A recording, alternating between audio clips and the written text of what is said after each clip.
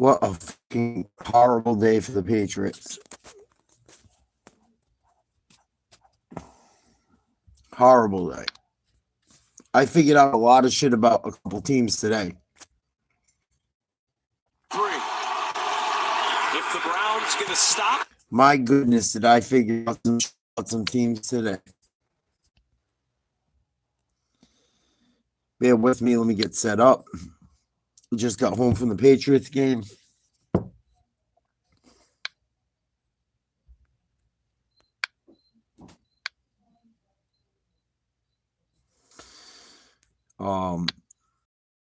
I learned a lot today. I hope more NFL fans learned as much as me. I think a lot of NFL fans learned a lot of shit today. I don't think many of us have teams we support that are very good. I can't believe the level of play all around the league today. Just about.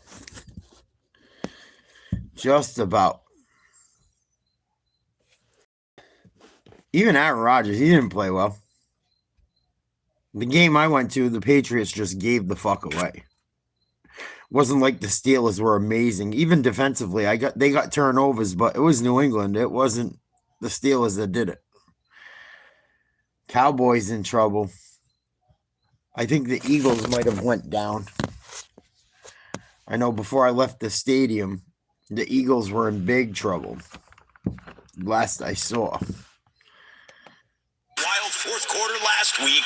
Even still, Bears in control 31-14. Dak Prescott 20 of 23, 151 yards and a touchdown without CD Lamb for much of this game. Here they come with a 4-man rush to the end zone. Bobbitt incomplete. And looking for Franklin. Shit, Chargers deep. They came back. Just had this in the Arizona-San Francisco game on 3rd and 1. There's only like, the further I get into the season, there's like 3 or 4 good teams. There's not that many good teams. It's going to be like last year. They came back and won. Yeah, because everyone's mediocre. Yeah, it's because they're a good football team. And majority of most teams are fucking trash, including my Patriots. Garbage. You got 25 teams that suck dick, and you got a couple good ones. And that's the NFL nowadays. At least right now. It's never been more evident. Never been more evident. Even the teams that play well, like, you watch the turnovers from New England. A team like New England today, they should have never fucking lost. New England should have never lost today. Never. Never fucking lost today. Never lost. 5 or 6 turnovers. Every flag in the first half against New England. Self-inflicted bullshit. Making the Steelers look like they're fucking something special. They're not. And it's not because they beat New England. New England beat themselves. And New England's not that good. How New England was even in that game in the fourth quarter is a fucking miracle. 5 turnovers and it comes down to a 4th and 1 and they barely lose. Steelers ain't going nowhere either. I learned that today. The Steelers ain't going fucking nowhere.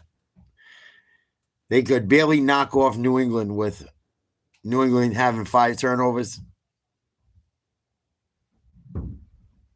Steelers ain't going nowhere. New England's definitely not going nowhere.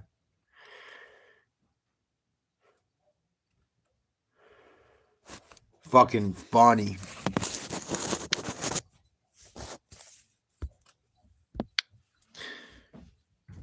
New England beat themselves. I'm like, I had a good time at the game and shit, and I saw some crazy shit, and we had fun. I seen some guy get the shit beat out of him, which was awful. I seen a guy get his fucking head knocked off, almost getting punched in the terminal. Brutal. Brutal. Awful. awful. Like 35 cops, a fucking ruckus at halftime. No bullshit. But that fucking Patriots play call today, and if Ramondre Stevenson needs to go, Ramondre Stevenson, you have to go. I cannot be fucking bothered with you anymore. Today, I am done with Ramondre. I was already done with Ramondre Stevenson. I told people, all he does is fumble. He had a good week last week, but I'm a little fucking, I still ain't buying into it. Today, fumbles. Drake May, fumbles. Drake May, fucking interceptions. Patriots get turnovers. Don't matter. I am so disgusted with the fucking Patriots right now. So disgusted. Rightfully so. Little ticky-tack in my opinion. Dean, what do you think? Very ticky-tack in my opinion. That wasn't a lot. That's a biggie, obviously. 3rd and 12 gives him a first. Disgusting. Okay, we're back now at the early goings of the fourth quarter. Disgusted. Disgusted. There's like 4 good teams in the league. There's 4 good NFL teams, I think. I know one of them's the Eagles. The Rams had them. They fucking blew it. I didn't see the end of it, but I know the Rams were up by double digits and fucking blew it. Eagles are a real football team.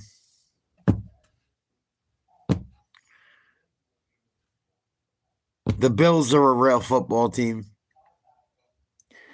The Ravens, when they don't play the Bills, are a real football team.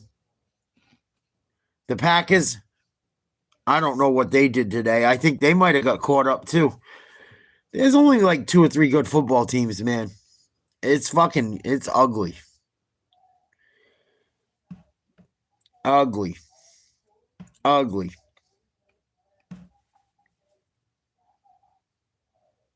Ugly. There's like 4 good teams in the league. I can't even be bothered with it. I would rather watch fucking basketball than the shit I've been watching. I've never been this disappointed going into an NFL season with the play. Like, even the teams that are supposed to be like, that look like they're kind of good, they look like shit. The Eagles are the real deal. Other than that, there's really no one. Eagles stay healthy. It's over. It's already over. It's already over. Right. And if people don't realize it, they're fucking delusional. Delusional. It's the Eagles and everyone else in the NFL. If the Eagles stay healthy, it's it. Yeah, I thought so, Justin. I thought they did. Because Love isn't that good. Love is not as good as everyone thought he was either. I'm not stressing shit. It just is frustrating. You know, it's frustrating to watch your team turn the ball over 5 times when shouldn't have been a single turnover. It's fucking brutal. It's brutal. New England shouldn't have had a fucking turnover today. Not one. And I called every single one. It's so disheartening. Totally disheartening.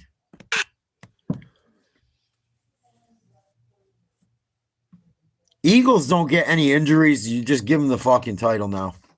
The Bills ain't beating them. I'm just being honest. The Rams got out front, just like they kind of got out front and gave them a run. No one's fucking with the Eagles, man. I told everyone going into the season, and I thought it would be more competitive. It's very obvious who shows up and who doesn't. I might put money on them tonight. I might put $1,000 on the Eagles tonight to win the Super Bowl. I'm this fucking close. Because it's not hard to tell, man. Everyone else is inconsistent. Everyone else is inconsistent. Even teams that are like getting breaks because other people aren't playing well. Like the Steelers got 5 or 6 turnovers on New England today. And beat New England by 6 or 7 points. You get 5 turnovers and you can't pull away on a young New England team is a fucking problem. And I know New England ain't going nowhere, but the Steelers are supposed to be a good team, and I know they're a little bit beat up. That game shouldn't even been close today. Whether the Steelers had that many takeovers or New England hanging around. So you can cross both them out of your fucking...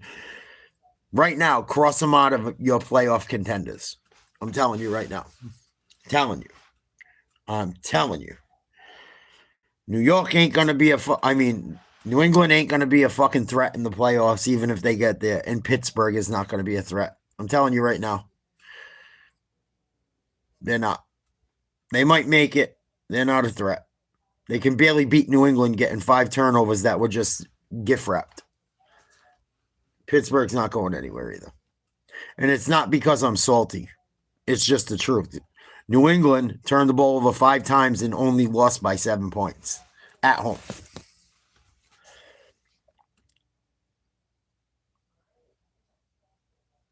It's just, and then you got the Bears beating up the Cowboys, like the fucking Packers losing to the Browns. You guys, get ready. Eagles are going to win the championship again. I'm telling you. I told everyone they were my front runner already. It wasn't hard to tell. And as long as no one gets injured, no one's beating them. I'm telling you. It's never been more clear after today. It's very obvious right now.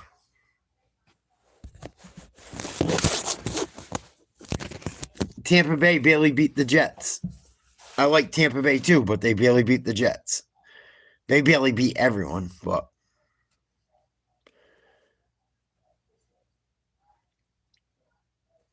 they don't fucking what are they gonna do when they gotta go and play Philly? Especially if it's in the playoffs in the cold up north. They're done.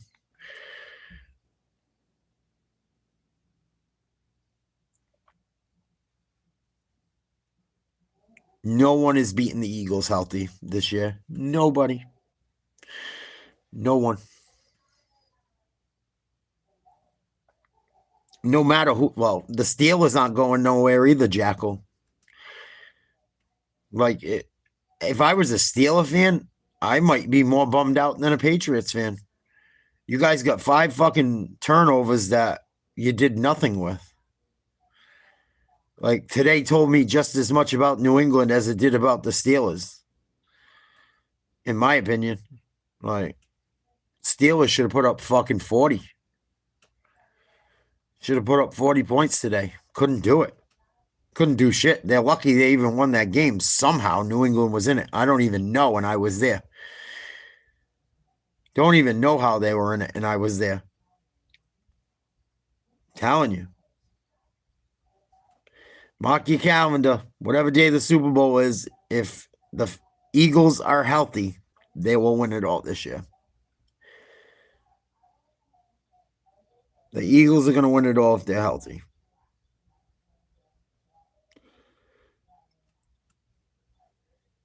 They're going to win it all. I'm telling you right now. I'm telling you right now.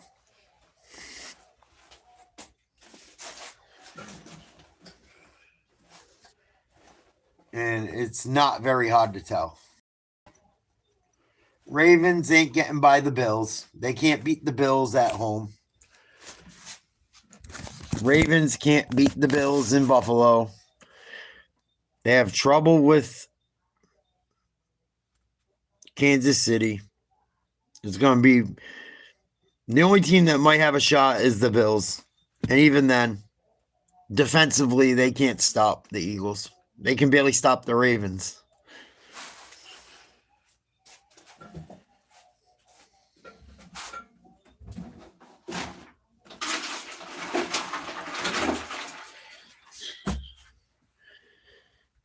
Today taught me a lot. We're week 3. Today taught me a lot. The Packers aren't who I thought they were. Love, every time he needs to produce or someone goes down, he has issues. They get fucking blown out by the fucking Browns, man. Come on. Stop it.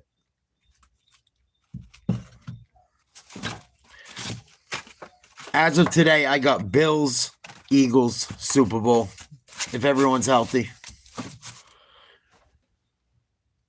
Bills, Eagles, Super Bowl. Everyone's healthy. And I don't think the Bills have an answer for them defensively.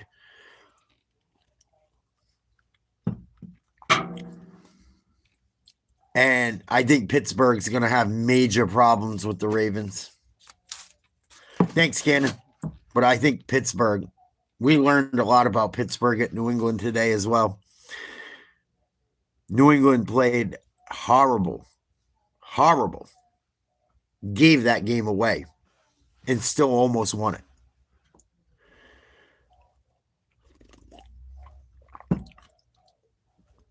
Aaron Rodgers, I watched him in person today. He is slow as molasses, man. Aaron Rodgers is fucking. Steelers are going to fucking have some trouble going forward, I think. I really do. New England ain't going nowhere. I'll tell you that right now because they don't know how to fucking win. That's part of being a young team.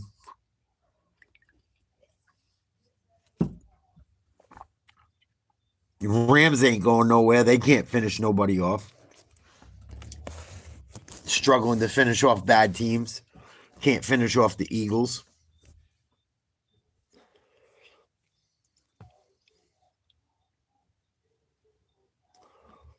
I learned a lot today. You guys don't think it's like that? What do you guys think? I'd love to hear what everyone else thinks.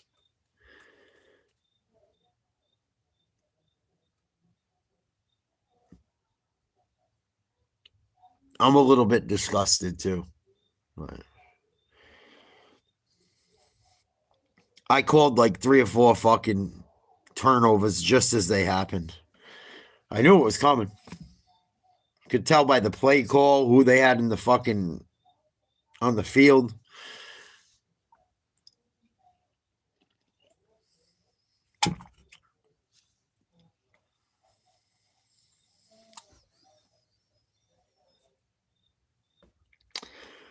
I don't have a daughter, you piece of shit. Nice try.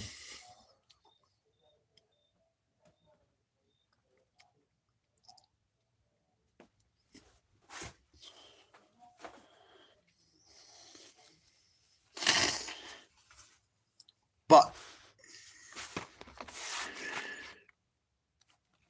I would put my fucking bread on the Eagles going forward.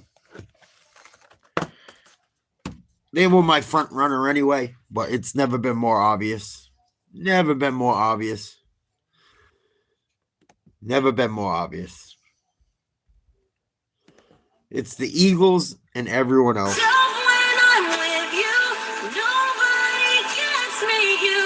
It's the Eagles and everyone else.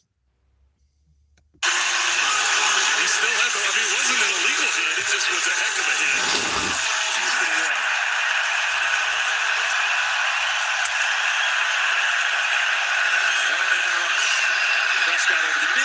Oh, Dak threw a first down. Bo Nix in trouble. Throws a screen. Little gain. Chips his way up near the Dax element. He's signaling the plays and Pats are fucking awful. They keep giving Ramondre Stevenson the ball. They're done. And Drake May don't keep his head downfield and run when he can. This is a big problem. They're done. So you talk about the lack of explosives. The hand of the Chargers. Nobody Eagles, on top of him. if they're healthy, win it all. There they give a little bit of Only team I see giving them a shot right now is the Bills. After this week. Good block ball. Mitch gets away from the defense. Moving and takes it up there. I think he did too. Nice play, Bo Nix. Let's see that mark. They needed the 30, and they're right at the 30-yard line. Dewey Pelosi almost had him, and Nix just was slippery and got away. Yeah, second down. Blitz coming. Prescott sees it underneath again. Let's see where he is. Where the knee comes down. Knee. The ball, yep, the ball is short. You can see the ball right there. Oh, he was short. Good job by the official on the far sideline, locating where the ball was when his knee went down.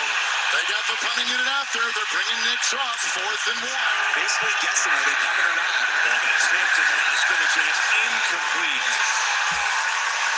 At that point they came. Yep. Cowboys got 4th and 1, 6:41 to go, down by But when two of your top corners 17 or 18. you said it's limited, and it seems like he's got Dak, one nothing they can do as this game's going. One touchdown, one interception, Still got a lot of plays 26 for 32. They haven't played with this type of lead yet either against a real passing offense. The Bears' defense is terrible. He should be able to finish this game up and See if Dak maybe come back. can sort it out. That's what he's trying to do right now.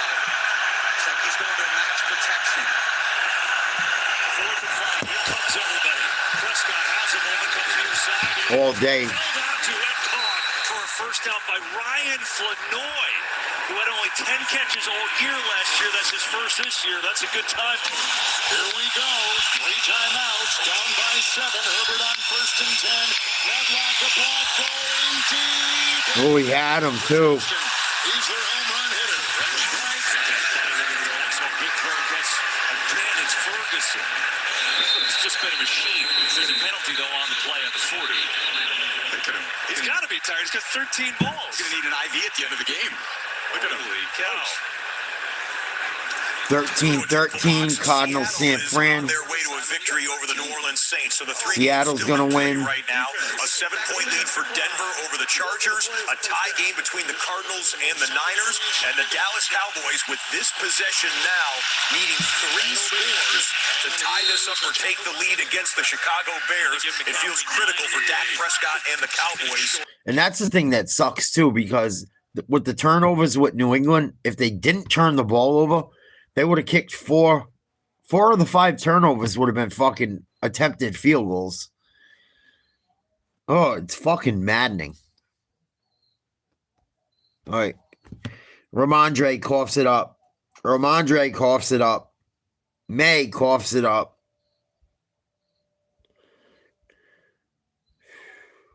Gibson coughs it up.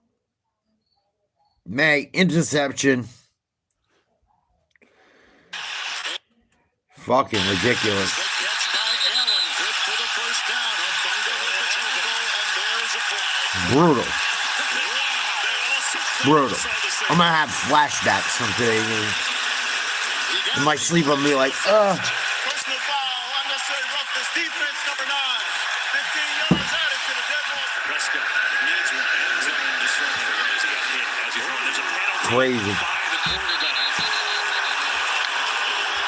And some drawn with Montez Sweat. I think that was the low hit that time. As Dak and they all suck. I hate to be like that. Like, Pittsburgh played well, but they didn't play that fucking great. 15-yard pickup. Niners want to get in field goal range. There's like 3 or 4 solid teams. That's it. Right now. I've never seen NFL look like this. Like it does early this year. We're just like a lot of mediocre shit. A lot of mediocre football. You know, you're not foot is planted, and you're a defensive, offensive player. In stupid football. You fumble, you don't get the ball no more in my offense. I don't get it.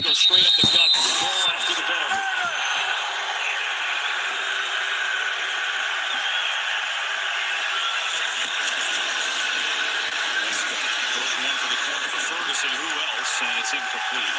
For the Broncos, if you look at it the other way, if the Chargers get the win, now all of a sudden it's really almost like a 2-game lead after you beat every team in the division. Oh, wide open. Nice play, Chargers. Nice screen. Driving on the Broncos.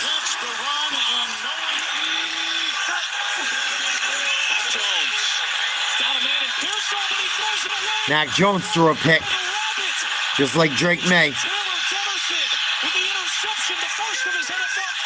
I called Drake May's interception in the fucking end zone. I was so mad. I was so mad I called it. I seen the play call. I seen how they set it up. I'm like, this is an awful fucking formation. Asking for him to throw a bad ball. Sure as shit. Think.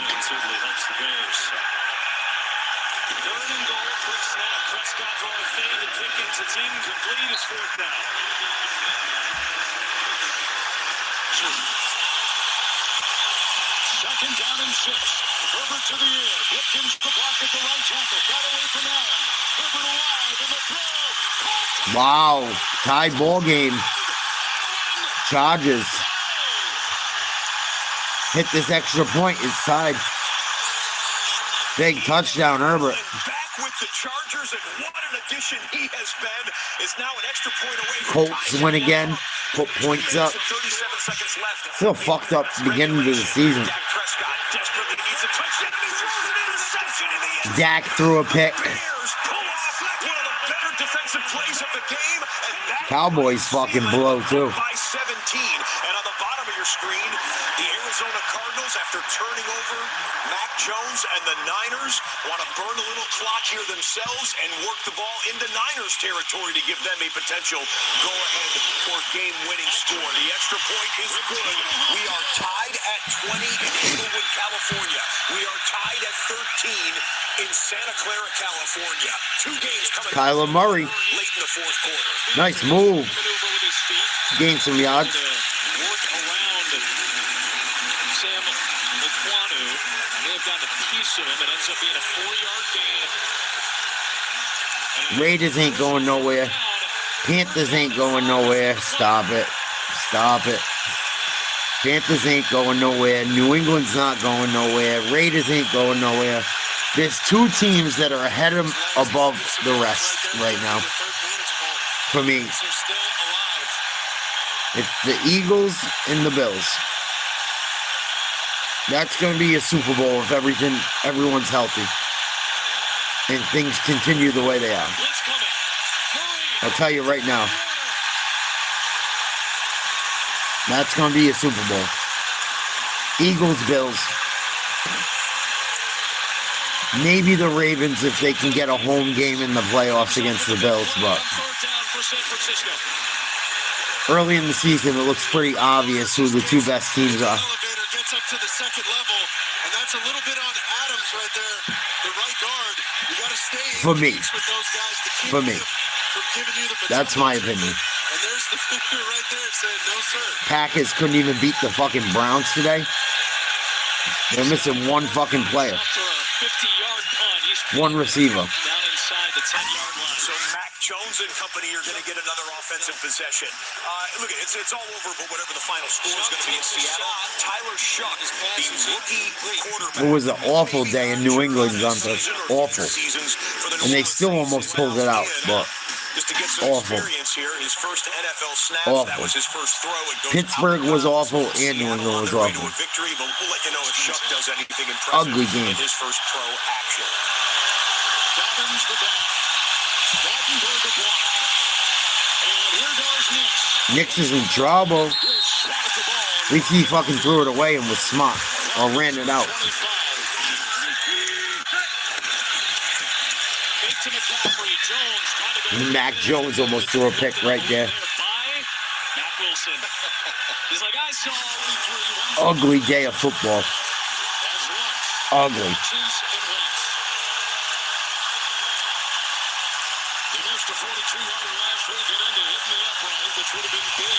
Second and 10. Knicks out of the gun. 2 wide to the right. 3 wide to the right. 1 to the left. Screen. Good pursuit. Nice play by Jefferson. Who a couple years ago was a scout for Baltimore, came out of retirement, and is back in the NFL at 32 years of age. Well, Dawkins stumbles as he's going to cut back inside, and about to get back close to the mic. Did Shakur get some play today? I hope Shakur ran it up on the Packers. That would make my fucking day. For everyone that talks shit about me saying he went too late in the draft. Still on his feet. He's got to get out of there, and on one good leg, he's able to get back to the line. Please tell me Shakur Stevenson lit the Shakur.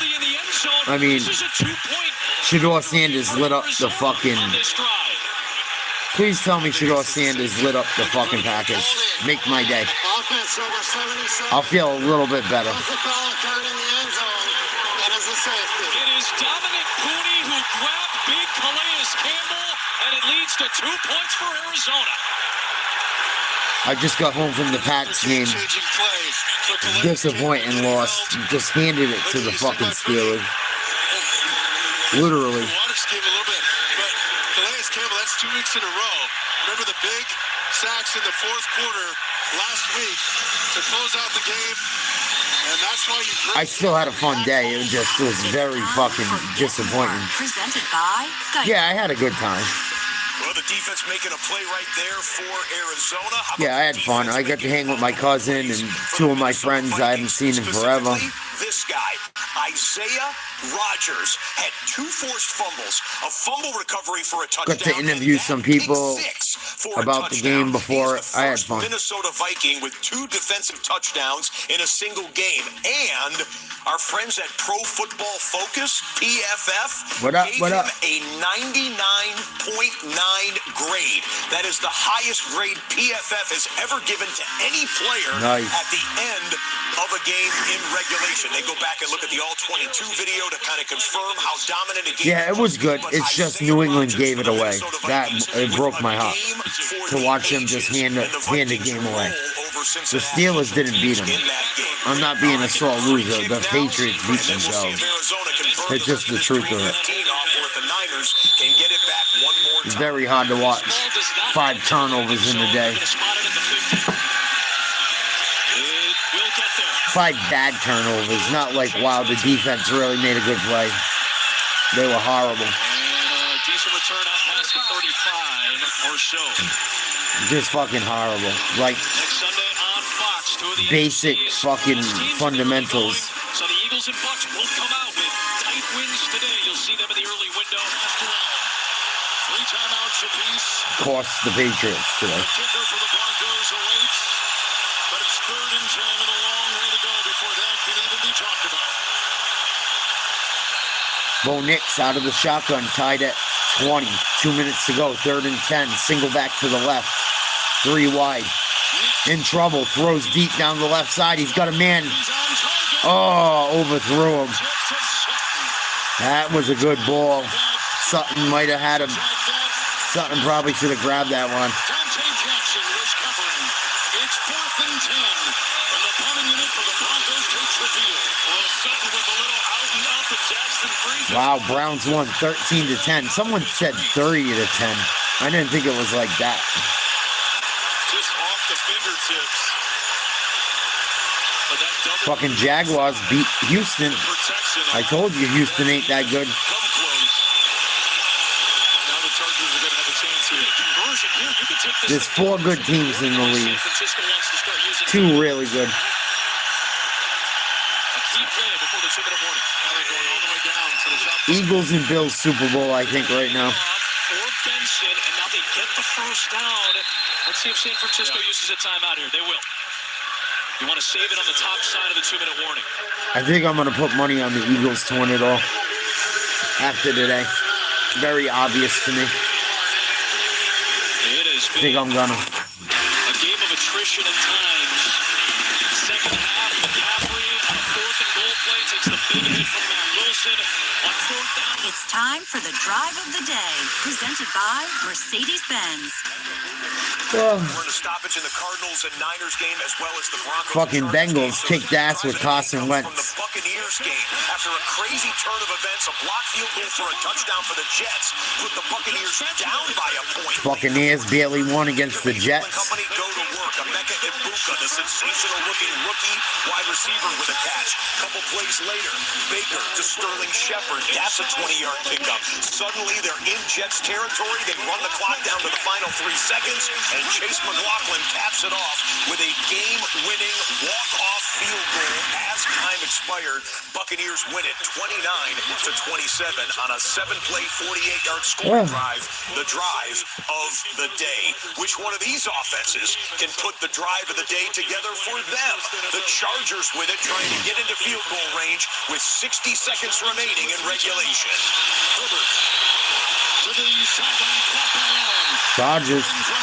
Chargers were one of my top 4 teams the other night.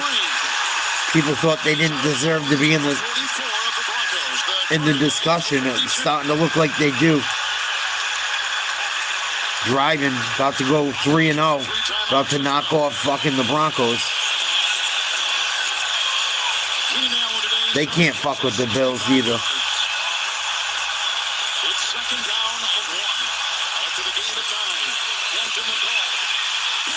Uh-oh. Ooh, nice shoestring tackle.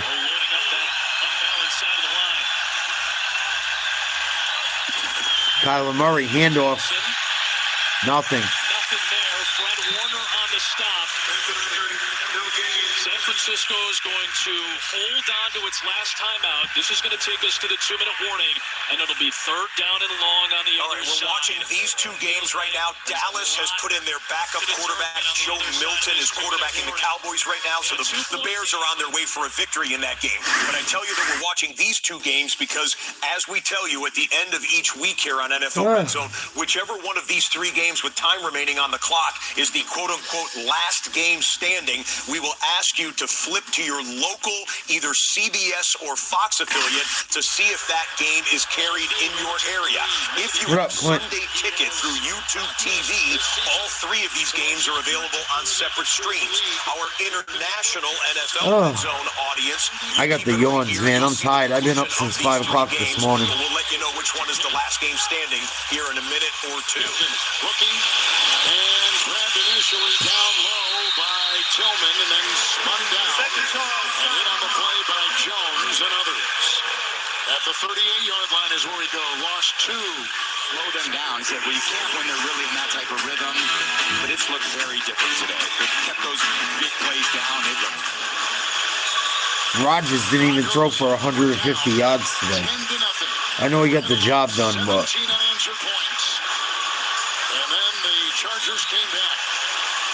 Steelers ain't going nowhere either.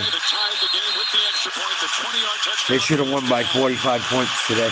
They really should have. 5 turnovers, 7, 35 right there. Even if they got 3 out of all of them. And a touchdown. They should have won by 20 points.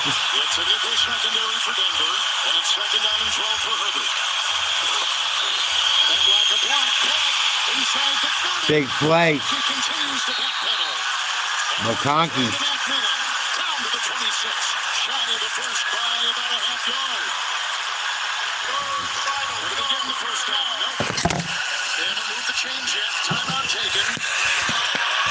Just a little flag on McConkey. He gets an outside step. He's one-on-one. He gives a little step to the outside. They're in a timeout right now. We want to let you know that next week it's the International Series kicking off. We go to Dublin, Ireland. It's presented by Madden NFL 26. It's the Vikings and the Steelers. Couple of teams coming off nice wins today. It's next Sunday, kickoff at 9:30 a.m. Eastern, only on NFL Network and streaming with NFL Plus. Your subscription is required for NFL Plus, or visit NFL.com for terms and conditions. And get the position. And they're at the 25. And now Cameron Dicker. They are going to throw it. Murray wants it all, and it is incomplete. St. Jones could not hold on. And Upton Stout, the rookie, the delivers the blow to force fourth down. And with that, it's going to stop the clock. And that's exactly why, if you go safe there and force them to throw the ball, oh, man. And now they're going to get a shorter field. Good defensive play. You don't want to give away a short field. This is a very important Gilligan punt to try to pin Sky Moore deep.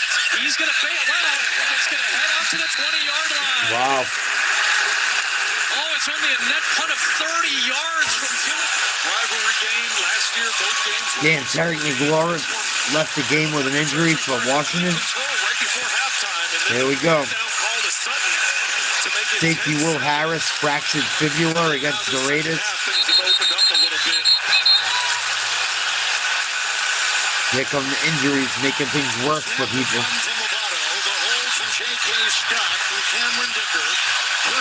Mike Evans hurt his hamstring. 43-yard field goal, 5 seconds on the clock. 43-yard attempt. Chargers trying to win it. For the Chargers. Dicker. Come on, get it. Dicker down. It's good. It's your ball game. Chargers 3-0. I told you they were one of the 4 best teams in the league. When we did that pool on Thursday night. The great Kevin Harlan with the call right there. 3-0 for the first time in 23. Drew Brees was the Chargers quarterback the last time the then San Diego Chargers got to 3-0 on a young season. And not only that, they are in first place all by themselves in the AFC West with yet another walk-off game-winning field goal seen on NFL Red Zone here in Week 3. Mac Jones in a hurry-up. Now you're down to 80 seconds. Mac Jones is going to cough it up. Don't you worry. They want to get into field goal range and burn it then. Here we go. Accurate throws. Back to pass. Throw a pick.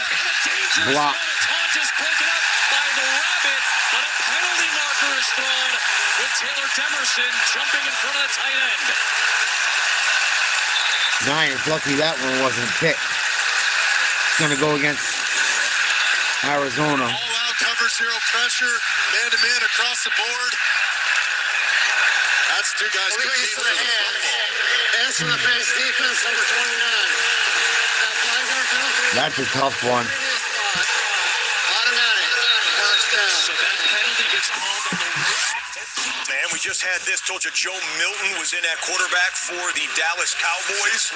He throws towards the end zone. Oh, yeah. It's Patriots shouldn't have got rid of Milton. He threw a pick into the end zone. By the Chicago Bears in the fourth quarter. With the scrubs in. 3 of those interceptions came.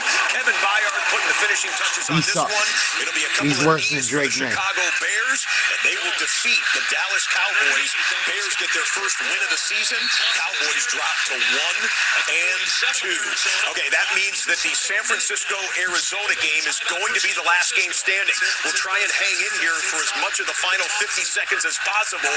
Mac Jones needs about another 10 yards to get him into field goal range, and there it is. The Niners are officially in field goal range. They have a first down. They can burn this clock a little bit more. Arizona might consider a timeout.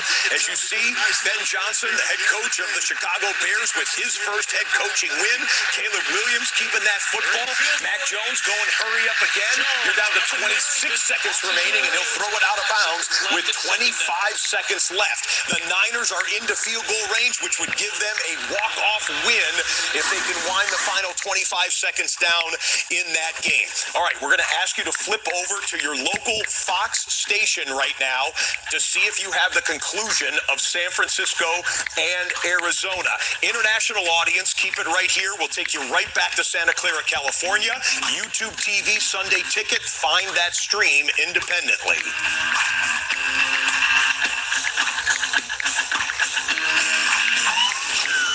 All right, and for the rest of you, we bring you back inside of the NFL Red Zone studios, everyone. I'll be watching that game off to the side right here. Christian McCaffrey with a catch inside of the 20-yard line. The Niners are set up for the game-winning field goal, which we will try to show you after it occurs right here on Red Zone before we sign off. But before we do, we had to whittle everything we've seen down here in Week 3 at a wild witching hour down to the top 5 best plays. Who is that? Here's what they came up with. Who's better than them two? It's time for Top 5 Plays, presented by Accenture. Who's better than them two right now? And Lane is going to go back inside the 10. And Jalen Lane gets past Cole the punter. He's going to go all the way for a touchdown.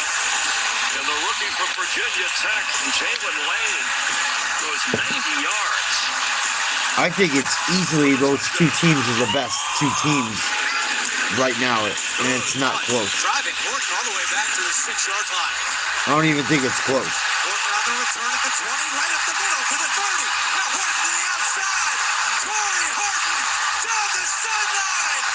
And it's a touchdown. The first punt return. What the fuck happened to Atlanta today? In 10 years. Atlanta lost 30 to nothing 5 yards.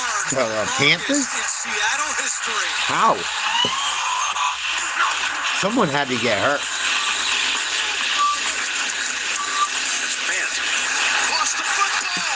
It's Rodgers again, off and running. Oh my goodness. He runs it back for a second touchdown today. This ball, it's caught. Here comes Rodgers flying in, and he goes. See? Another stupid turnover by Font. He does it again. Awful turnovers all day long. Yardage by Isaiah Rodgers. Looking to make it a 2-score game here. McLaughlin has been perfect today. Oh, it's blocked. Field goal attempt was blocked. Scooped up and will be taken all the way for a Jets touchdown. Wow. Will McDonald. I wonder if Fields played. About 4 or 5 players in the league with this type of athleticism to be able to jump over the offensive line, not touch any of them because that would be illegal, block the kick, scoop it, and score it. Wow. From 44, Joshua Carty has it blocked again. This time, Fucking defensive tackles for the Eagles. for the icing. Phenomenal. Eagles hang on. Unbelievable. Crazy. Just run over the interior. No one's beating the Eagles healthy. Field goal unit. I'm not sure what's more impressive. No one. His ability to get in there and block the kick. They got a complete football team. You don't gotta like it. I don't like it, but I'm Philadelphia Eagles I'm a looked realist. Like they were in massive trouble, but they find a way to come from Eagles behind are in the best fourth team in quarter the and NFL close it by out far. in style It's not with even the blocked fucking field close. goal for the touchdown. That was one You got a of complete 7 team. They don't games make dumb that we had for mistakes. you on NFL Red Zone today that were determined winning or losing in the final 60 seconds, 4 of which were decided They on didn't the beat the final Chiefs play 'cause of they the suck game, by including 30. this one that just concluded between the Niners and the Cardinals, a win or lose game-winning field goal attempt. It's a senior. Trying to do what he's done. Oh, this is a chip shot. I could make this motherfucker. Sweeps it, delivers it. Wow, Niners 3-0. First place. They win it at the horn. They ain't going nowhere. They're beating scrubs. I don't have faith in the Niners yet. They're not putting up points like they should. Mac Jones steps in for Brock Purdy and delivers the drive. Pinheiro delivers the winner.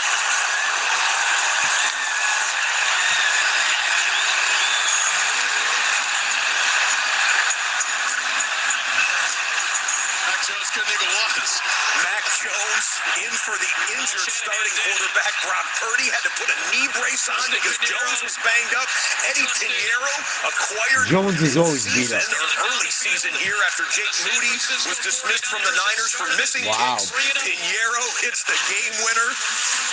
And What a day. Shanahan and the fellas are 3-0 and in first place in their division on the year. Well, if you missed anything, you really didn't if you were with us all day, but if you missed anything and want to see it again, NFL Game Day Highlights is starting in about 5 minutes on NFL Network. Stay with us through the touchdown montage. It'll be worth it, but as soon as we hit the bottom of the hour, flip over to NFL Network. Chris Rose and the guys have you caught up on anything you may have missed here of Sunday, week number 3.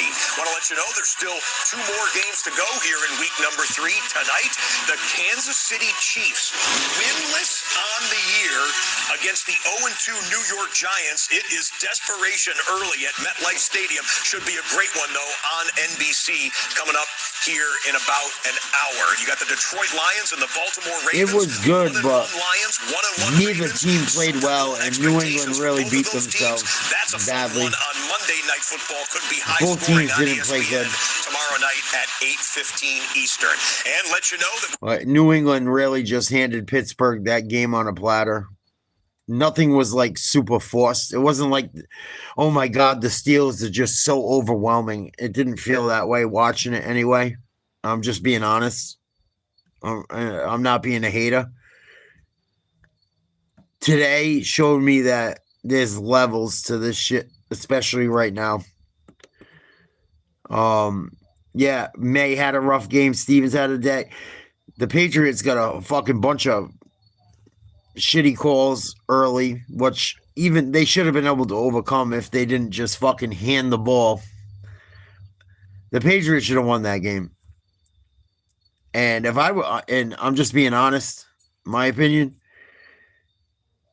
the Steelers not winning by more, if I was a Steelers fan, I'd feel fucking weird about it. I'm just being honest. Like, I feel like there's like 20 teams stuck in the middle. 20 teams stuck in the middle that are mediocre. And then you got 8 teams or 6 teams above them that you don't know what the fuck you're going to get. Today made it very clear to me, in my opinion. I'm really not being a hater. I'm just being honest. Watching everything and talking to people, interviewing people. And I did a lot of interviews walking through the pregame and shit. And I interviewed people. And I don't think anyone beats the fucking Eagles healthy. That's what I got out of today. No one beats the Eagles if they're healthy.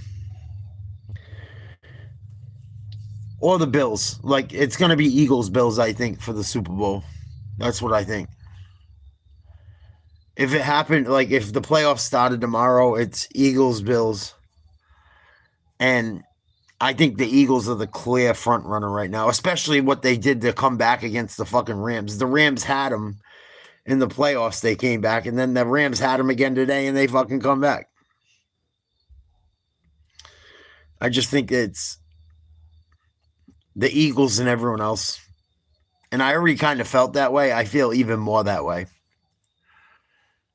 I'm not worried about the fucking... And if I was the Eagles, as long as we do what we got to do, I wouldn't worry about anyone else. Steelers could have won by 35 points. They didn't do shit. New England could have won by 35 points. They didn't do shit. Like, no one...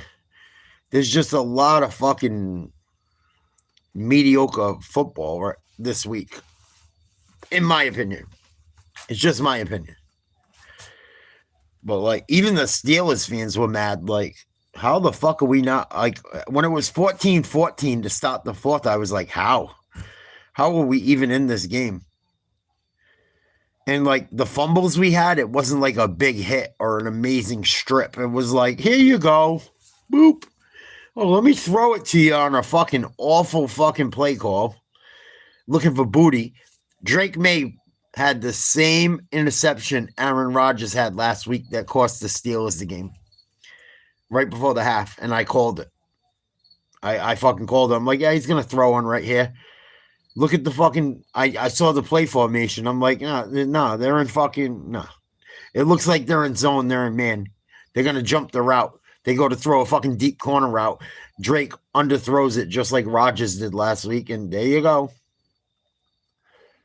But I don't think it's Drake May's fault altogether. Ramondre Stevenson had a fucking 2 fumbles. One he was going in. He was on the fucking goal line and coughs it up.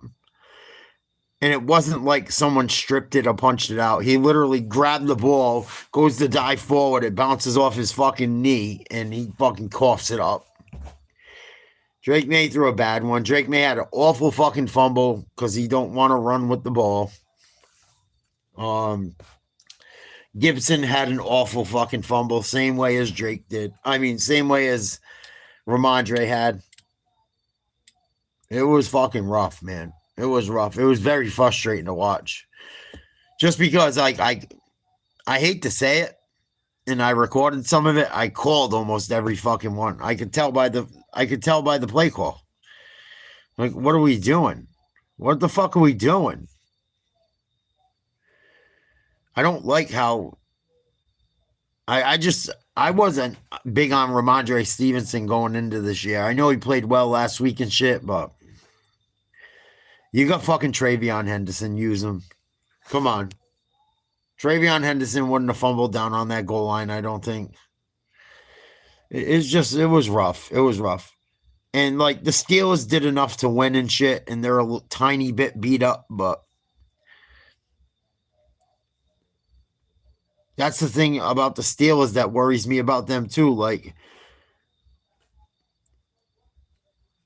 if the Patriots play like that against the Eagles blow them the fuck out. The Eagles win like 45 to fucking 14, if we're lucky. Maybe we get one in garbage time. You know? Like, that's the and like that's how you tell good teams from not good teams. And then something crazy happened at the game too. And I was gonna start going live. We went to the DraftKings bar at halftime to go get a cocktail. I seen some guy get his fucking shit. I seen some guy get unnecessarily beat up really bad today. It fucking bothered me. It bothered me. Bothered me. And there was like 35 cops on it and shit, but it's like, just like I say, I'm like, damn, why the fuck, like, some fucking young kid just knocked some fucking dude out. We don't even know why. Bad. I don't know. I don't know if they had words. I don't know if he said something to him. I don't know if it was ignorant shit. All I know is I look to the side of me, I see some fucking guy fall down that's like 6'3", 350 pounds. Guy was a big dude, man. He got fucking one-shotted. Didn't even see it coming. And all I heard was my cousin was like, oh, shit. And I turned around and, dude, fucking cops everywhere. Not cool. Not cool. It bothered me. I gotta be honest. It's part of the reason I'm like a little bit fucking feeling funky right now, too. Like, whether you have words with someone or not, you shouldn't fucking... I had words with someone the other day that was a douchebag. It didn't make me put hands on him. You know? But fucking dude, this guy got rocked. And I don't know if he was right or wrong, but it was fucking brutal, man. Brutal. Brutal.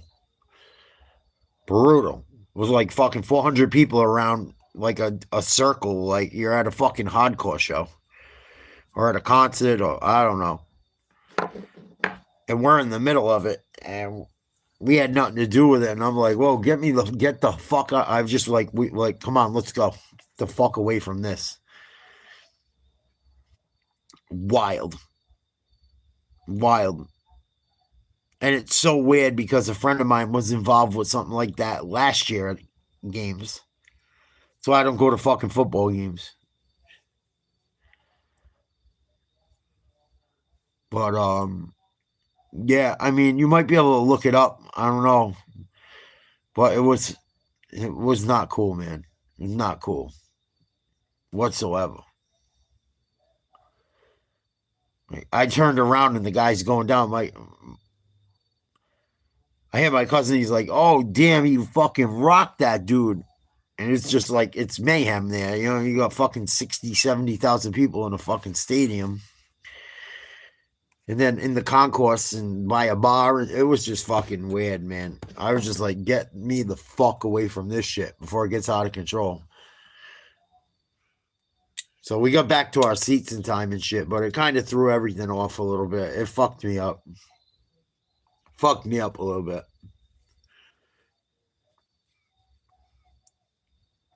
But I'm not worried. New England's young. I'm worried about them slightly.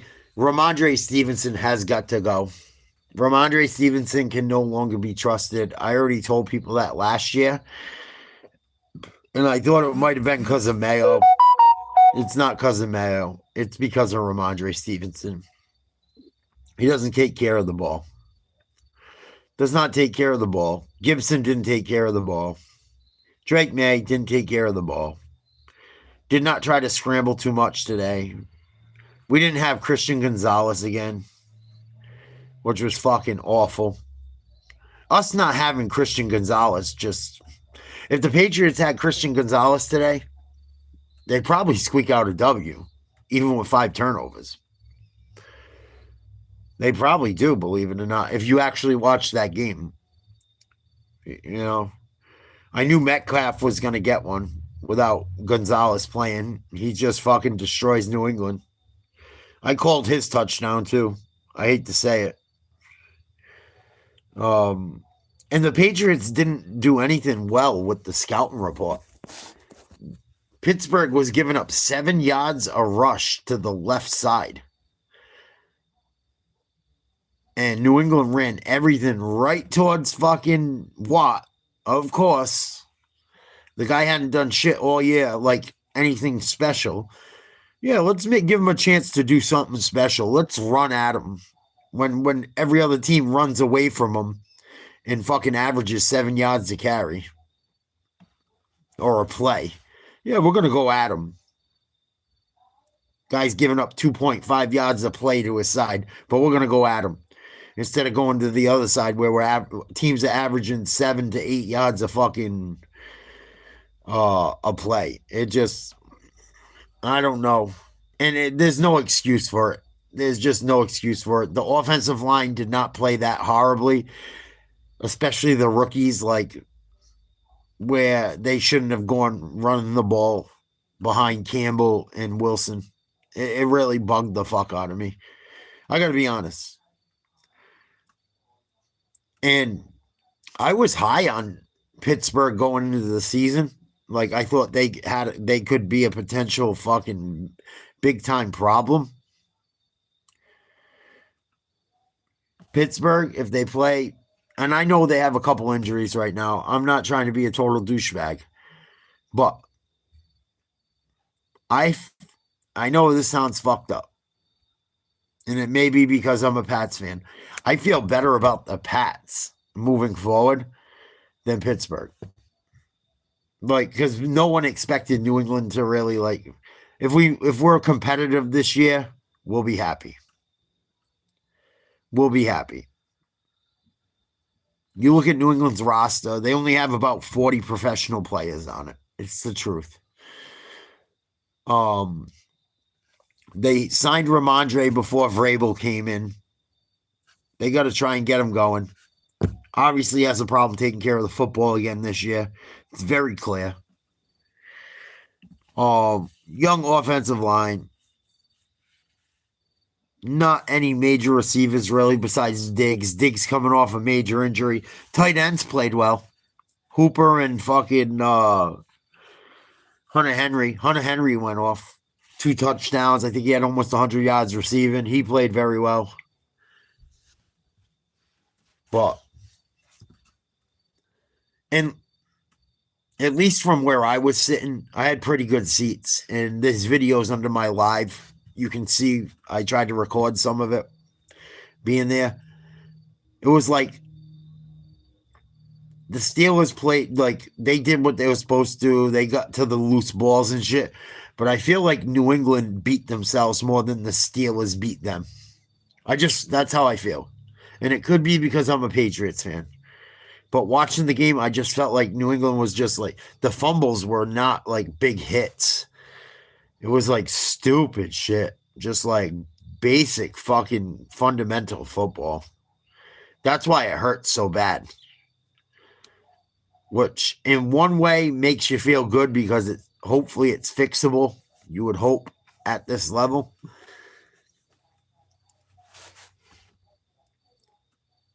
But at the same time, you got one running back that can take care of the ball right now. And he's a rookie. You got one running back that can take care of the ball. And Drake May's just going to stop running at some point. He didn't run enough today. If he ran like he ran against Miami a few times, or just instead of fucking making poor decisions, especially before the half, the game might go into overtime. But I think today's game, especially in that Patriots-Pittsburgh game, it said a lot about both teams. That the Patriots aren't ready to probably contend for a playoff run yet. If they get 8 wins, it'll be a very good year for them. Like I figured it would be. I thought we might get lucky and win 10. I had them losing this game going into the season. But I think today also, and I know Pittsburgh had some fucking injuries and shit, but Metcalf scored. They had some guys score that they needed to score, and they still barely pulled it out. And I don't know what happens if Pittsburgh plays the Ravens like they played the Patriots today, even with the turnovers. They're probably not going to win the fucking game, which is scary. You get 5 turnovers no matter who forces them. You should win by double digits. You would think, right? So it kind of told me some shit about Pittsburgh as well. And I think they'll be a playoff team. They're good enough to be a playoff team. You know, they got people. Rodgers will do enough. You know what I mean? They'll play some young teams like fucking New England that poop themselves. But, like, I wouldn't want to see the Steelers versus the Eagles or the Bills. Maybe even the Ravens. I just think there's like 3 or 4 teams that are really good, and the rest are pretty much anyone can win. It's like a coin toss. And the Chargers is starting to look like a team that could be one of those teams. Everyone laughed at me this week when I put the Chargers in my top 4 teams in the league. They're 3-0 again. They knocked off the Broncos last second. But for me, and like I said again, Green Bay, I don't trust Love. All I have said is they have looked amazing. We will see what happens with Love when he loses Reed. They lose to the fucking Browns. If the Eagles are healthy, the only team I think that can beat them is the Bills. Bills, maybe the Ravens, depending where that head-to-head game is played. And if the Chiefs don't show up real soon, they're fucking done too.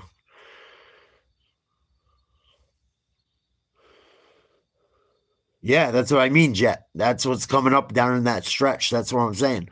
I'm not trying to be a sore loser. New England played fucking terrible. But I feel like it was more New England fucking themselves. Like the fumbles were just horrible fucking fumbles. Down on the goal line. Fucking 3 turnovers inside the 5. Just good teams don't do that shit. And good on Pittsburgh for making the play they needed to make. But if they can't keep New England out of the fucking inside the 5, what are they going to do when they got to play the Ravens and the Bills and the Eagles? And, the Packers didn't look great today, but still. The Browns have a decent defense. I've told people that all year long.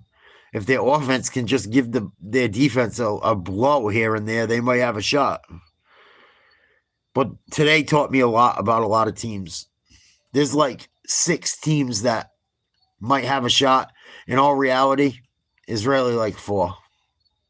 Really like 4 that, as of right now, I might put $1,000 on the fucking Eagles right now to win it all. I'm this close. It doesn't even look close to me. They're blocking 2 field goals to fucking win games in the regular season. They want it. They want it. I can't think of the last team that had 2 field goals blocked in a game that was decent. The Rams are decent. They got a hell of a quarterback. They got 2 stud wide receivers. Got good running backs. Fairly good defense. Had a nice lead and cough it up.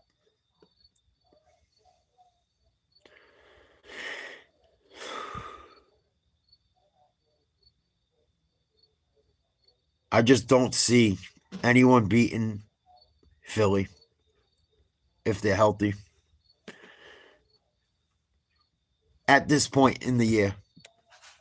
At this point in the year, no one's beating Philly.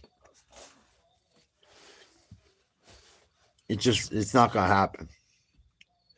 Why are the refs garbage? You can blame the refs all you want. Like, New England had some horrible calls against them today, especially in the first half. Awful calls. When you turn the ball over 5 times in a game, at some point you can't blame the refs anymore. Like, you can't blame the refs for everything. A lot of people love to blame refs. And if there's a couple bad calls, I hear you. But it's a whole game full of calls. There comes a point where it's like, something got to give. Do you think that when these coaches go to these owners, they get to blame the refs? I don't know why, like, fans love to be like, oh, the fucking call was terrible. I get it. But they had 70 or 80 or 90 plays on each side of the ball that could have made up the difference. You just can't blame the refs for everything. It's part of the game. But I'm not I'm not relaxing with the reactions. I'm not relaxing. There's 20 mediocre football teams, maybe 22. You got about 6 teams that might have a shot. About 2 to 4 that have a real shot. You can already tell. You can tell every year.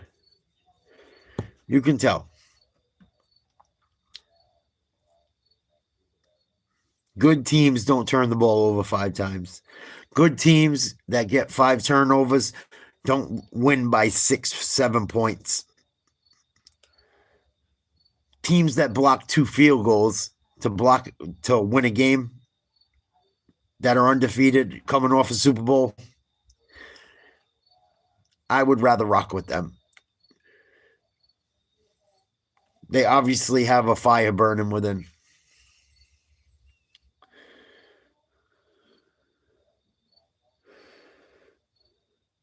They obviously have a fire burning within. And to me, I really don't see anyone fucking with the Eagles at this point. After what they got done today. I just don't. And they've beat good teams. Well, the Cowboys, everyone shit on, but, the Cowboys put up a little fight. They got their best defensive lineman thrown out of the game. They still figured it out. They trailed by double digits in the 4th today. They figured it out.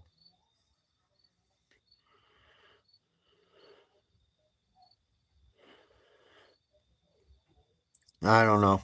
I think the Eagles are going to win the Super Bowl again. If they're healthy. I mean, it's all based on health, but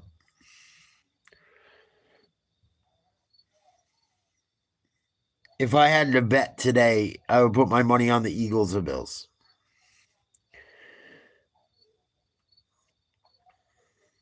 I would literally put my money on the Eagles or the Bills.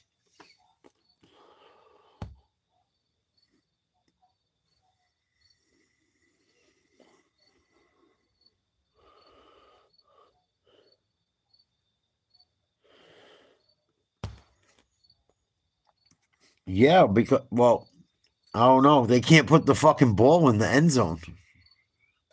They got 5 turnovers that were handed to them today. Aaron Rodgers, I got to be honest, watching him in person, I got to be honest. And I'm just like, they beat my team today. They beat the Patriots. The Patriots played horrible. Aaron Rodgers is fucking slow. Slow as molasses. Slow as molasses. He's not playing next year. If he plays next year, they better keep him clean. Aaron Rodgers is like, he's done, dude. And New England's got a decent pass rush. They lead the league in hurries. They have a bunch of guys with sacks and whatnot and shit. Aaron Rodgers does not look good today. And the Patriots didn't either. I was like shocked. He made 2 good throws. He hit Metcalf. He hit fucking the kid they got from the Eagles, the spellback. He didn't even throw for 200 yards. He could barely get out of the fucking way. New England's defense stopped him all day long, pretty much. It's just they gave the ball back. New England had 3 turnovers in the red zone. You can't win. You can't fucking win like that. 2 of them on the goal line. Here's what it is. Rodgers looked older than me today, Jet. I'm telling you, I could have fucking ran around faster than him today. On my mama. He was fucking slow, bro. Slow.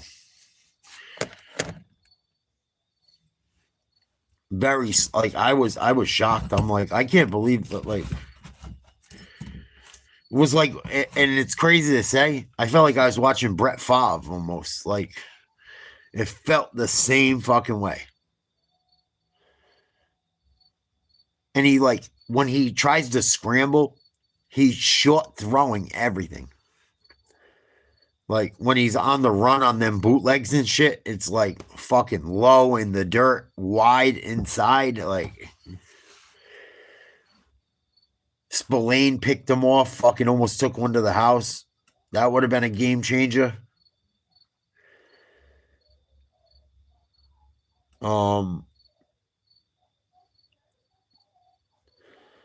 I think the Pats will be okay as far as the quarterback. Like Drake May had a bad fumble and he had a bad interception. He's young. But you got him back there, right? And you want him to run RPOs and shit. And he gives his fucking running back the ball and he coughs it up.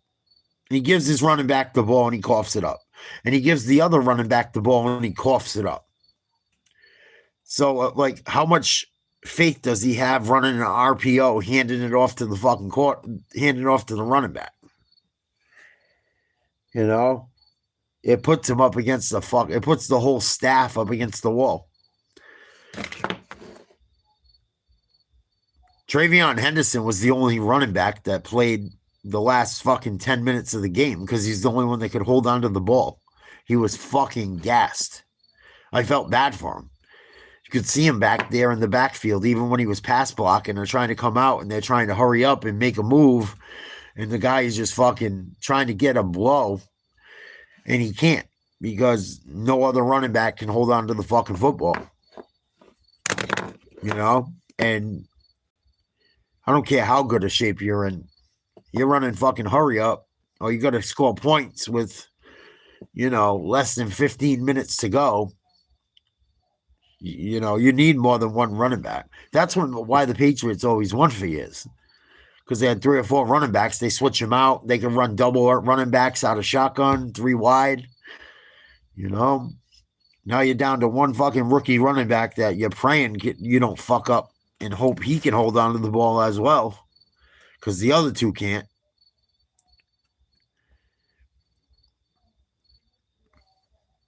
Oh, Hunter Henry looked good. Some of the reads were good. I don't like Josh McDaniels' play call, man. I think he's way too fucking conservative. They have not taken a shot downfield like outside the numbers at all.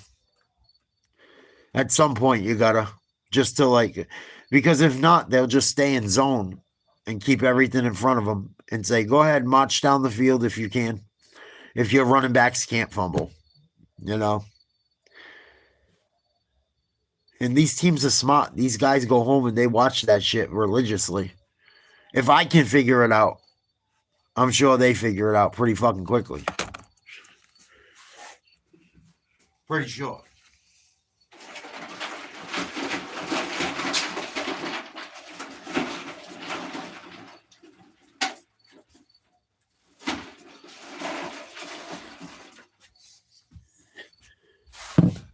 It was just disappointing.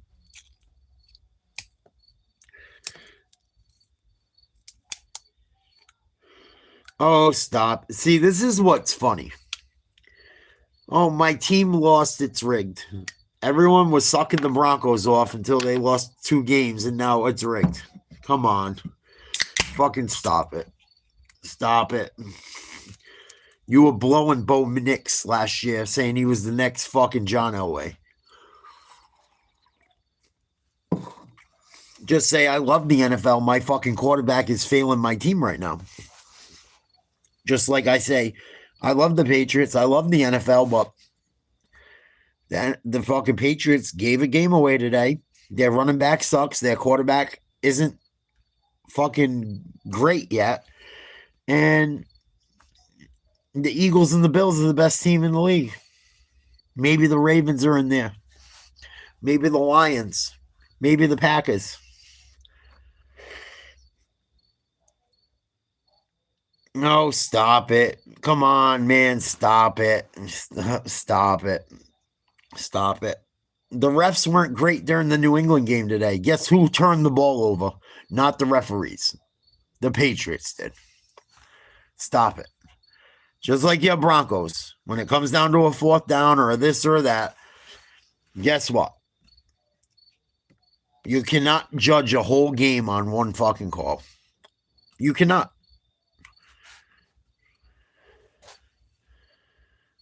I don't have to. I don't have to rewatch it, Broncos. They play 100 plays every game. The game isn't won in one play.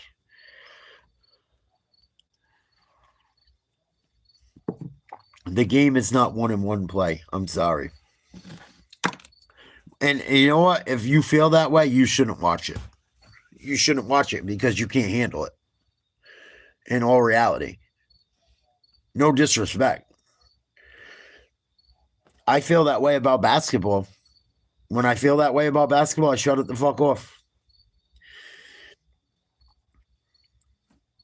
Give it a break. Give it a fucking break. If you look at every call both ways throughout the game, it's usually pretty goddamn close. It's usually pretty goddamn close.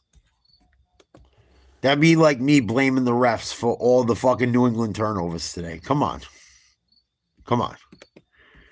You're better than that. I'm better than that. We're all better than that. Come on. You can't blame the fucking refs for everything. New England had like 4 or 5 fucking first downs given to the Pittsburgh Steelers in the first half that were ticky-tack. It still didn't cost them the game. It still didn't. Their turnovers cost them the game. That's why I'm not mad at Pittsburgh. Like, Pittsburgh did what they were supposed to do. They didn't light the world on fire either. Just like the Chargers didn't. But they did what they had to do to win. Doesn't mean they're fucking elite. Anticipation. And it doesn't mean that the Broncos are out of it. Has reached. It's sweet, smoky, and You got a bunch of mediocrity. That's the problem. You got a bunch of mediocrity. And you got about 6 to 8 teams with old washed quarter. Listen, it's even more than that. It's probably like 10 to 12 teams that have either older quarterbacks that you're praying can hold on for another year and make a run, or you got a young quarterback that everyone said was going to be awesome too early, and they're regressing. That's what it is. You know? And the Broncos benefited from having an amazing defense last year, and they've given up some more points than they usually have. You know what I mean? The Broncos have usually never give up over 20 points. They've given up over 20 points almost every game this year, and they're barely losing. Last year, Bo Nix found a way to win those games. Right now, they're not going his way. For whatever fucking reason. But, like, you can't blame the refs. He had another fucking... You said, 5 plays. I'm sure he had 60 or 70 snaps. Like, you just can't do that. You can't play that game. You can't, like... You know, there's 5 or 6 calls that go each way for every team. You know? I want to see what happened in that game. I watched the end of it. The Chargers had a good drive down the stretch. It's what happened. The Chargers did. I had the Chargers as one of my top 4 teams in the league the other day. People laughed at me. People laughed. Why don't you have the Ravens? Why don't you have this one? I had Packers, Eagles, Bills, Chargers. Those were my top 4 teams in the NFL. Having is that what I had? Let me say Eagles, Packers, Bills, Chargers. Those were my top 4 teams in the NFL. Packers had a bad L today.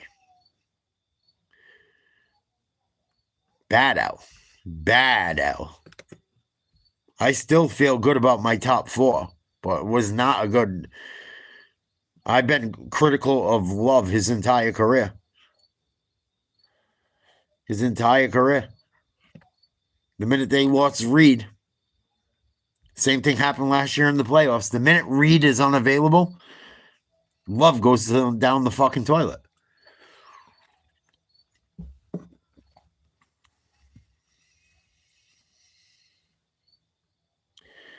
Oh. Yeah, Traveler, and sometimes that shit happens.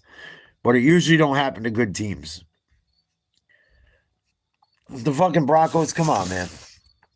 You thought Bo Nix was just not going to struggle ever? You thought he was just going to be fucking amazing? You know? You thought that defense was never going to give up points ever? This is my problem right now. And it's the same thing with Drake May. People get mad at him. I wasn't even mad at Drake May today because I seen the play call and I seen the formation and I seen what his running backs did to him.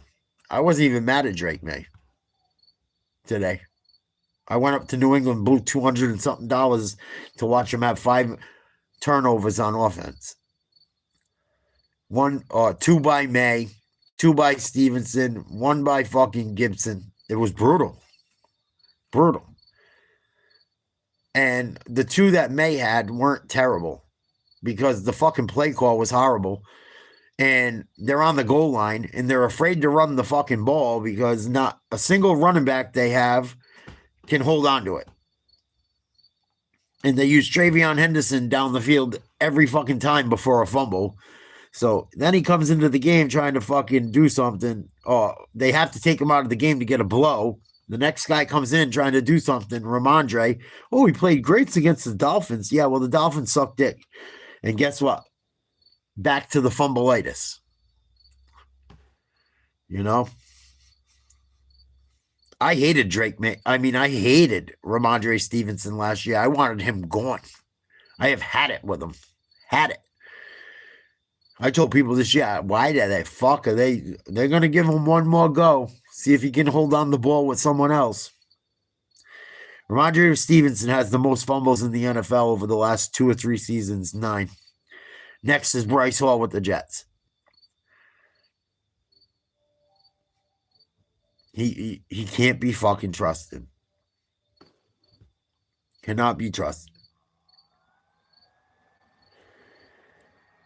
Cannot be trusted. And when your running backs fumble the ball 3 times in a game, and you get down on the goal line and they fumble it,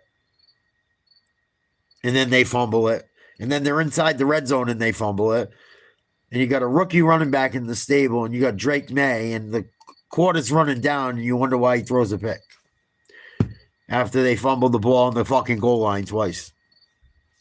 It's no surprise. That team don't know how to win. They got about 35 guys on the roster that can play, and the rest can't. And it's just the fucking fact of the matter. And these other teams that think they have quarterbacks that are fucking nice, they're going to find out the same shit. Look at J.J. McCarthy. They bring in fucking the dude that played in Philly. He's lighting it up. Had a good day today. Nothing like he didn't put up crazy numbers, but he took care of the ball. They fucking got a W. They put up 40 points. Fucking ridiculous. I don't blame Drake May for the simple reason his running backs totally fucking sold him out. You know? They put him in a bad position. Can't fucking throw the ball. You got to throw the ball if your running backs can't handle it. TreVeyon Henderson can't take... TreVeyon Henderson took like every snap in the fourth quarter. He was fucking gassed. I felt so bad. Like, you just watch him out there. He's holding his hips. Like, and he sucked it up, and they almost pulled it out. They gave their all, but you need fucking personnel, man. You know, you got to play situational football. If you don't have faith in people, it makes it, in certain situations, it makes it very hard to play situational football. And it was just fucking sad, man. And, like, on the other hand, the thing that made it sad as well is, like, I want Pittsburgh to be competitive. Like, I want Pittsburgh to make a run. Like, the more teams that are good, the better. And, like, I felt like Pittsburgh wasn't, like, what I saw out of Pittsburgh on top of it, even though they had turnovers that were kind of, they were unforced turnovers for the most part, Pittsburgh did what they should have done defensively. You know, I tip my cap to them, but they didn't capitalize. You know, they still had to hang on and win by a C here in a game where they had 5 extra possessions. And I think I'm supposed to think they're going to fucking give the Ravens a run or the Bengals with fucking, I know Burrows is gone, so that's out the window, but they're going to give the Bills a run. They're going to give the Eagles a run. They're going to give the Chiefs a run. Maybe the Chiefs, they've been stuck in first gear too, but like, it's disappointing. Yeah. 5 turnovers should have been 30 points. 5 turnovers should have been 30 points. And at worst, it should have been 15. Should have been field goals. And that's why I just, for me, it kills me to say it. It kills me to say it. Because I don't like the NFC as an AFC guy. The Eagles, no one is fucking with them right now. Maybe the Bills. Maybe. But how will the Bills aren't going to get stops? You think the Bills are going to get more stops on the Eagles than the Eagles will get on the Bills? You really believe that? The Eagles haven't even shown everyone what they can do. They just do what they have to do to win. They still haven't had any of their receivers really go off. Saquon really hasn't gone off. You know, they run that RPO. Jalen gets 100 and something, fucking 200 total yards, 100 passing, 80 rushing, or fucking, they find a way to win, man. Their special teams is legit. Their defensive front is better than everyone. Their fucking second string defensive front is probably better than everyone's first. It's just the truth. And I just don't think it's hard to tell. I just got to keep it real. At the 8:09 on a Sunday night on week 3, I think it's very clear that the Eagles are better than everyone.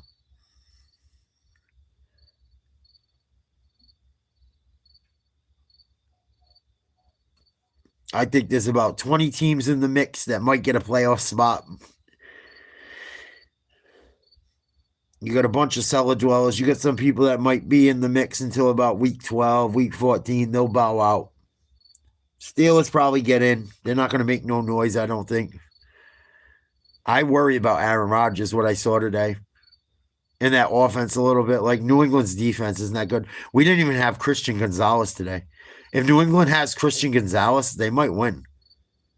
They might not give up another 7 points on that fucking Metcalf route or on the dude, what's it, Gainwright had a touchdown reception or something, I think.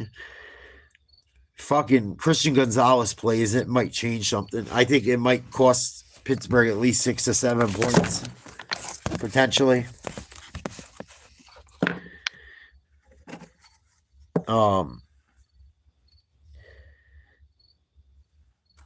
They got to figure out what's going him because that shit's going to cause a problem soon in New England. A lot of people think he's holding out for money. I don't know. A lot of people are not happy with him right now. A lot of people. A lot of people not happy with Christian Gonzalez right now. I'm not too happy either. I know he's got a fucking hamstring, but he's only played about 17 games in 3 years. It's time to fucking put up or shut up, man. Come on. Like, at what fucking point? What fucking point do you play football? Just saying.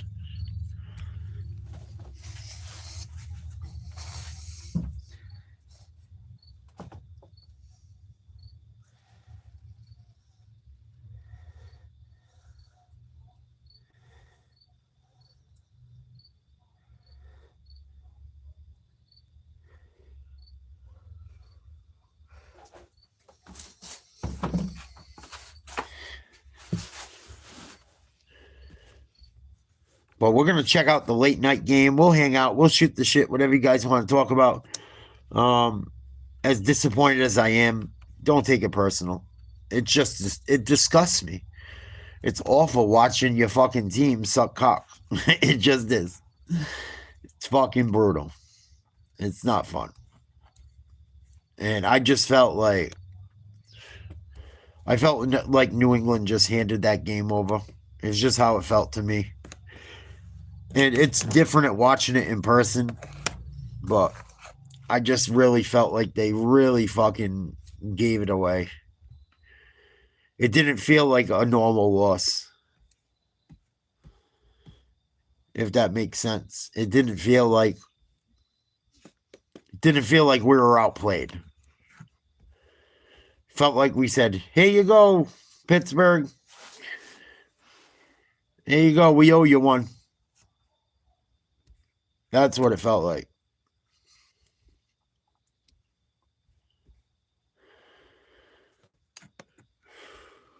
And then watching that guy get fucking beat up was bad. That was not cool. That shit fucking kind of fucked me up, fucked my day up in a way. Like, turning around and watching some guy just get mauled by somebody and you don't know why is kind of fucking weird. I'm glad it was in the stadium, not out where, like, weapons could have potentially have been there and shit, but it was bad. It was bad. Thank God, like, people got involved quickly where no one got, like, it didn't go any further. I thought the guy was having a fucking convulsions at first. Thank God the police came running quick. I didn't even see it. It happened right over my shoulder. And my cousin's like, oh shit, that dude just got fucking dropped. Like, oh man, that motherfucker got one shot. And like, the dude tried to get away and people stopped him. Thank God. It was fucking bad, dude. Bad. Like, straight sucker shot. Sucker shot.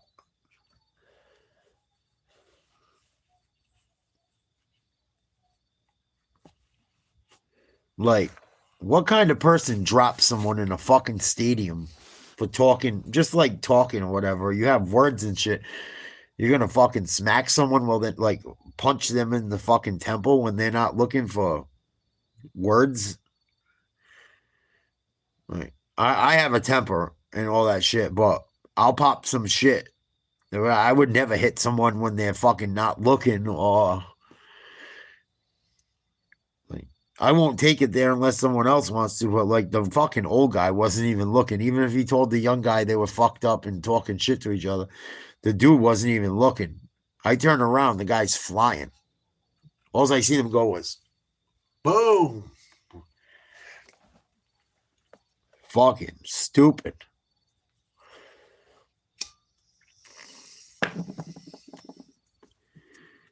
Makes me not want to go. That shit's fucking bullshit.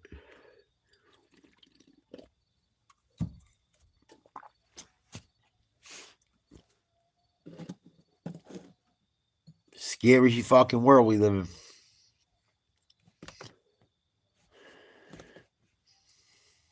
But when you go to the plate, given what you're doing behind me. Other than that, we had a good time. Other than the Patriots giving the game away, I had a good time.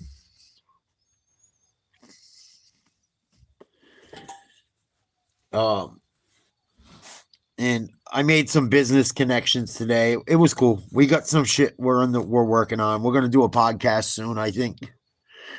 I have several friends of mine with businesses that want to sponsor a podcast, want to be involved in it. We're gonna try and get some merch going.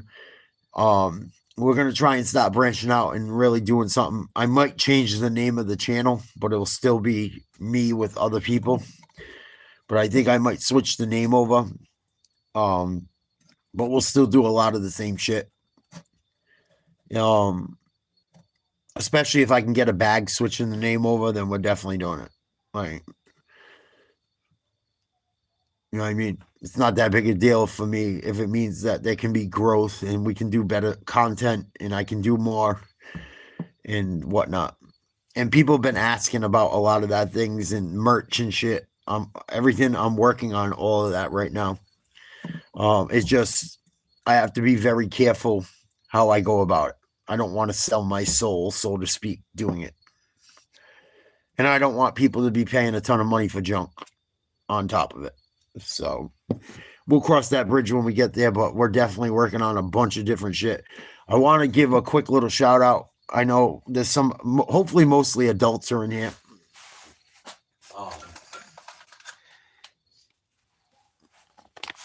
This is my buddy's company, Mutant Eighth Premium Cannabis. Check them out.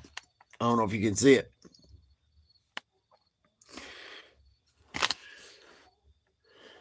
We're going to start doing something together as well, with funding and working together. But that's his company, Mutant Eighth, grown by Grow Iller. Check them out on Instagram, GROW_ILLER_O. All over the East Coast.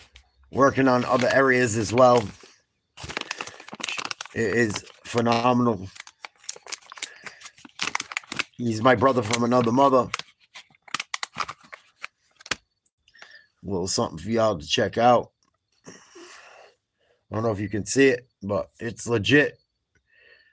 Vapes, pens, oils. You need it. Hit up Mutant Eighth. Grown by Grow_Iller_O. Check them out on Instagram. I'll be doing some podcasts. I'll be doing some merch with them. We'll be doing a lot of different shit together, but we'll be teaming up with them. We're teaming up with some local bars, restaurants in the Boston and Providence area. We're really trying to. I'm trying to get this shit going the way people have been begging me to. So, the production value will go up. We're really gonna start trying to make some moves soon.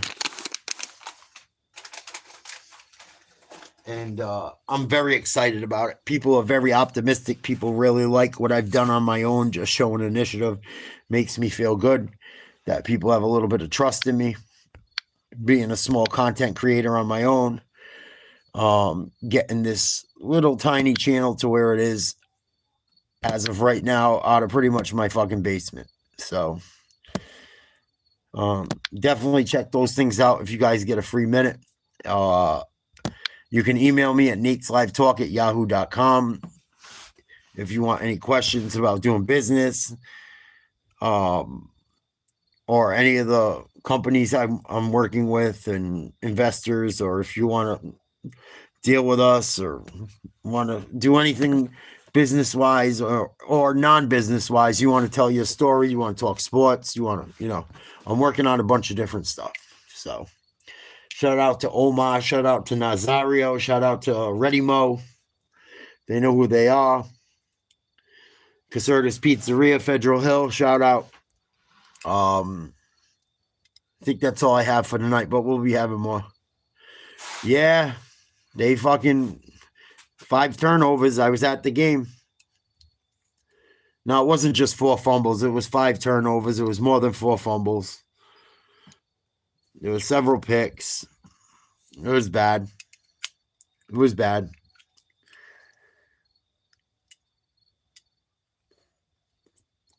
It breaks my heart, but what are you going to do?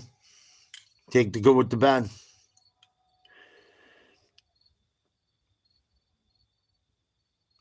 What are you going to do? It was bad.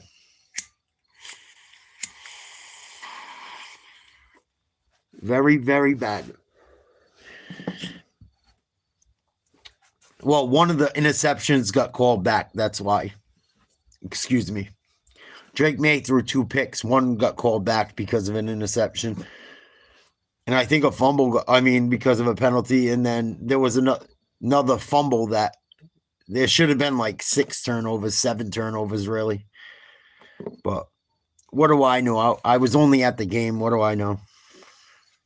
You must know more than me, sub. I don't know. I don't know if you were there or not. I was.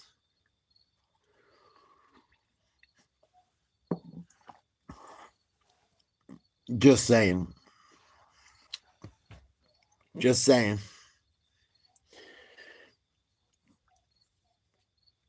But you know what it told me? The one thing I learned from that entire game was Ramondre Stevenson got to go, which I knew going into the season anyway because he sucked last year. And that the Steelers aren't going anywhere, in my opinion. New England will be lucky to have 8 wins, it told me. Ramondre Stevenson got to go. And the Steelers are not a serious threat. That's what today's game told me.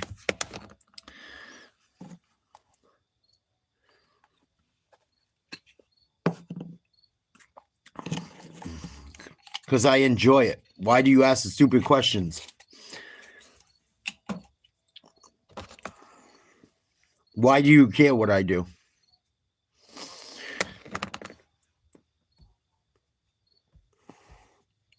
People are a fucking trip.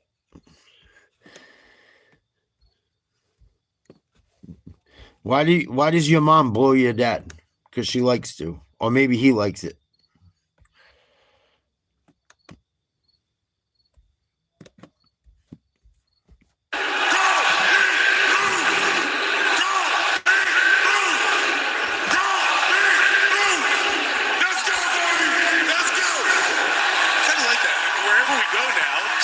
Some of their legends come back and get the crowd fired up before the game starts, right? And that guy personifies Big Blue. Yeah. No doubt about it. So, Harrison Butker going to kick it off here for Kansas City. Gunnar Olszewski has done most of the returns. All these kickoffs with the new rule, these quote dirty kicks where the ball bounces and comes at odd angles. You need two good return men. So Devin Singletary, the other one back for the Giants. Somebody's going to get in the win column unless we end up with a tie tonight. See if it's the Chiefs or the Giants. And off we go from MetLife. Singletary over to get it at the 8-yard line. We're back to the middle of the field and take it to the 31, and that's where the Giants offense will begin. Russell Wilson, hold back at that. Tyrone Tracy Jr. If Kansas City doesn't get after Russell Wilson and he doesn't suck a big fat one, watch out for my boy Malik Neighbors tonight. Also might want to watch out for Scatterboo. Chiefs defense has not been great with the run at times. The Chiefs don't beat the Giants. They're not a threat anymore either, in my opinion. Like, the Chiefs got to win this game, or if not, they're in trouble. Trouble. Question if he's going to go right up until late yesterday, and he will start for the Giants.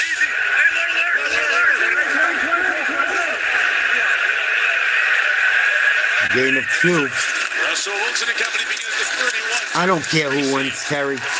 I just would like to watch a competitive game. A yard and no more. It is Russell Wilson's third start for the Giants. He had his second. I don't want to watch any more turnovers today. I just got home from the Patriots game against the Steelers. I watched the Patriots give the ball away all day long unforced. I don't want to watch no more fumbles. Please.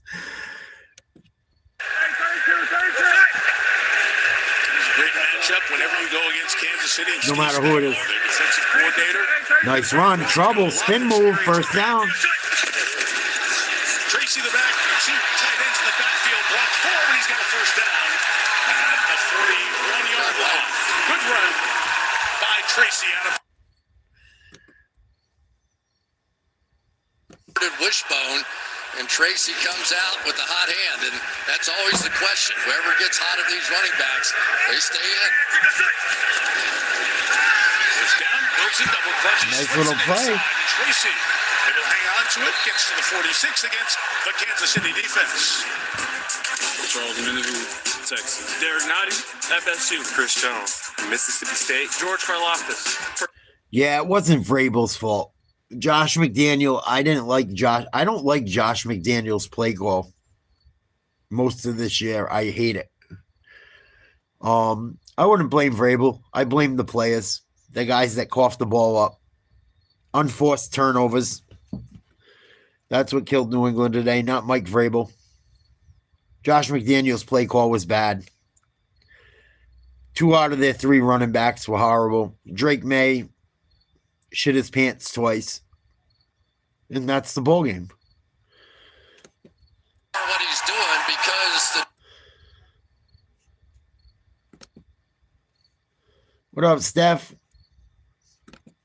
to try and run the football, and the Giants have answered that so far. So if he can get at least one of those safeties to walk down, help against the run, he has a chance. 5 plays, 5 touches for Tracy, and only a yard there for Connor Karlaftis. Yeah, I mean, New England just beat themselves today. It was awful, awful, awful, awful, awful, awful. It's so disappointing to watch as a Patriots fan. Like, I'm not used to watching them beat themselves. No, the Patriots did. The Steelers didn't clown them. The Patriots beat themselves. The Steelers didn't do anything special. The Steelers should have won by 20 points. They barely won. Steelers ain't going nowhere either. Scatterboo breaks a tackle, breaks another one, first down and more. Cam Scatterboo coming alive. Don't get it twisted. Your Steelers, if you're a Steelers fan, Steelers ain't going nowhere either, baby. I hate to tell you. Adam Rodgers looked like he's about 75 years old today. except for like 1 or 2 plays. In all honesty, I'm just being honest. I'm not being a hater. It's going anytime he can do that for the Chiefs as we get to play 7 of this opening drive for Wilson and the Giants.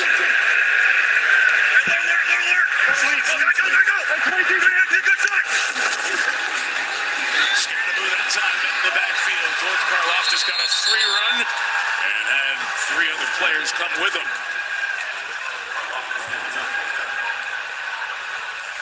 Like, it's going to be interesting to see how Andrew Thomas, the left tackle. That's a load of shit. Don't even pay attention to that bullshit. Having him in the lineup adds a Fucking little idiot. confidence to them. They're not afraid to come out and try and run the football here early in the game. I don't think he can go the whole game, maybe 25, 30 plays, but certainly a major factor having one of the best left tackles in the game. Watch for neighbors or Scatterboo.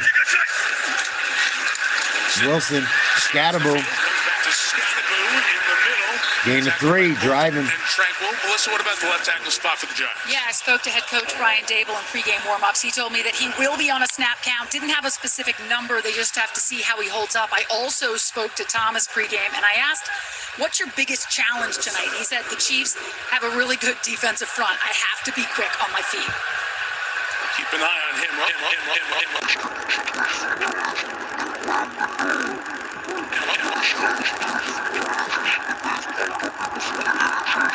Here's Wilson. Out of the gun, 3 wide. Handoff. 3rd and 7. Going to be about 4th and 2. Damn. Sorry to hear that, Grizzly. Hope you figure it out, man. It's unfortunate. 3rd and medium like that, it is because they've made the decision. They're going for it on 4th down. Certainly, at the very least, a hard count here, and in all likelihood, they are going for it.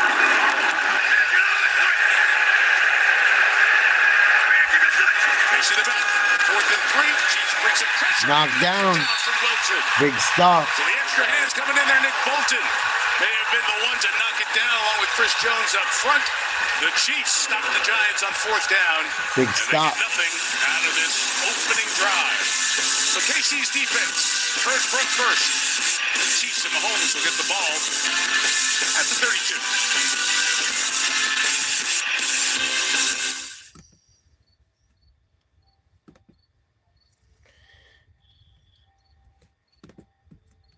You know what's funny, too? Is like people have been waiting their whole life to talk shit about New England. You know? So I take it with a grain of salt. You know?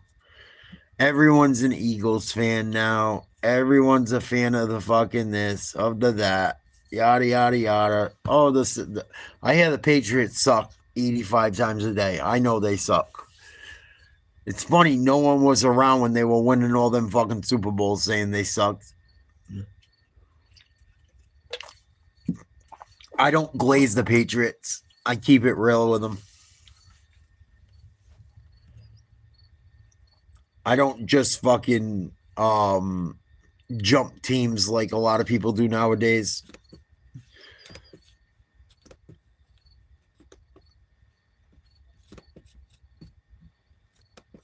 Trucks. Let's go places.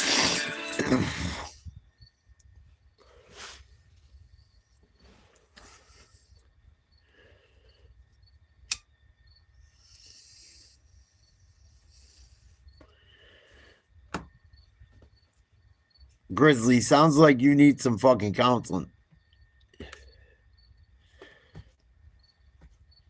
Either that or hit up my weed company.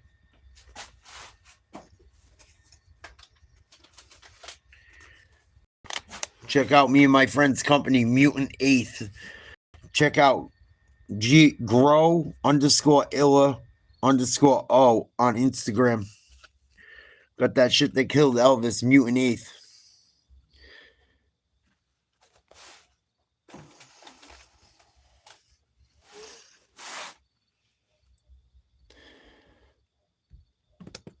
Go places. By Walmart Plus, members get free delivery on more than groceries. And by some ways, Feel of the Day. Speaking of which, I'm gonna smoke some of this shit. 35 men have done it. Super Bowl winning quarterbacks. We got 2 of them here tonight. Those guys, a little baseball in their background as well. Patrick Mahomes and Russell Wilson. Russell Wilson turned 30 this week. Takes over at the 20. Check it out. Being chased right away. It's been the story of the season. We're pumping running out of bounds. And Wilson will gain about 4 yards at the 32-yard line. Chris, is their leading rusher. It's been a lot of Russell Wilson running for this early part of the season. Yeah, Andy Reid said he was good with that, but that was before he turned 30, which was this week. Like, it's enough. Stop. Mahomes, who I meant to say, Chris, who you see the numbers, the 123 rushing yards, it leads the team, which is kind of odd when you consider they've got running backs who we've seen perform well before. Here's Mahomes. Pacheco and Hunt. And Pacheco. Pacheco out of the backfield at the 35-yard line. He is stopped there. Mediocrity taking care of business, and the Giants put Mahomes and KC in third at about 3 yards.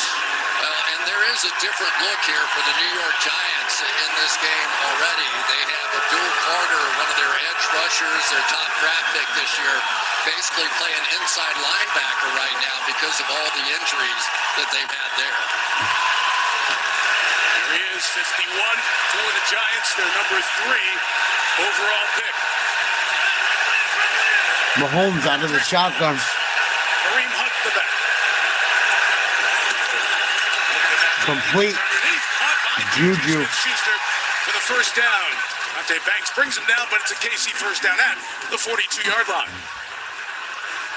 It's a good job. They really had Bobby Okereke right in the middle here, who was going to run under Kelsey, so he goes to the second choice. It's why you run those double slants.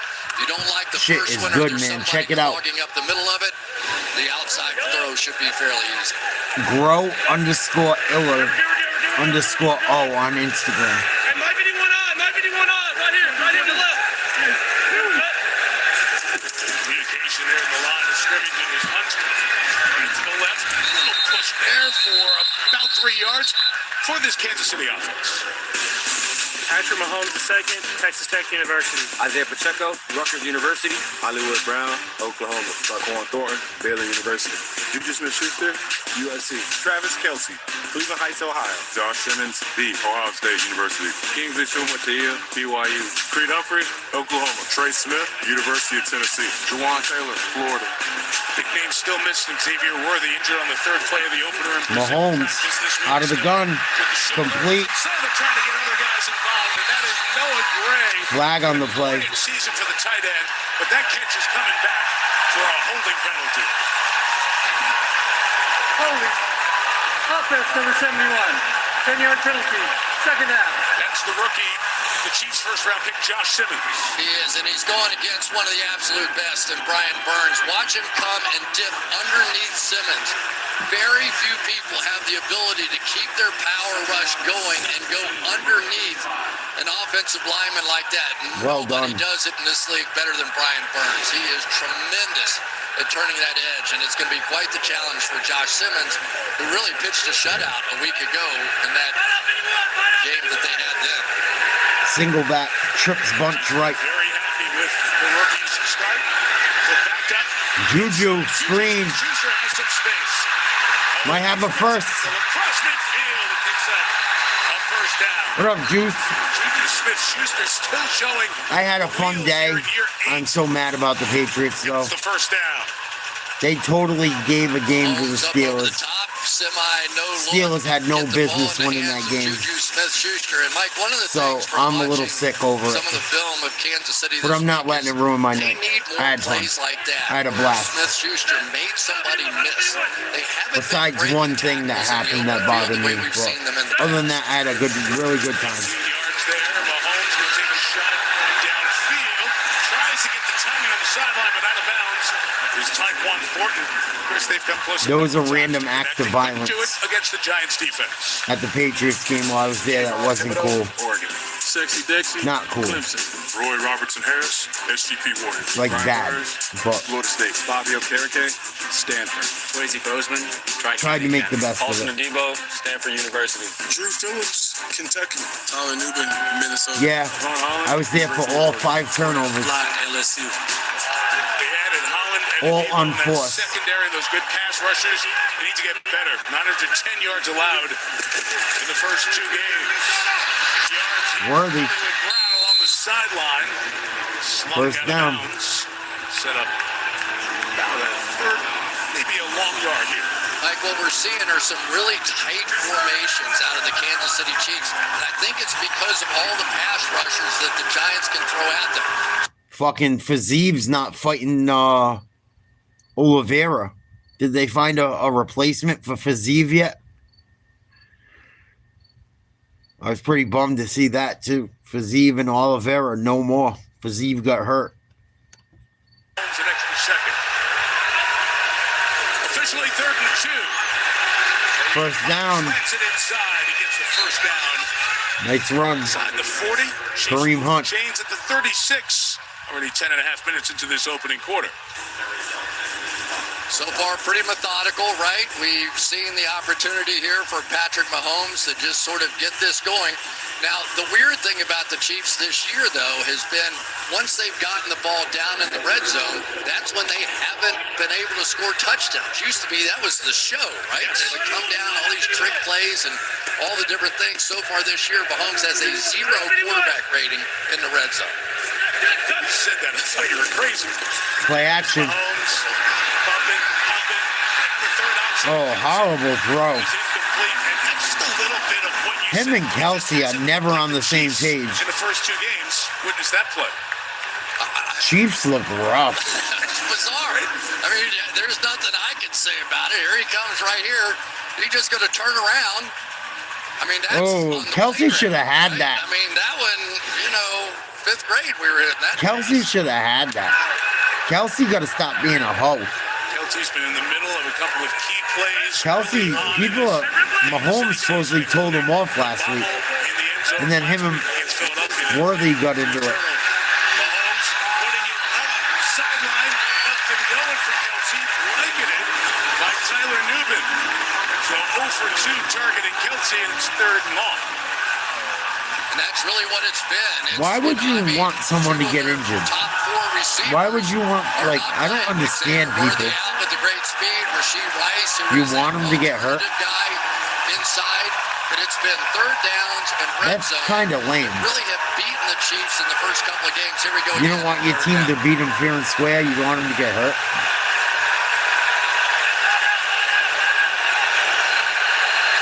People are fucking gross. Didn't like what they had set up.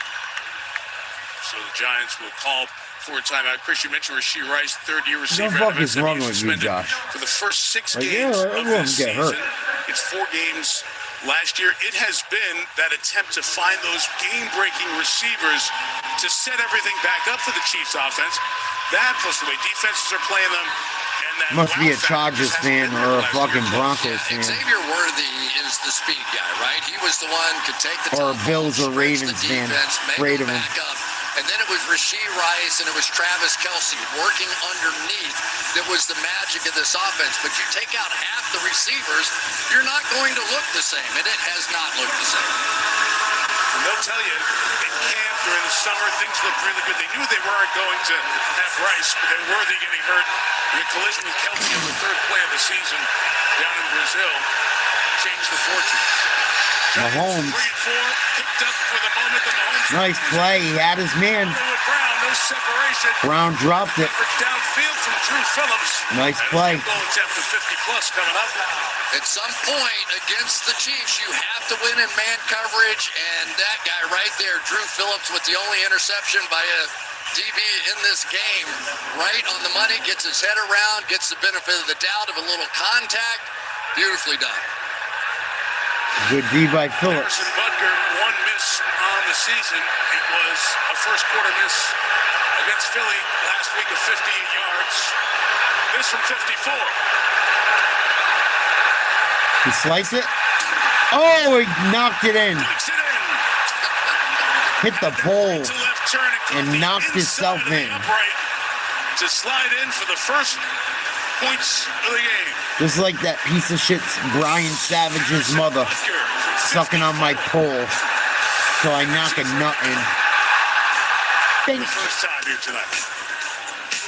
3-0. 3-0 Kansas City.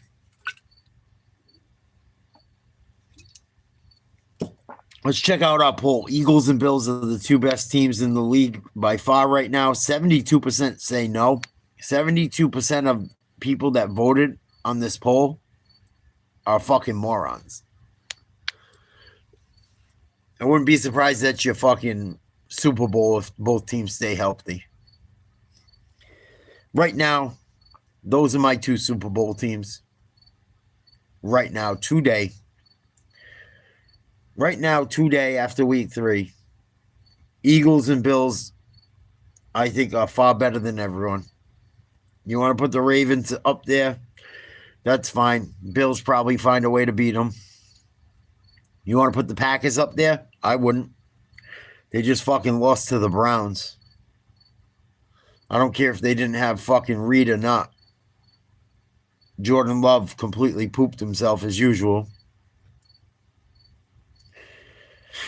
I don't know, man. Sometimes you guys just got to fucking tip your cap. No one's beating the Eagles. If the Eagles are healthy, I don't see anyone beating them.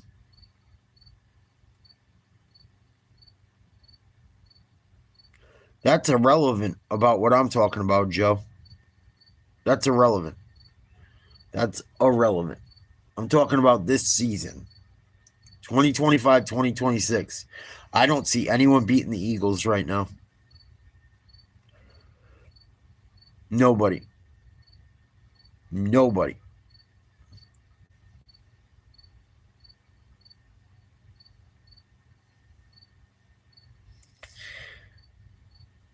No one's beating the fucking Eagles if they keep playing the way they do.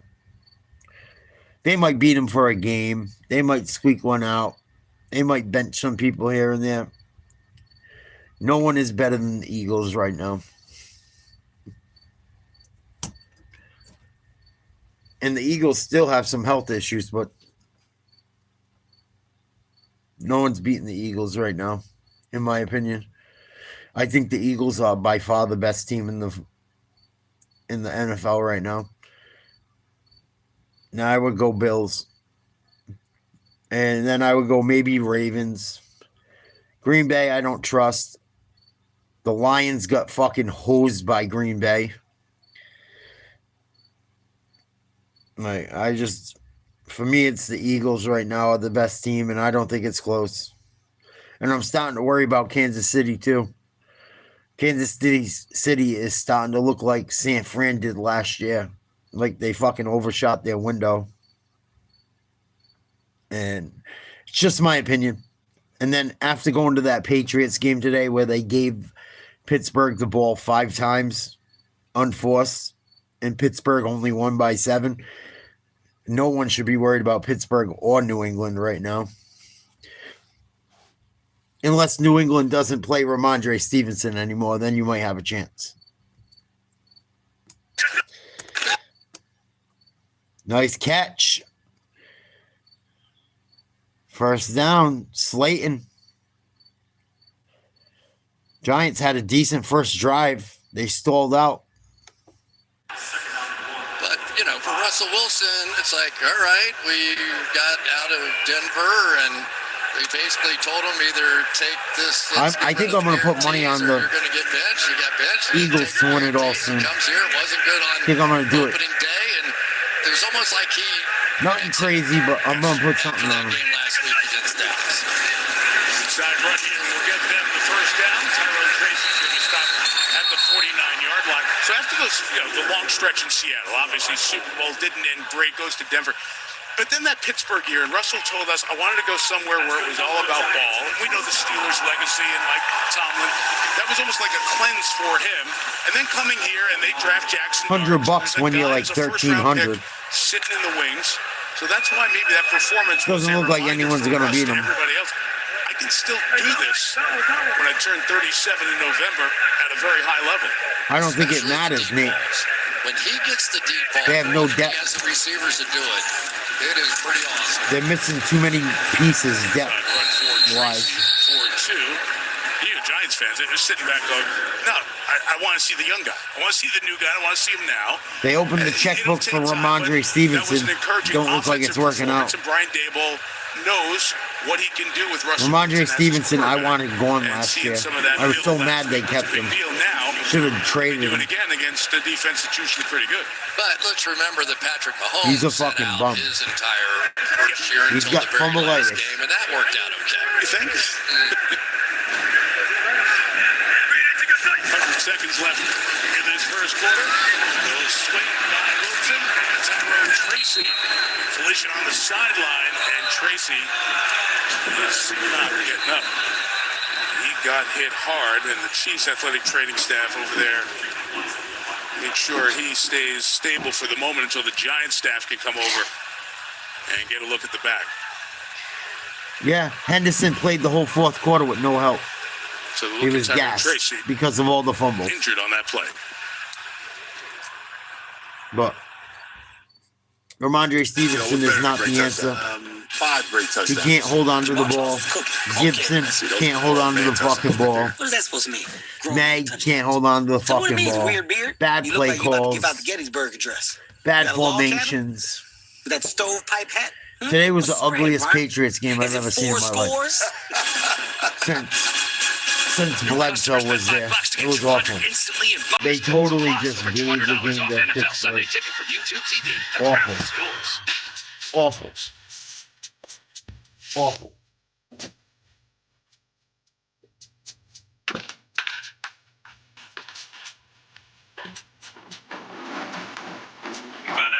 We got now. Okay, Nate, it's just one smile, okay? One smile, and then we can go home, okay? No, that's too much teeth. Hey, come on.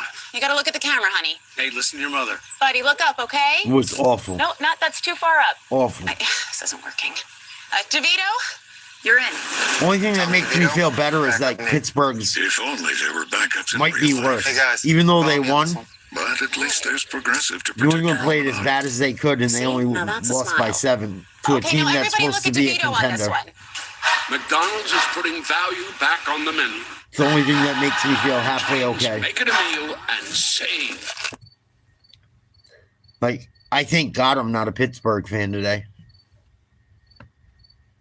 And I'm just being honest. Like, they got the W and this and that. And, you know, they got the job done. But I still feel better with a young Patriots team trying to figure things out that made that many mistakes and barely lost. Because I think they can fix those mistakes, and they're not going to have the same personnel next year, and they're going to start spending money eventually and drafting and getting rid of the guys that continue to fucking cough the ball up. But if I was a fucking Steelers fan right now, I would be worried. I know they have a few injuries on defense, but still, the offense. I was at the game. I watched every fucking play. Aaron Rodgers looks slow and old. Slow and old. He made a couple nice plays, but I don't see Pittsburgh going. I don't see him beating the Ravens. I don't see him beating fucking several teams in the NFC, let alone the AFC. But I could certainly tell you they're probably a 5 seed, maybe a 6 seed. They're lucky Burrows is hurt because it might even get uglier. And we're still waiting to see what Kansas City is. But I think today said more about the Steelers than it did about New England. Like, you got 5 turnovers given to you, and you fucking barely squeaked one out. I think it's more troublesome for them because I'm not expecting much out of New England. I figure if they get 8 wins, that was a good year for them. 4th and 6, Giants out of the shotgun, empty backfield, Scatterboo. They think they called timeout or a flag.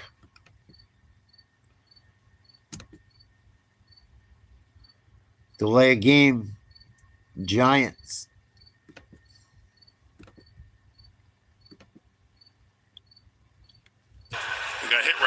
was looking for that call, and Brian Dable was unhappy about it on the sideline as well. And there it was.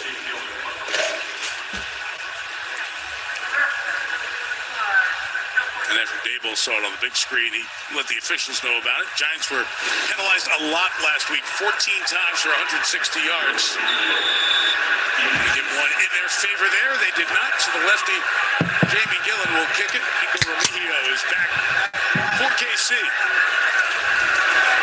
seems a huge part of this Sunday in the NFL. Nice kick. Get out of the way. Owen backed up on Gillen. It'll be down at the 18. Chiefs take over there in 30 seconds after this from AWS.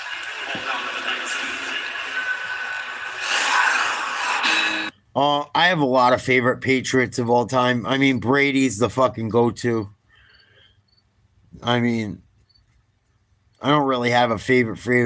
Everyone loves Brady, obviously. Teddy Bruschi, I absolutely love to death. Became friendly with him, believe it or not. I used to have breakfast with Teddy Bruschi, and that's all I can say about it. But I met Teddy Bruschi. He was very cool. We had some very, very deep discussions, and it was cool. Rodney Harrison was cool. Ty Law, cool. Like them guys. I asked Teddy Bruschi some questions. He said Ty Law was the most talented player he ever met with. Brady and Rodney were the hottest workers. He said Randy Moss was fucking the most gifted player ever that he ever played with. I only asked him so many questions. Like, when you run into someone like that, I don't like being that guy to, like, just chew their air, especially if I see him at a breakfast place where I ran into him the first time and where we got friendly with each other. But just the fact he gave me the time of day and let me talk to him a little bit. I already loved Teddy because he came back from having a stroke and he did a lot of community shit. Teddy Bruschi he's not much bigger than me, believe it or not. He's like 5'11". He's about the same height. I'm sure he lost weight from the time he played. I didn't meet him during his playing days. I met him just after. But I have a special place for Teddy, and we became friendly and shit. His wife is very nice. I still see him every now and again. I just keep it light. I don't want to be that guy. These guys get badgered by everyone. I don't want to be the person that, like, every time I see him is like up in their fucking grill, and, you know. He said the reason he ever even first talked to me was because I wasn't like one of those people. So I tell some stories about it, but really I just shoot the shit with him. And some of the shit we talked about was like more personal shit, like personal life stuff. So like I refuse to like talk about people's personal lives on here, especially like that, you know, especially when he was good to me and shit. So. But Teddy Bruschi will always hold a special place in my heart. Was very cool to me. Wife was very nice to me. Met his kids, like very just good people. They're good people in my opinion. Very good people. That have been through a lot. And I'm glad he's doing well. I'm glad they're all doing well. But Teddy's up there with me. I met a lot of Patriots. Not just John Hanner I met when I was a kid. Was very cool to me. He's one of my favorite Pats. Even though I didn't get to see him play a ton. I was a little kid back then. But Gronk's one of my faves. Gronk's the fucking man.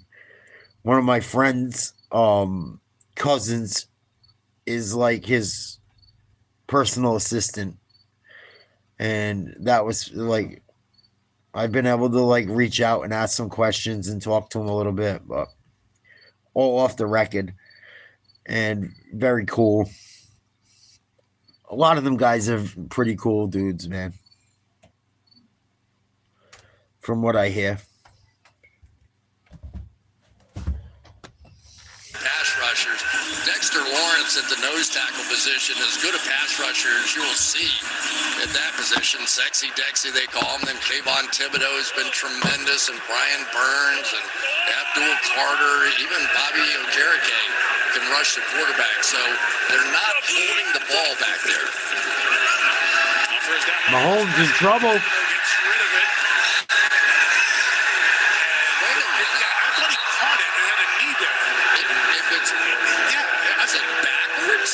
I'm not sure. I think he caught it with a knee down. Let's see what happened here. Was it backwards on that pass by Mahomes? Even if he caught it with a knee down and then he threw the ball away, that ball should be free, right?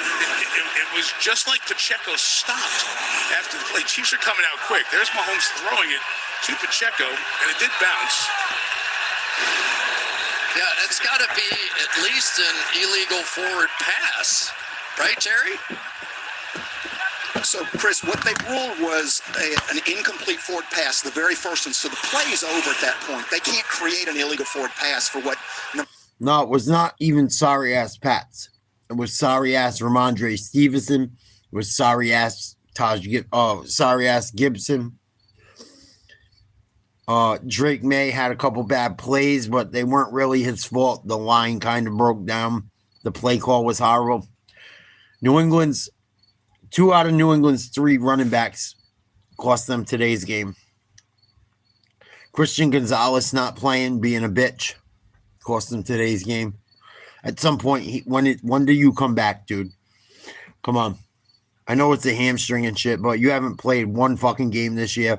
You didn't play a single game in your fucking rookie year. You played some games last year. Enough is enough. Christian Gonzalez is holding out for a payday. I don't think he's hurt like he says he is. I don't. I think he wants to get paid, and he don't deserve it. You played a fucking handful of games, dude, your second year. And you were decent, but you weren't all that. But Ramondre Stevenson, I told everyone going into this year, why are they giving him fucking money? That was last year they gave him money with Mayo.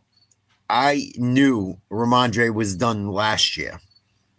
But everyone wants fucking Ramondre Stevenson back. Oh, he played well against the fucking Dolphins. Fucking goal line fumbles. New England, the Steelers didn't beat New England today. It's the only good thing I like about today is like New England beat themselves. Anyone that thinks the Steelers are going someone this year, with all due respect, they're not going anywhere either. I'm just being honest. I'm not mad that the Patriots lost. Today told me more about Pittsburgh than it did New England. Because New England played fucking horrible. Obviously, we saw the worst of the worst. Defensively, they hung in there. Pittsburgh ain't doing nothing. Pittsburgh's fucking cooked, dude. I'm telling you right now. You get 5 turnovers and you can't fucking beat the Patriots by more than 7 points. You think you're a contender?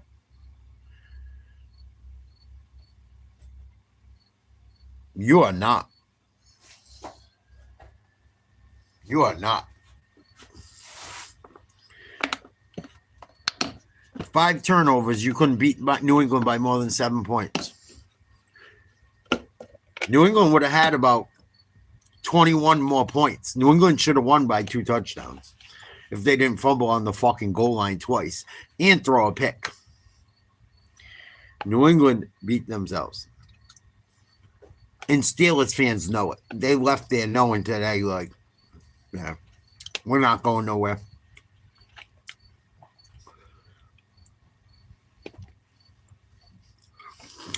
You could tell, even though they were happy they beat New England, they know the deal.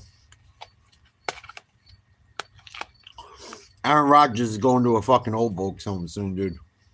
That motherfucker looked like it was 75 out there. I'm keeping it real. I could have ran around faster than him. I know I could have. He had a nice back shoulder throw twice. He did. He made 2 nice throws in the end zone, but you get the ball handed to you 5 times, you can't fucking come up with more than 170 yards through the air. Not very good.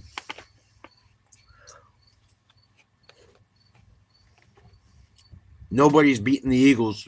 I'm sorry. Right now, the Eagles and the Bills are the only 2 teams I see as clear front runners.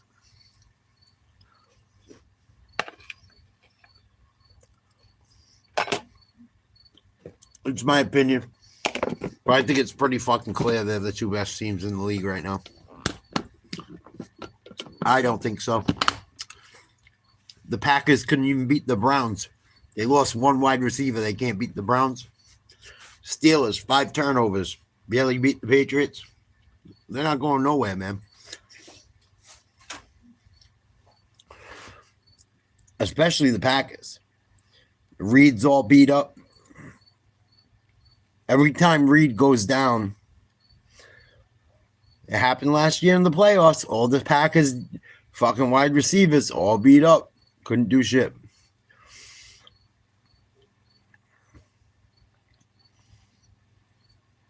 Put your money on the Eagles or the Bills to win it all. If you're smart, put your money on the Eagles or the Bills. Maybe the Ravens.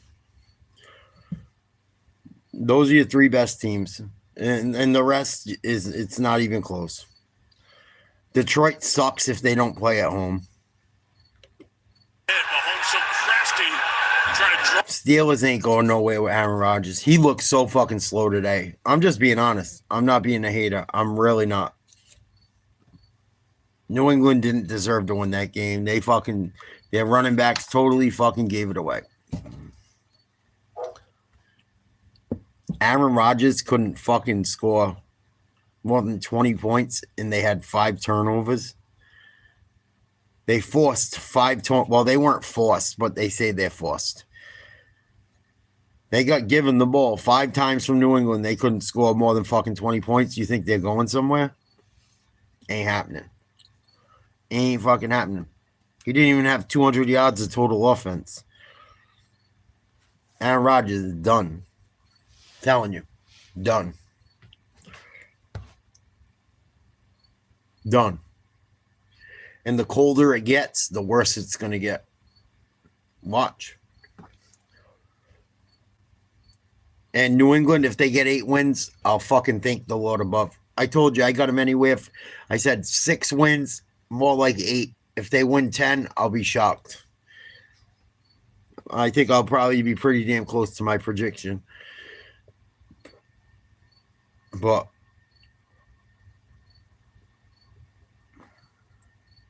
no one's fucking with the Eagles right now. Nobody. And then even if, right, the Eagles play, all right, the Eagles are going to play the fucking Bills. The Bills' defense ain't stopping the Eagles. The Eagles got a chance of getting a stop or 2 against the Bills. Same thing with the Ravens. Ravens' defense ain't stopping the fucking Eagles. Oh, Daniel, stop it. He's got a broken fucking finger. He's on the injured fucking reserve. Give me a break.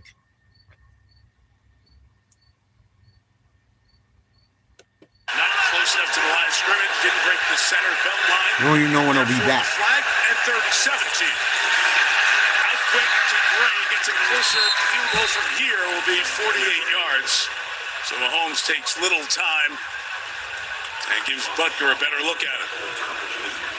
But again, Mike, we've seen it game after game. When you try to rush Mahomes with 4, what do? Do you play to keep him in the box and squeeze him, or do you let these athletes really go after him? Tonight, they're going after him, and he's creating those seams and escaping. Butker, who hits a natural draw when he kicks, hit a big draw in the last one. He was good for 54. Nice kick. And he'll find the center of the fairway again from 48. So Butker for the field goal. 6-0 KC.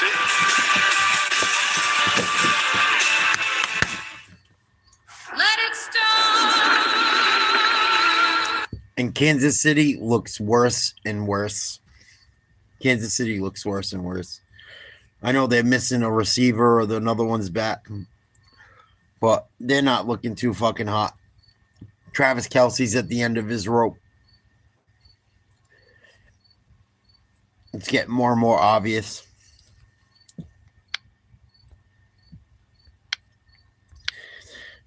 More and more obvious. Chiefs ain't going nowhere. They can't put no points up on the fucking Giants. It's not Mahomes' fault, man. He's got a reworked offensive line. They lost Joe Tooney. You guys that talk shit don't even do any fucking research. You just know like 3 or 4 players, maybe on a couple of teams. You gotta like, come on. You're like, it's just fucking rubbish. Like, they've lost fucking everyone. Rice is out with a suspension. Worley's been beat up. Travis Kelce sucks cock nowadays. Ever since he fucked with fucking her. And he's old and he's beat up. And he wasn't as good as advertised anyway because he played with Tyreek Hill all them years. And he didn't have to pass block like Gronk. Give it a fucking break. You guys are ridiculous. I wish you would just shut the fuck up, some of yous. You don't know the whole shit about shit. You don't know about dick. I bet if I looked at your fucking channel, it would tell me everything I need to know. Bunch of hot air. Keep it fucking real. Keep it real. Mahomes is trash. I know. The only one that he's fucking chasing is Brady. Stop it. Stop it. Suck my dick, Fred. How about that? Another retard.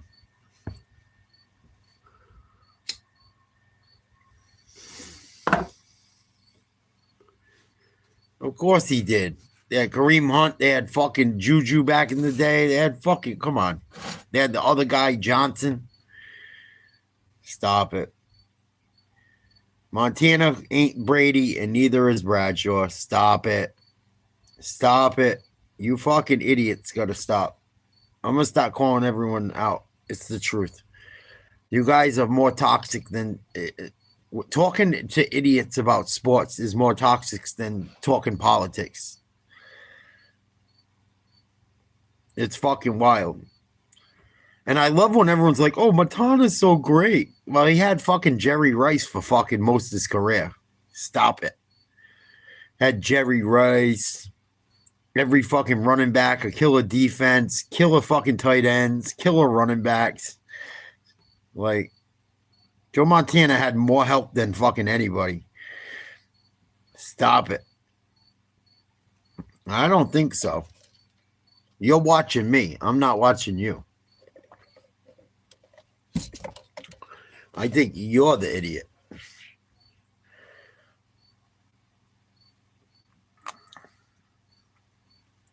Don't worry, I got merch coming. You can buy a shirt and keep hating. Than any other team, bar none, any other team, and you see why. They have guys that know what they're doing and they get there. He had more than Dwight Clark, Elvis. He had fucking John Taylor. He had fucking Dwight Clark. He had fucking... You guys are fucking nuts, man. You had Dwight Clark. You had fucking Jerry Rice, Taylor. What's his name? The running back. Fucking... You got to stop it. Yes, he did. Yes, he did, Elvis. You had a fucking killer defense. Stop it. Stop it. Stop it. Sounds stupid. And Singletary, 3rd and 7. Wilson deep drop. Shot downfield towards Wendell. Oh, there's Russell Wilson being Russell Wilson. Underneath Kansas City, Chris Roland Wallace. He had Roger Craig. Shut up. Only one defensive snap into this game. But one of the players there are going to get in the rotation more, and Roland Wallace comes up with the INT.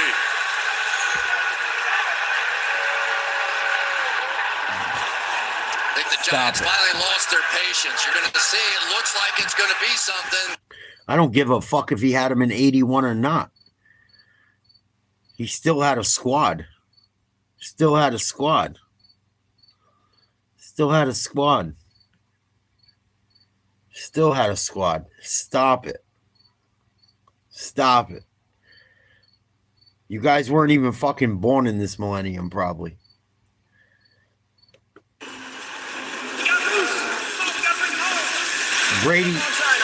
Brady never had the squads that fucking Montana had. Never. Never.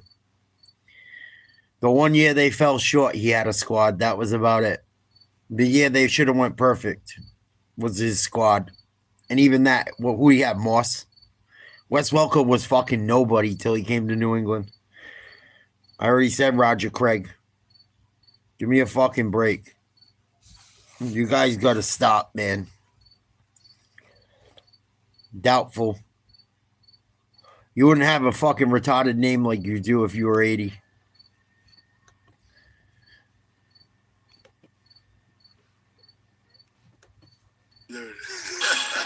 Oh, Elvis, whatever, man. You just help the algorithm. You could talk all the shit you want.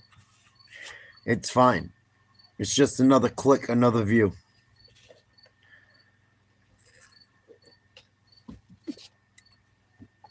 You can keep talking massive amounts of shit. It really don't matter. What up, T? I checked Allstate first, saved hundreds on my car insurance. At the end of the day, if the Eagles are healthy, the only teams that could possibly beat them right now are the Bills, in my opinion. Maybe the Ravens. And if the fucking Lions somehow have a better record and face them at home, maybe they get it done. Other than that, no one's beating the Eagles right now if they stay healthy. You guys really think someone's beating the Eagles? You think the Bills can stop the Eagles and the Eagles can't stop the Bills? Have you watched the last fucking several seasons?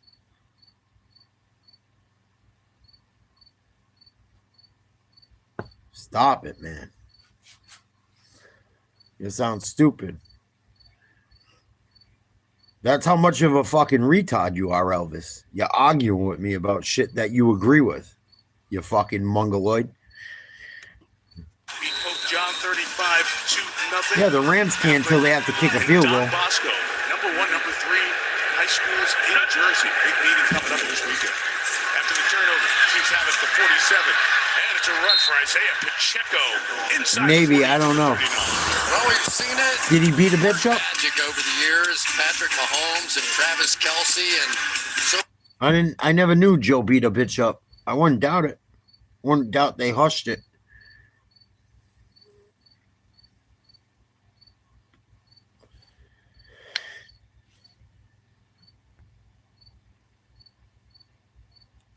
Wouldn't doubt it. I think half of this chat has low tests, to tell you the truth. And he's out of bounds at the 32-yard line. But what he is is a tremendous complementary player. He helps with the blocking. He chips. He gets Bunch out. of low And when he testosterone, gets somewhere sucking, around cock sucking the fucks. 5 to 10 yard area, Probably it a bunch starts of with lady all those boys. little wiggle moves, and Mahomes knows exactly what he's going to do. He just picks apart defenses, and unfortunately, they don't Bunch have of the fucking executive, Travis they don't Swifts have in the chat. guys to stretch the field, and it really shows out here right now. Down Mahomes gives Pacheco. It's a 26-yard line before Burns brings him down. And that's the other part of what Kansas City wants to establish, getting rushing yards from the running backs, not Mahomes scrambles. This fucking retard better go too. I've had enough of leads that the retard. NFL like 9.5 yards a carry, and the running backs are closer to about 3.5 yards per carry. So they really need to shift that burden over to Isaiah Pacheco, Kareem Hunt. Travis Swift Looks like they're trying. lined up on the left end, twin tight end, across the middle. Oh, he made a catch. He's got it for the first down. Travis Swift for the first Just down. marked right around the 20-yard line. So this is what they do really well. Watch the little pick over here, and here comes Kelsey across the field. When they're working in tight, short range, it's really hard to contain him. He's so clever. He's just one of those sort of magician. I'm not even sure it's Emmett or Barry, man. I'm not even sure it's them guys. I'm not even sure. Emmitt Smith had the best fucking offensive line ever. That's why he put up the stats he did. He was good, but it ain't just because of him. There's running backs that did more with less. Everyone forgets LaDainian Tomlinson. No one had a better 10-year run than him, I don't think. As far as catching and running. Everyone forgets LT, the running back.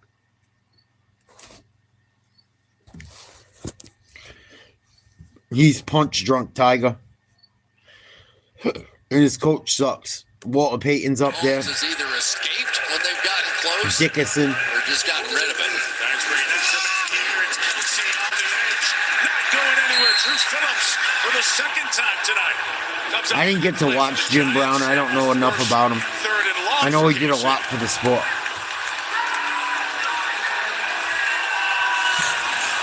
So what you'll see a lot What? when they go wide here, LaDainian they Tomlinson create the one-on-one with the center was right in the fucking middle of the field. Try and get that pretty single unstoppable block on for a full playing on a corner, team but with so not a far very good Mahomes has line. had an answer I think he was better than Barry, every time he's seen that. honestly. Austin 2, third and 12. I would like to see him play on inside like Barry did. He probably would have done some ill shit. Pass rush by Burns, deflected and incomplete. As that pass was trying to find Smith-Schuster, but Deontay Banks was in the way, and it'll bring up I don't think fourth down and LaDainian another Tomlinson field goal gets attempt. enough credit. One of the reasons that Jawan Taylor does not like being right on the line He's of one of my scrimmage top is backs. he needs some help. With this guy's coming off the edge, it can get a little embarrassing. He scared the fuck out of me that year. He lit it up, and New England beat him in the playoffs, just but simply run right through you. barely. And he is a I think powerful LT, guy. Already 3 the sacks running on back, the season. deserves more credit than he He's on a gets. heater right now. Emmett Good from 54 was phenomenal, unstoppable with that offensive line. Missed it. from 40. Wow. Off the left hash. No draw. Buckled. No good. No points. I like the way LT ran too. Steps up. Another guy He's in good field that doesn't get position. enough credit. Nothing to show for it. Le'Veon Bell, after him, did just as much. Le'Veon Bell was fucking unstoppable while he was with the Steelers. They didn't pay him. He got lazy and fell apart.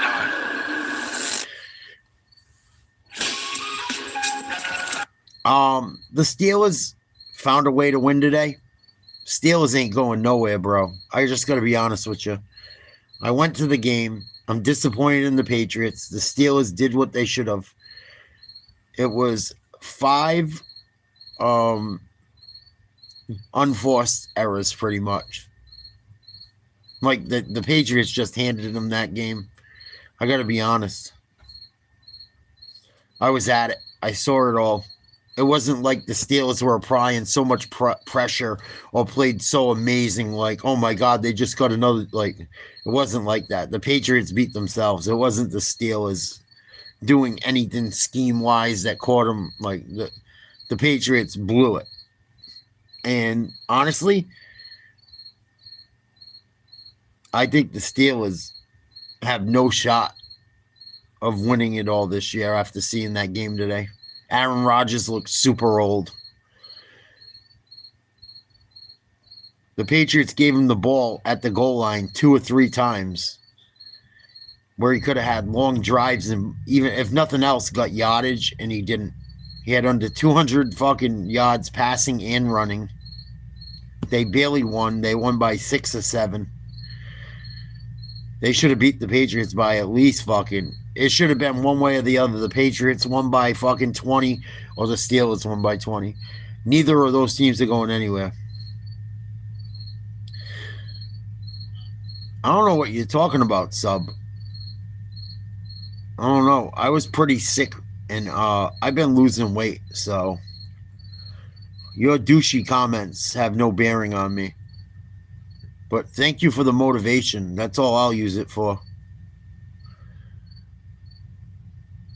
People hate the truth. When you give your opinion and it's semi-truthful or makes sense and people don't like it, they get fucking stupid. As is evident in the fucking chat as usual. What up, Rye? Salute.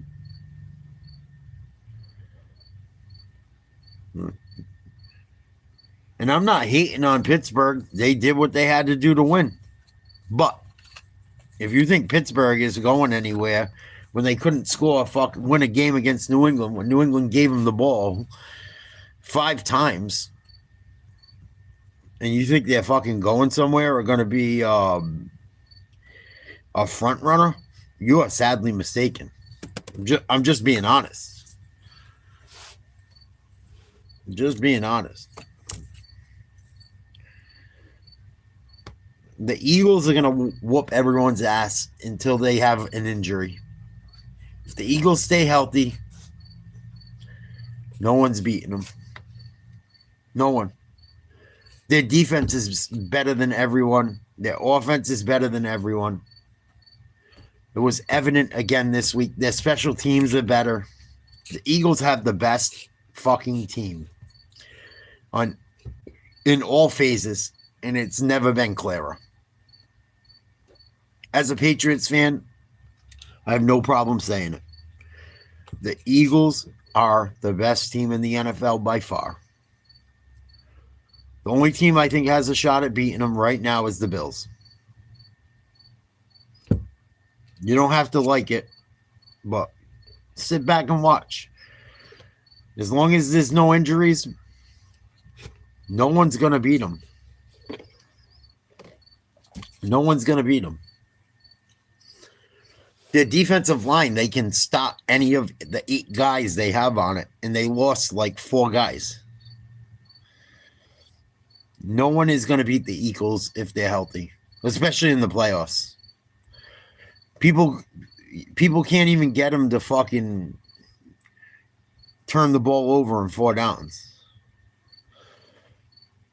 because the Rams aren't a good football team. Good football teams win.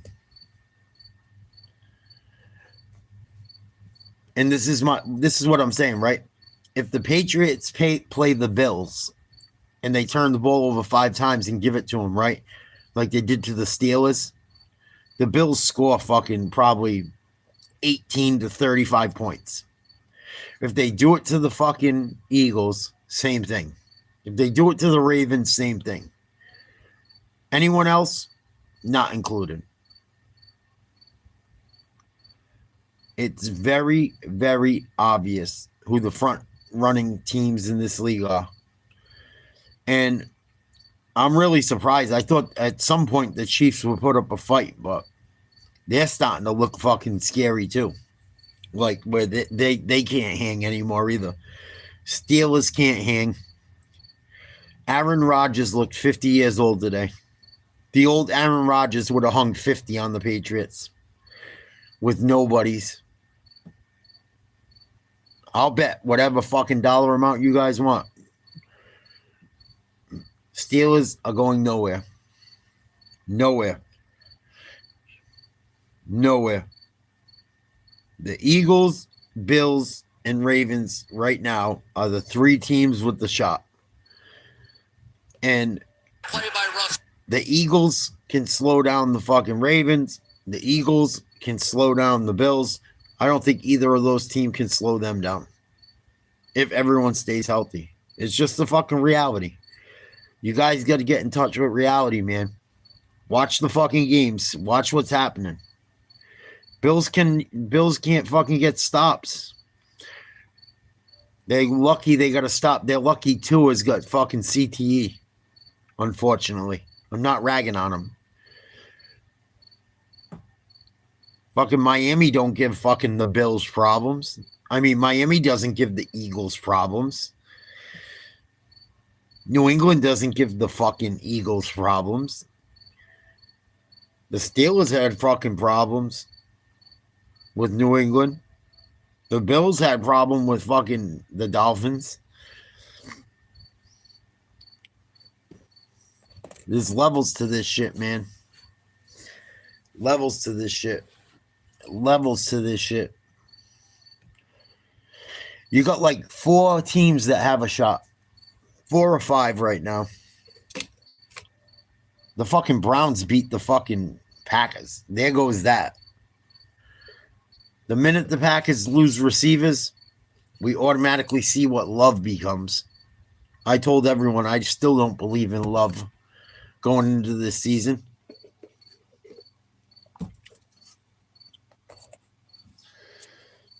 And that's exactly half of it, Dakota. That's half of it. That's half of it. Game day with Bud Light, the official beer. Brady been talking about it too. Brady talked about it the other day. Quarterback plays fucking terrible. Garbage.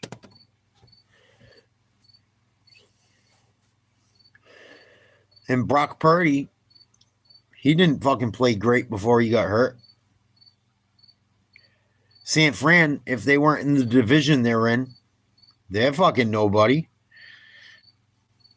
They're fucking nobody. And even Burrow, as good as he is, Cincinnati sucks. They hang him out to dry all the time. Baker Mayfield, he's starting to come into the conversation. He leads a lot of statistical categories. But when push comes to shove, at least this far in his career, he fucking shits his pants. We got to wait till playoff time. But I'm telling you right now,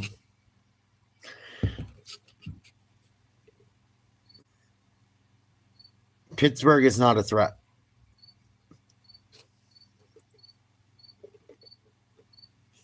Michael Penix didn't even put up a fucking point today. Michael Penix lost 30-0. This is what I'm talking about with you fucking retreads. Like, share, subscribe. I'm going to start doing a real podcast soon. We got merch coming. I got support coming from some legal cannabis brands. We're going to start branching out. You guys got to stop being fucking retreads. You don't have to like what I say, but you're going to fucking, if you want to listen to the show, you're going to have to hear it. You got to stop being fucking moronic. Because when you say dumb slap dick shit, I'm going to call you a slap dick. Just like fucking Coach JB would. Shout out to him. And the Coach JB show with Big Smitty. Check them out. They got a hell of a show I like. And they keep it real. You guys got to get your fucking heads out of your asses and your dicks out of your ass. Or your boyfriend's ass. Or your quarterback of your choice's ass. You got to stop it. You got to stop it.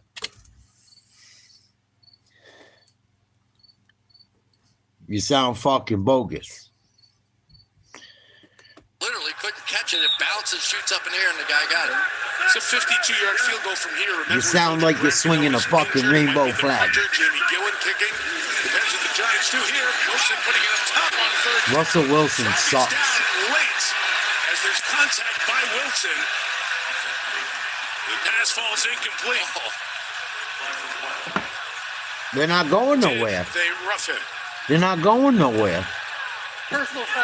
What's going to happen to them when they got to go play in Philly again in the fucking snow like last year? They're going to get schooled. Meeting at the quarterback. Yeah, right. They couldn't hold on to a fucking double-digit lead Turned away like he was going in September. You think they're going to do it in the fucking January, February? Penalties now, keeping the Giants. Come on, Rod. 2 steps. I know your name's Rod, but you can't be that dumb of a dick. Come on. Let's use some fucking common sense. The Giants are in the red zone at the 19-yard line. Shoulda, coulda, woulda. So shoulda New England today. Still not seen Malik Neighbors get anywhere. That's why they suck. I'd hand it to him on a reverse anything. Just get him the ball sometime. That's why they suck. When you fucking blow a lead like that, you suck. You fucking suck. It's the difference between a good football team and a bad football team. Holding. Defense number 95. 5-yard penalty. At what point do you not fucking realize? So what do? Defensive I know the Patriots suck. I tell you they suck. They got about 35 players on their team that are professional players. They have no depth. We had no Christian Gonzalez today. Coughed the ball up 5 times, and Aaron Rodgers barely won. With DK Metcalf, Jonnu Smith, Warren, that umpire playing Austin, best buddies with the middle linebacker, right? and still barely pulled off a W with 5 turnovers. Backed up in the end zone close to the goal line. Couldn't hardly score. About 20 yards away. There's Neighbors. On a horrible New England team. Or average team. With no depth. Scatterboo, touchdown. For the touchdown. Chiefs are starting to show some chinks in their armor. Scatterboo hit a backflip. They need to put Jackson Dodd in. What are they doing? Put the kid in. Got fucking Russell Wilson acting like a fucking idiot. John Michael Schmitz with a good block, but the story Stafford ain't winning shit. City right now is Cam Scatterboo. People are just having a blast watching this young man play. All right, Olszewski, the return. I interviewed people today. Oh no, Giants missed the kick. Doinked it off of a fucking Chiefs play at 6-6. Minute 44 to go in the second quarter. A lot of bad football. Yeah, Bill Belichick, I told everyone going into the year it was going to end badly. I can't really,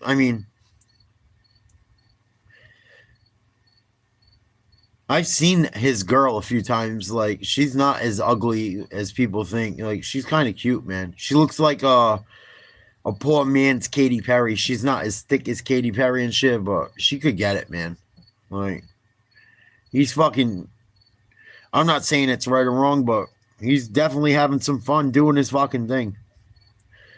Spending some money, fucking spanking some booty. Is what it is. He obviously ain't worried. UNC's paying him.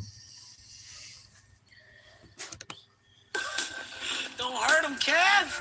All dripped up. Got the new iPhone 17 Pro, and Verizon picked up the tab on the best 5G network, baby. No way. It's me. Handsome and hilarious. No way. No way. I know. I'm even finer in person. No way. Wait, it was about the iPhone? Come on. New and existing customers can get the new iPhone 17 Pro on us on the best 5G network. That's real nice. In life and in business. Yeah, Clemson got their belt to ass again. Clemson got their belt to ass again. No doubt. Clemson got their belt to ass again. Badly. Dabu's like all in his fucking feelings. And the Vikings, I lost respect for the Vikings. I gotta be honest. They shouldn't have fucking sold out for fucking JJ McCarthy. I'm not a big JJ McCarthy guy. Just because he's unproven. Oh, he's gonna throw for like he played 8 fucking quarters. He had 1 good quarter. He fucking sucks. So far. He fucking sucks so far. Should have kept Sam Darnold.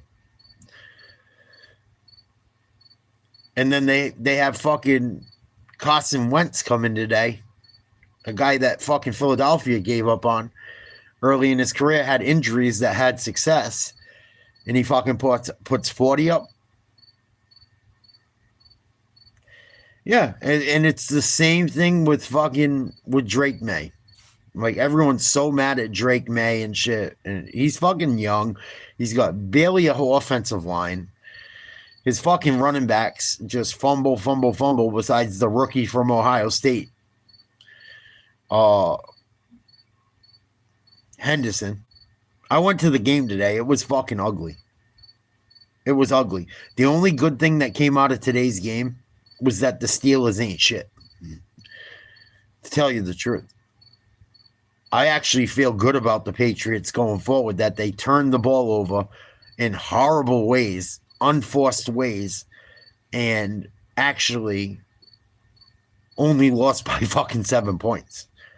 I still don't know how it was tied 14-14 going into the fourth. I was like, how the fuck? Amazing. So, like, New England's just going to have to get their roster right. And there's going to be some growing pains. Obviously, fucking Stevenson has a fucking fumbleitis. We knew that over the last 2 years already. But they wanted to give him one last shot, and he couldn't. Oh, no. Pacheco fumbled, and fucking Mahomes made a hell of a play to get it back. Mahomes bailing him out.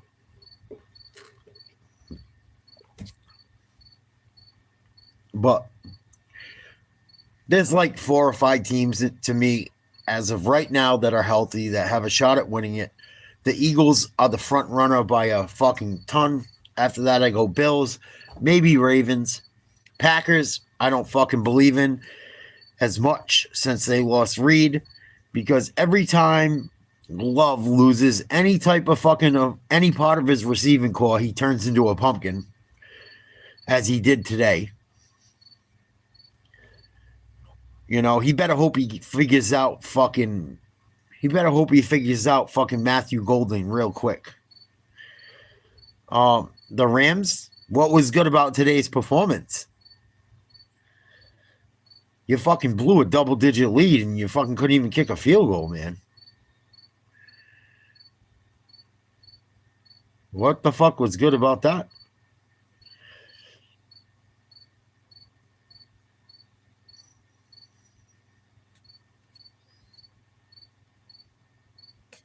Nakua had a big day. You held the Eagles in check for a little bit until it mattered. The result was still the same.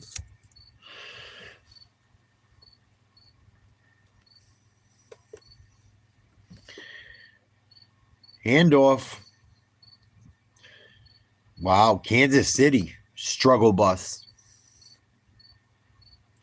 I'm not just talking out of my ass, man. You guys just don't like my opinions. You don't have to like my opinion, but I'm not talking out of my ass. Everything I said today coincides with what occurred. You guys are mad. I'm talking about JJ McCarthy and shit. Well, Wentz went out there and fucking lit it up. Not lit it up, but he didn't have fucking issues. He didn't have issues like McCarthy. I know they were playing fucking Cincinnati without Burrow, but they still got a decent offense. I know their offense isn't, I know their defense isn't the best, but JJ McCarthy, they put up more points today than they've put up in both games combined. The fuck are you talking about? You're going to talk shit about me and my take? You guys watch too much Stephen A. Talking too much shit. No, I don't have issues getting food in my face, but I've lost weight. At least I show my face. No one can see your face, Chelsea. You just put a C in the chat.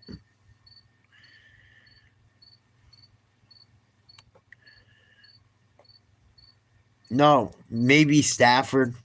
Stafford's above average.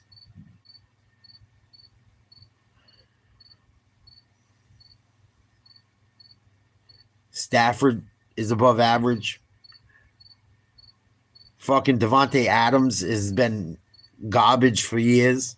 Nakua had a good day today, and they still lost.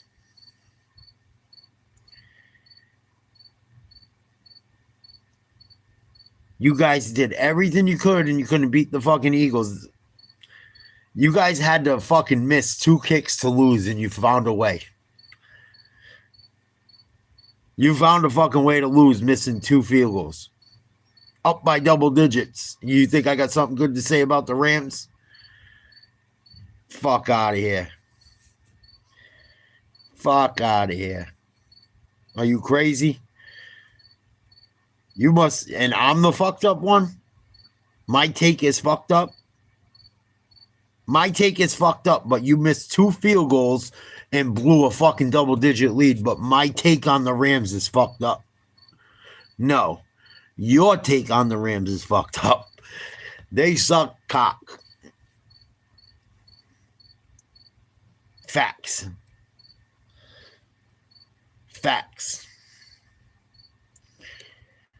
It's fucking the truth. And you guys don't like the truth. The Rams sucked the dick up until they hiccuped. And I tell you, they are all over Malik Neighbors right now. I mean, they are just not going to. There's nothing to do with running backs when you can't hit field goals. I love when people are like, oh, well, the running back. Oh, well, this. Oh, well, that. Well, you had to hit a fucking field goal to win the game, and you couldn't. You guys, I'm going to fucking start taking screenshots and start roasting people. Because you guys need some fucking your head checked. Well, the running game's pretty fucking this, and the running game's pretty that. What about the special teams? Fuck you mean? Double digits. I think it was, what, 26-14 or 28-16 and going into the, well into the 4th. It looked like the Rams had things very well under control until they didn't. But, you know, it's the running backs, but it's not Matthew Stafford's fault. It's not the kicker's fault. It's the running back's a little shady. Fuck out of here. You guys sound retarded. Yeah, actually, that's an insult to people that are slow. I shouldn't even say that. You sound more special than a special person. By Kansas City. Gotta stop it. So at what point do you fuckers stop? That time by Andy Reid. At what point? Well, here we go. Let's take a look at Malik Neighbors and why he at what hasn't been point able to does touch it the stop? ball tonight. Remember, this is a guy who just went crazy a week ago. 167. I don't have to see the game. I seen the end fucking result. At the end of the game, the Rams can't even kick a fucking field goal and get 2 blocked and take 1 to the house and lose. That's all I had to see. I'm not mad about the Pats. I'm just telling you, the Rams ain't going to beat the fucking Eagles. You found out today.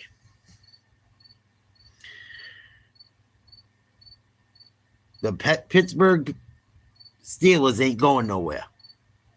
There's 3 or 4 teams worth of fucking the NFL that are going to take it to the championship, to the Super Bowl if they're healthy. As of right now, I'll give you 2 or 3 of them. I guarantee one of them 3 win.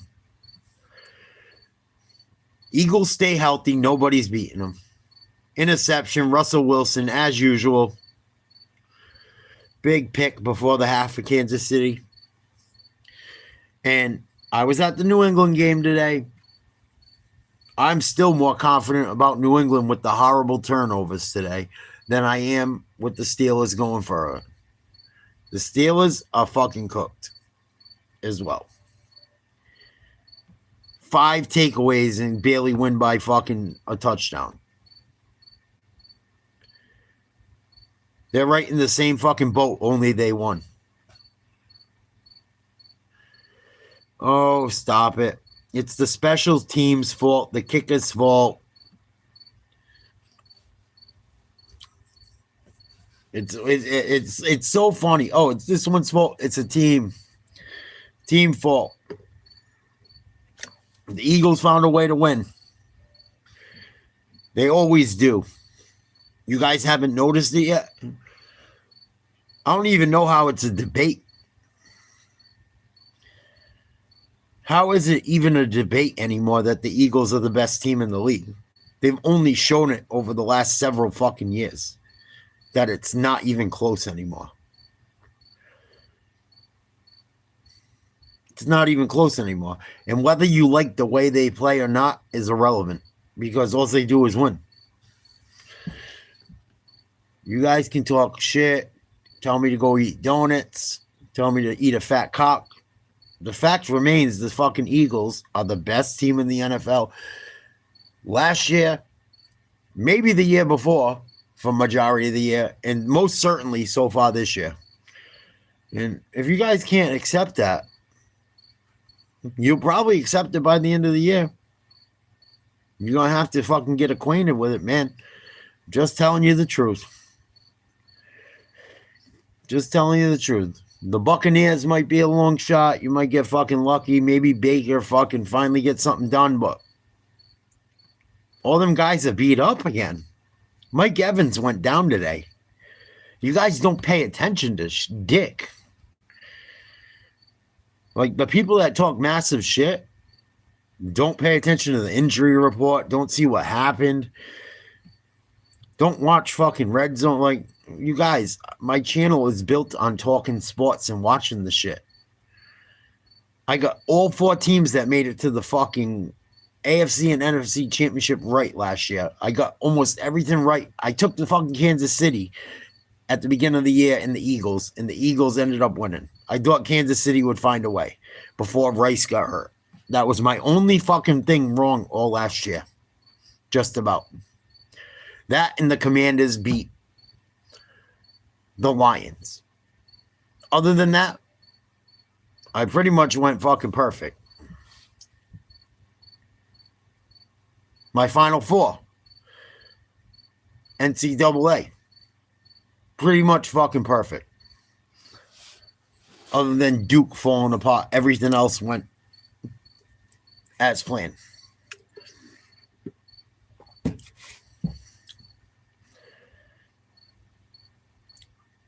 I took fucking Crawford. I told you he was going to beat the shit out of Canelo. He won.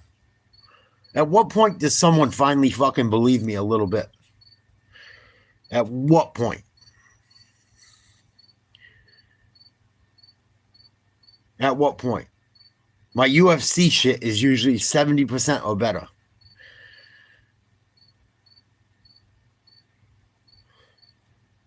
The first Noche, I got 2 fights wrong out of about fucking 18. At UFC 300, I got 2 fights wrong out of the whole night. I'm pretty fucking accurate, man. You guys just like to talk nonsense. Stafford is old. Stafford has back problems. Stafford has 2 stud receivers. One seems to be useless lately. Stafford plays in nice weather in fucking LA until the playoffs come. Just like he did when he... I love the Georgia Bulldogs. They're one of my favorite fucking college football teams. The fact of the matter is, when the push comes to shove and it gets nasty, Matthew Stafford folds. Unless he gets to play inside.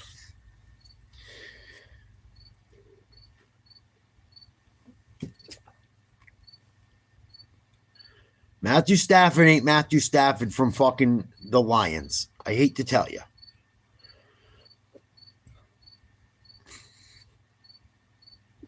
And Matthew Stafford's lucky that he didn't face Brady and the Patriots.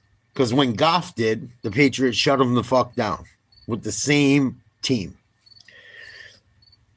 With the same team and less defense. So stop it. Stafford balled out and he lost. Stafford put up fucking how many points and he lost? 26 points and a loss. That's balling out. Your guys' idea of greatness and mine are very, very, very far apart.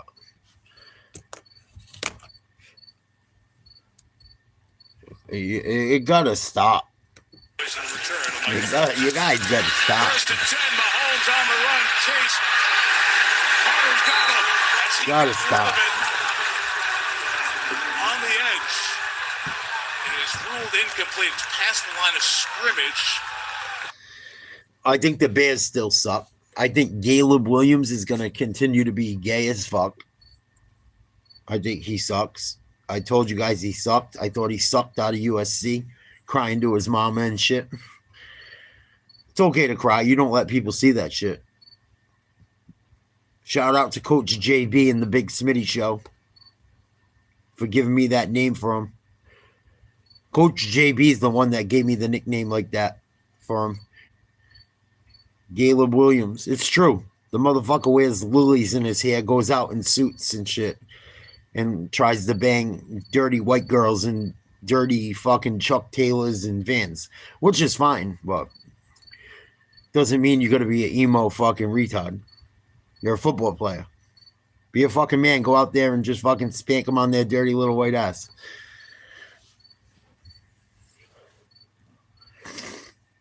Be a fucking real man. Genty, I don't know, man. I didn't see much of that game. I'll take Genty. He don't seem to fucking fumble like fucking Stevenson. Stevenson killed me today. He had Megatron Rod. What are you talking about? What up, Never? Yeah, Caleb Williams. He wears a lily. Fucking cries on his mommy's shoulder when he loses.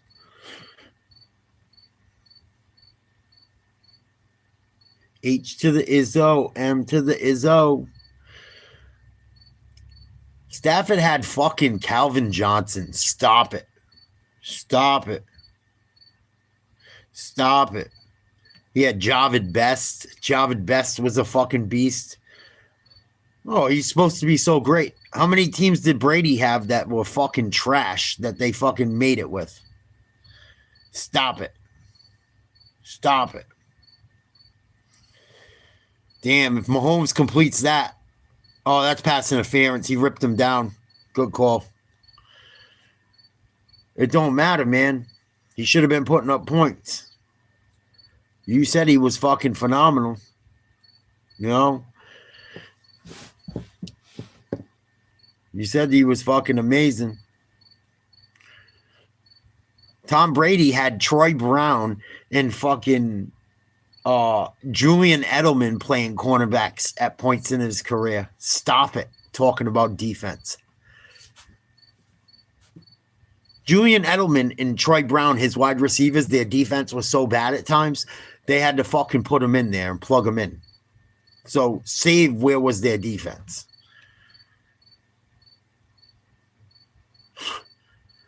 People are fucking morons.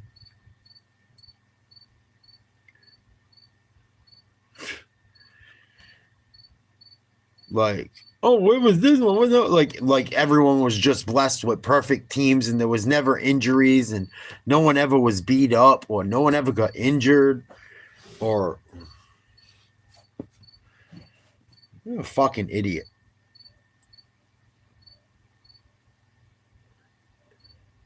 I can't.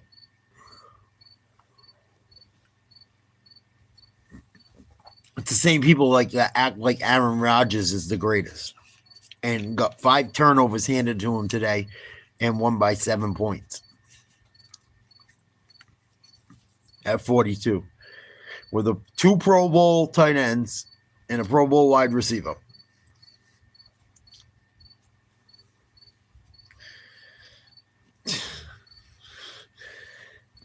It's fucking hilarious.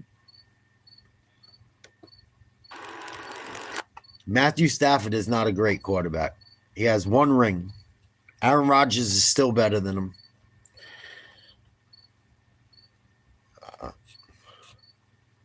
He's good. I mean, he's definitely top 10 in the league right now, but never would I be like, I want Matthew Stafford.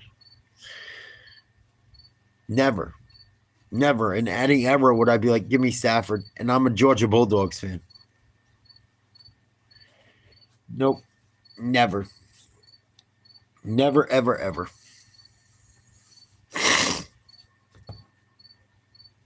Never.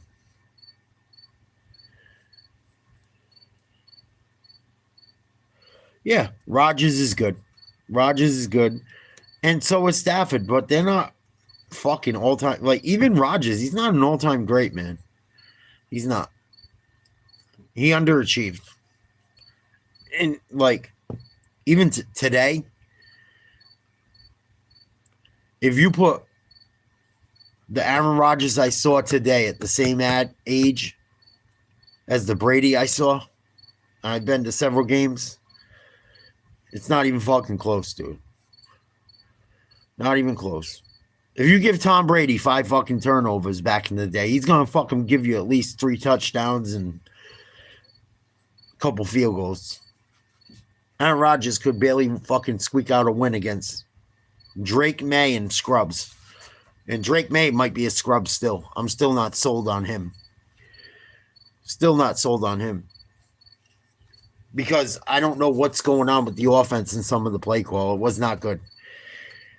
And I put part of it on fucking Josh McDaniels today. Running that fucking TJ Watt like an idiot. Like a fucking idiot. When they've had nothing but success, every other team that hasn't run that way.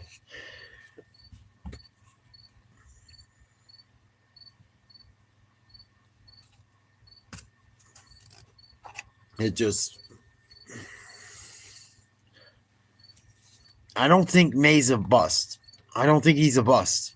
I think they got to get the rest of the line settled, and he's got to learn the offense. He's got to learn the offense. They got to stop not letting him try to make plays downfield. They're not running anything deep besides with tight ends. It just fucking... And the routes they ran today in certain yardage was... I went to the game. You can watch it. I call play-by-play during some of it. They had fucking 4 drives inside the red zone with fucking turnovers. And only one of them was really Drake's fault. Just fucking bad. Very bad. You know, you're trying to get a young guy fucking confidence, and you hand the ball off to his veteran running back, and he fucking coughs it up on the goal line twice. One time he was in the end zone, and it fucking came out just as he crossed. And it was the right call. It's just fucking, it was pathetic. I don't know how New England lost today.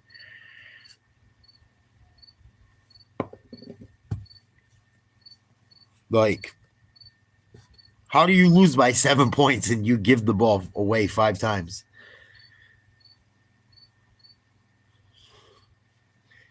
And you still playing Aaron Rodgers, DK Metcalf, and only lose by 7 with 5 takeaways against you. You think that bodes well for Pittsburgh going forward? You think anyone else is going to turn the ball over that much and they're going to get points from it?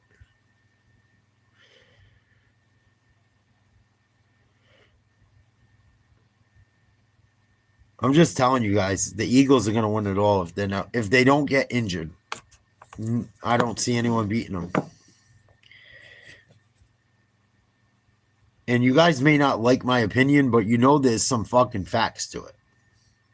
So like, share, subscribe. Enjoy the fucking ride. And sit back and watch. And if I'm wrong, you can say, Nate, you were wrong. And I will say, you know what? You're right. I was wrong. It will not be the first time. It will probably not be the last. But when push comes to shove, generally, my takes are pretty close.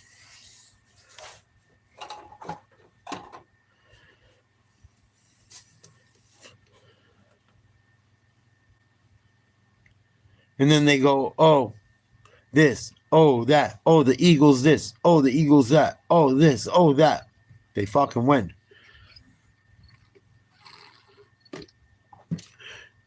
I will say it. Why does everyone keep saying those two numbers? I don't understand it. Like, oh, he's 6'6", he's 6'7". I don't understand, what it's about. I'll say it. I just would like to know what it means. I don't understand it. I don't know if it's something.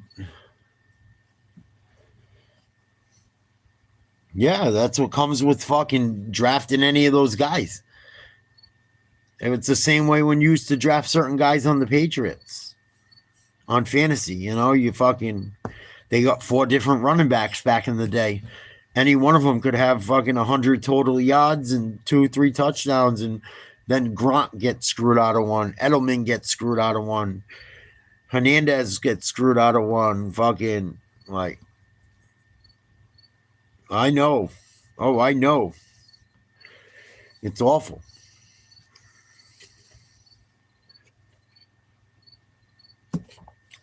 Well, he should shut his fucking mouth.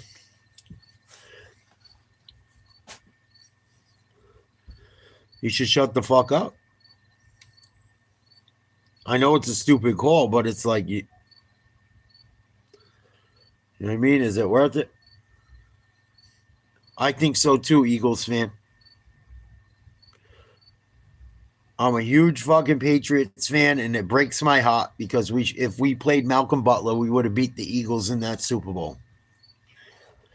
But in no way, shape, or form, at this point in the 2025-2026 NFL season, is anyone nearly close to whooping the Eagles' ass.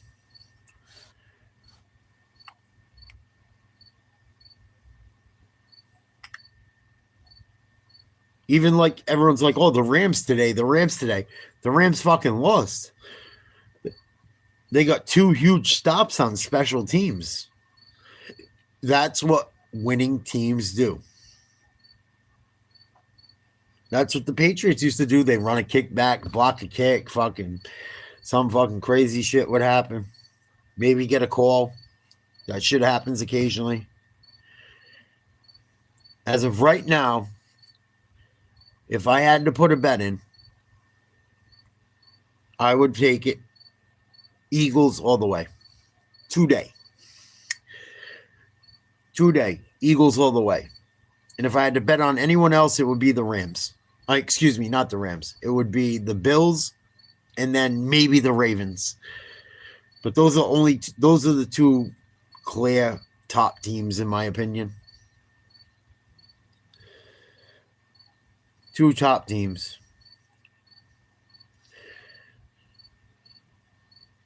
It's just the reality of it.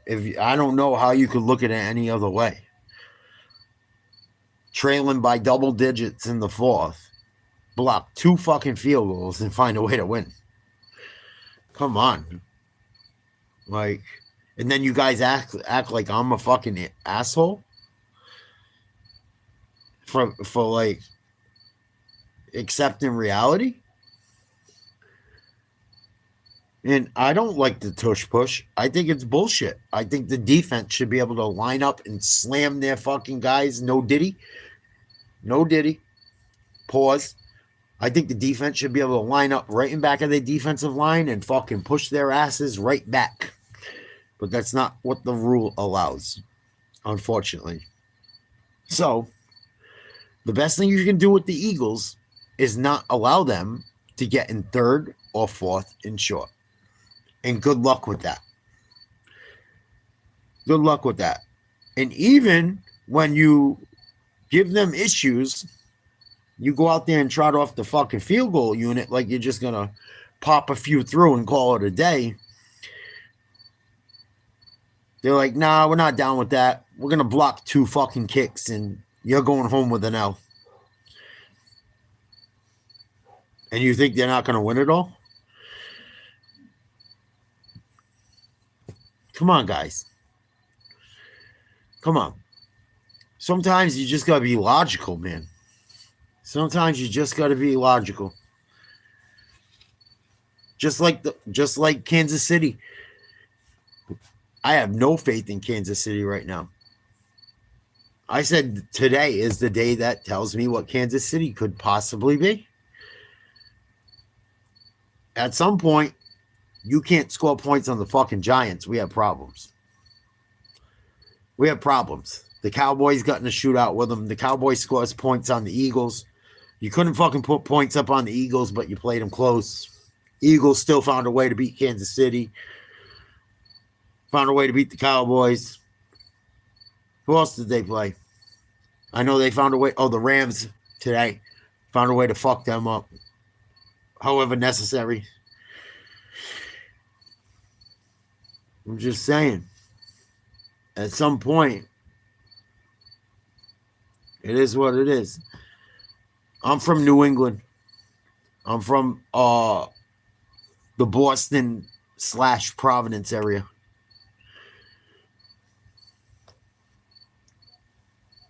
That's what's up. Salute. Be safe out there.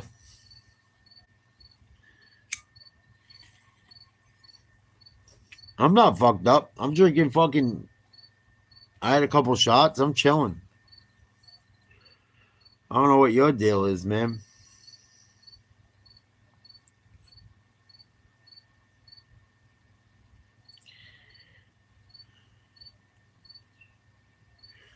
Yeah, I feel you, Preston. It's rough.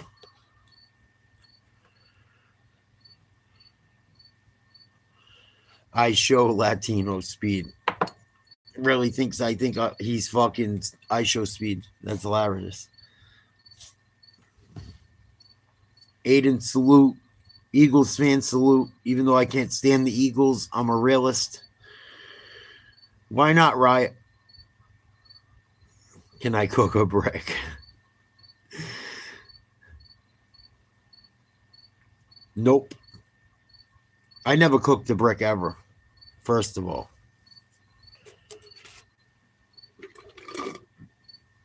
Never ever cooked a brick. I'm not that guy. Please like, share, subscribe. If any of you guys out there are some of the people I interviewed today at the tailgate for the Pats Steelers, thank you for letting me interview you. Had a blast. Unfortunately, things didn't go most of our ways, but I still had a blast. I'm going to have a podcast coming soon. I got some sponsors coming soon. We're going to have merch coming soon. I got a lot of shit coming soon. Check out my buddy, Mutant Eighths. My boy, Grow Iller. I'll tell you, it's they ship around the country. Check out Grow, GROW _ILLER _O on Instagram. One of my homies, he's going to be sponsoring the show soon. We're going to have a fucking podcast. We're going to start doing a lot of different shit. I got some people willing to invest into the channel. We're going to start. I've been keeping it under my hat, but we got some shit coming, and that's all I'm going to say. We got a bunch of shit coming. I got merch coming.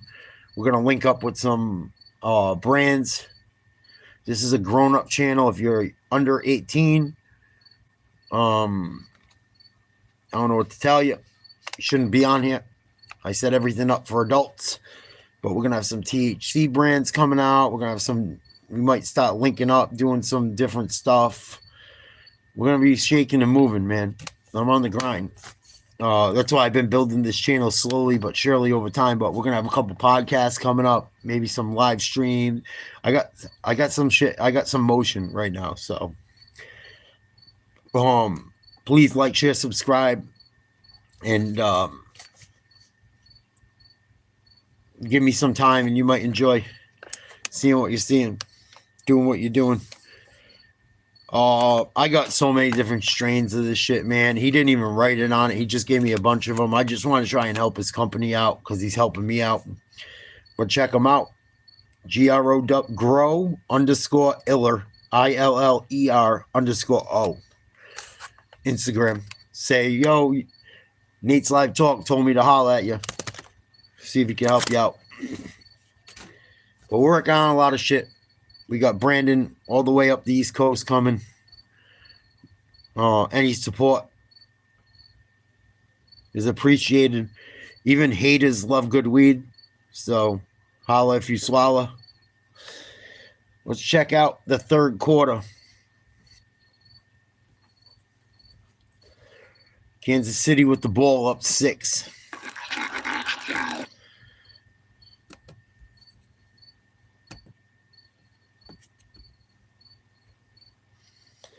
Problems you have when you take an edge player like Carter and you put him in off-ball linebacker. It's great when he's rushing the quarterback, but sometimes just sticking up in there and making those tough tackles. So I think Andy Reid may come back here as long as they're going to play that and say, let's just see if we can pound it at these lighter guys some. Walking up to the line, that's high and waiting for Pacheco. So Abdul Carter, the third overall pick in the draft, played some off-ball linebacker early in his Penn State days. Was more of an edge with the Nittany Lions last year. Like I was saying, there's no doubt you want to get him up there and be able to make some tackles. But, I mean, Creed Humphrey was right there on him. And just, I don't know who he was looking for behind that. But that was a heck of a play. And it sets up 3rd and 3. The Kelsey time for the Chiefs. Oh, Travis Swift with a catch. To the 33. Happy to move the chains. Fucking fag. That's when he's good. Watch this move in and out. When he's within 5-10 yards of the line of scrimmage, those one-step little jukes are just so hard to cover. He almost has a patent on some of those plays, and that looks like the Kansas City Chiefs offense. Look at that!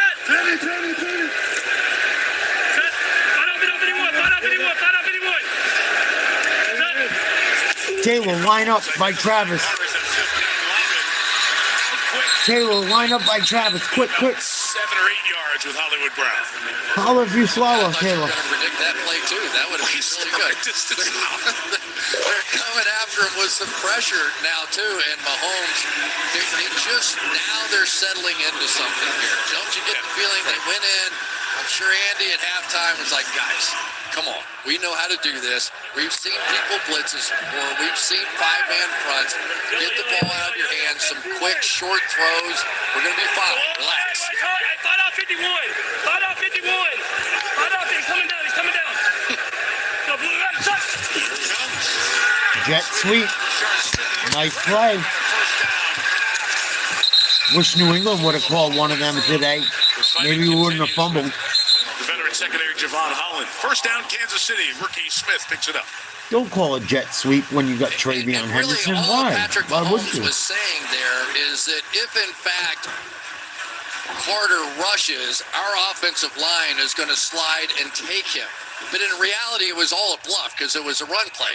But you've got to treat the run plays just like you do the pass plays, so you make all that noise about what you would do in protection, and it's just the gamesmanship within the game.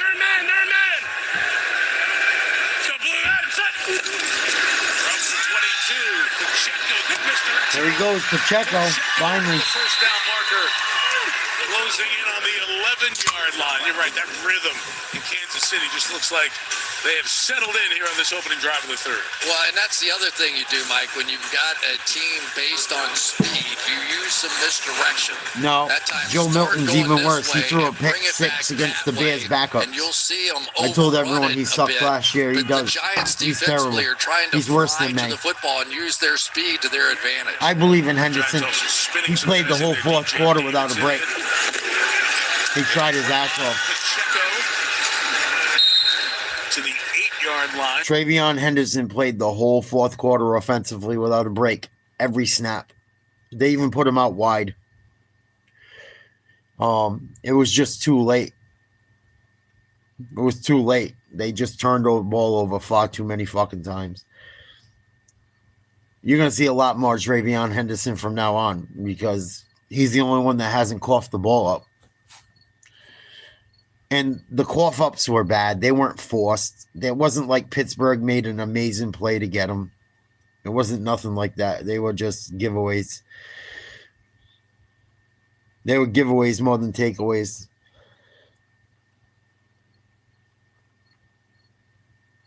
No, Mac Jones sucks. Mac Jones is fucking terrible. I've seen him play. He's fucking slow.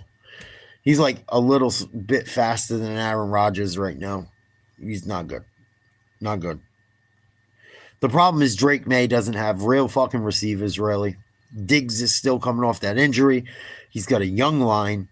Like, the team is just needs so many pieces. I liked him 3 years ago before the fumbling started. He's got 9 fumbles in the last fucking 20 games. The most in the NFL. You can't be trusted. He's got the most fumbles in the NFL over the last fucking 20 games. 9 fumbles in 20 games.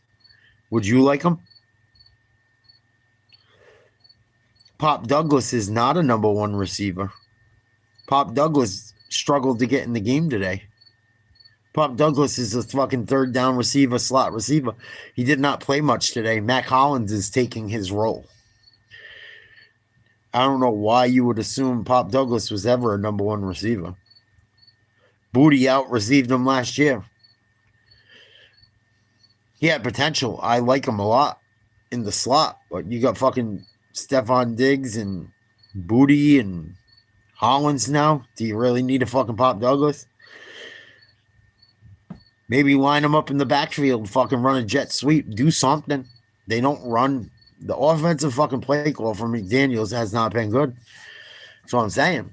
You're running fucking Stevenson fucking and trying to catch him out of the backfield receiving. And he just can't hold on to the ball. Last week was the only week pretty much he's held on to the ball in the last fucking 2 years. And it was fun. It was phenomenal. He looked good. But as I told everyone, it's the Dolphins. You might want to pump the brakes. Might want to pump the brakes a little. But I feel good about the Patriots in this respect. Pittsburgh is bad. They're going to be a playoff team. You gave them the ball 5 times and barely lost. Pittsburgh's probably going to be a playoff team. And you gave up the ball 5 times and lost by 7 points. So that tells you how fucking bad majority of the NFL is. And their defense hung in there. And I really believe if Christian Gonzalez is healthy, the Patriots would have found a way to win today. Patriots would have found a way to win today if Christian Gonzalez wasn't hurt. Even with the turnovers. He would have saved one of those touchdowns. Or it would have been a 3-point game and then maybe you kick one late and take it to OT. But I really believe that. But Patriots have a long way to fucking go. Long way to go. Look how long it took the Niners to even get a chance at making a title making it to a Super Bowl after Montana. 40 years.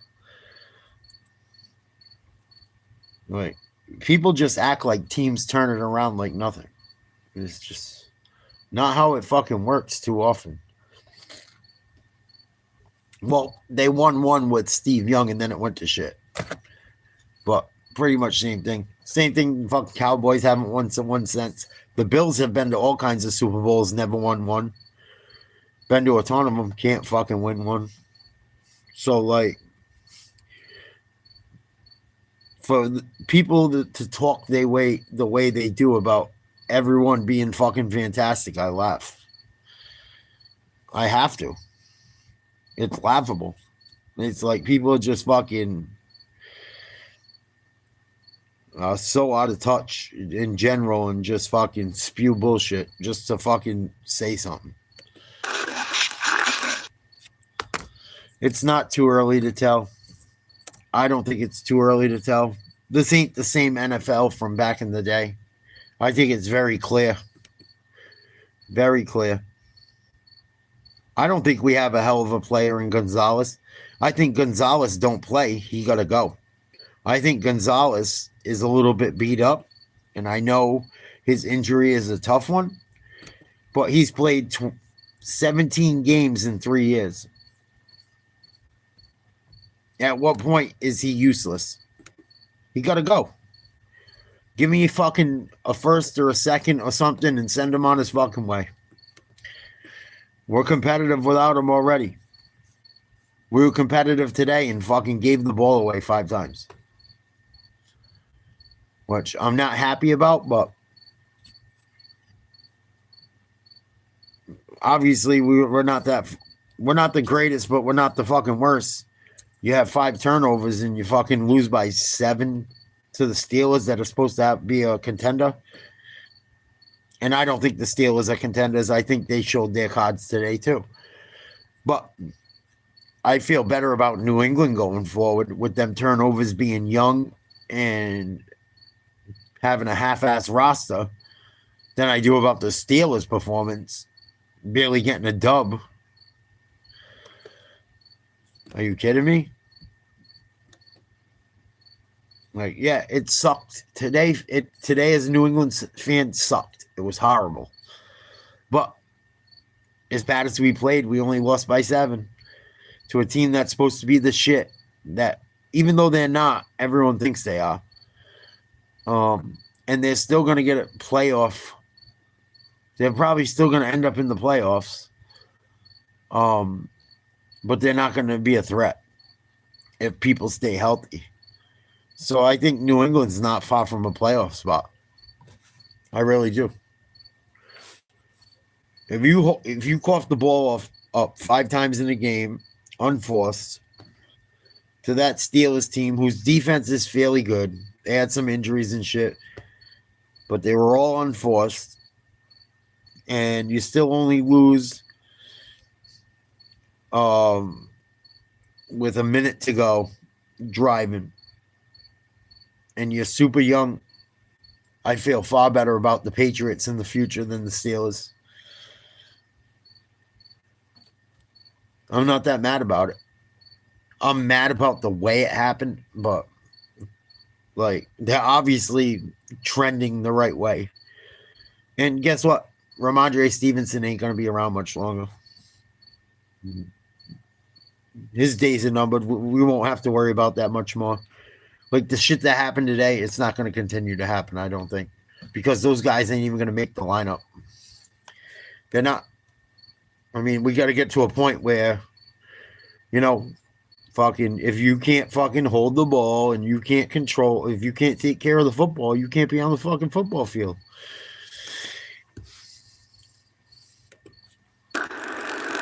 You know, whether you're a kicker, a punter, a quarterback, a fucking long snapper, a fucking lineman, special teams, it's the same shit.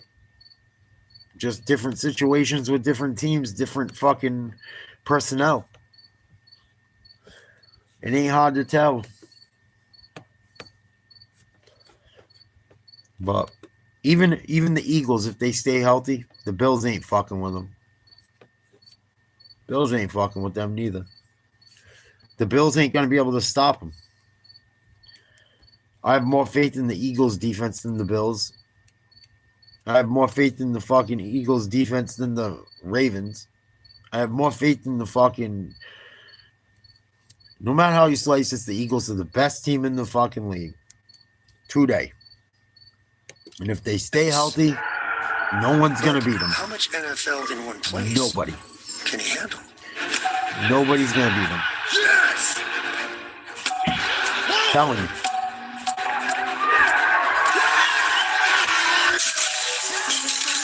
Their kicker pops them through from fucking 60 yards. They got a good punter. They got good special teams. They block fucking kicks. They blocked kicks in the playoffs last year. It ain't like today was something new. Block punts. Fucking, you got Saquon. You got fucking 2 number 1 wide receivers on the outside. Smith and fucking, everyone hates Brown and Smith because they don't do their thing until they have to. You got the tush push. You got Saquon. You got fucking, what's his name at tight end?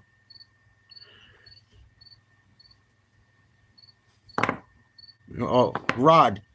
You can have all the faith you want. Your team fucking sucked today.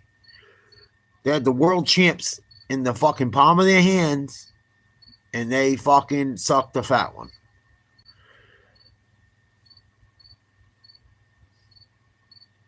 They can't handle it in the fucking regular season. You think they're going to do it in the playoffs? They had the Eagles last year in the playoffs. They fucking blew it. Williams coughed the ball up. Don't you remember?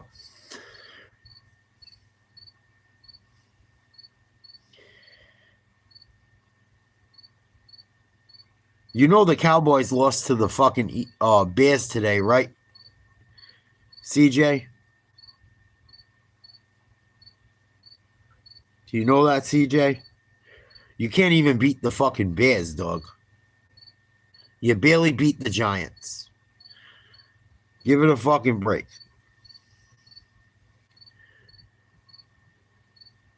Give it a fucking break.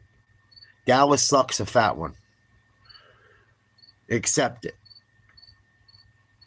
The minute you got rid of fucking homeboy to fucking the Packers, there went your chances.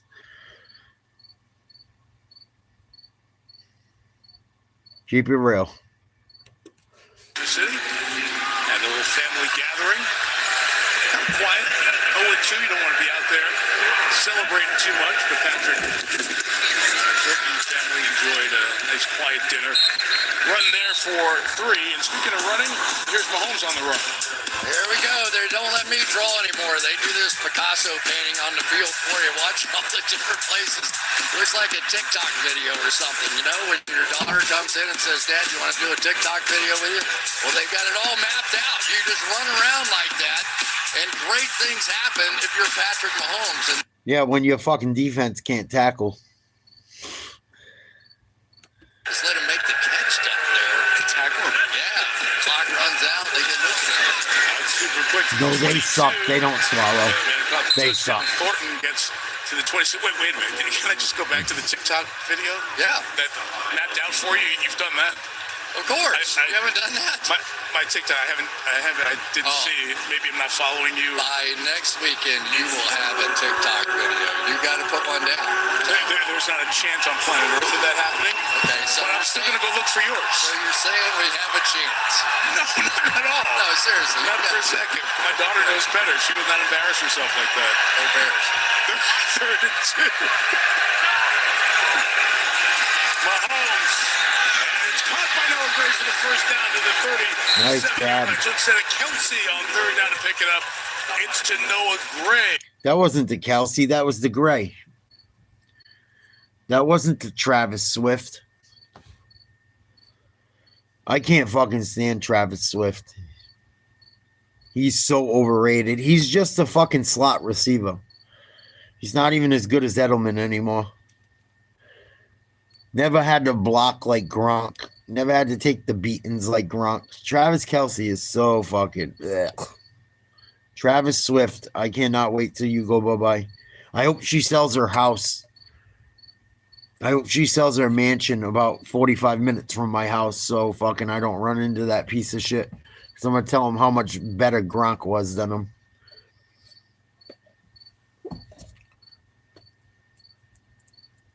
I'm part of the Player Haters Club. New England Player Haters Club. Fuck you. You ain't got shit on Gronk. Travis Swift.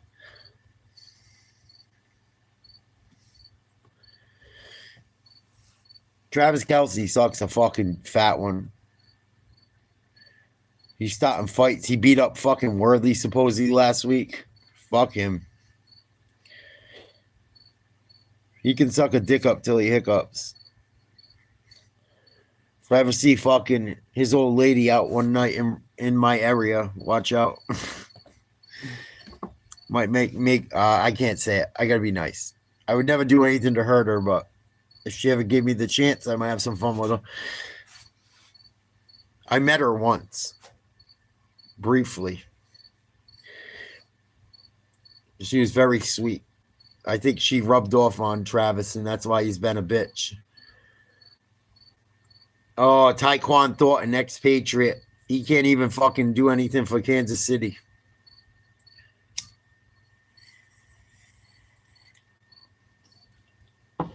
She's very good looking in person, Justin. She was very nice. I'm just talking shit. But she was cool. Actually, a girl I went to high school with is like the head of her fucking fan club, believe it or not. Funny shit. You got pictures holding the Grammy, hanging out with her and shit. Before she got like all woke and demonic and shit. When she was still a country star. Coachman, what's your beef? If you don't like listening to me talk and shooting the shit about sports, switch the channel, baby. I know what to tell you, man. I know what to tell you.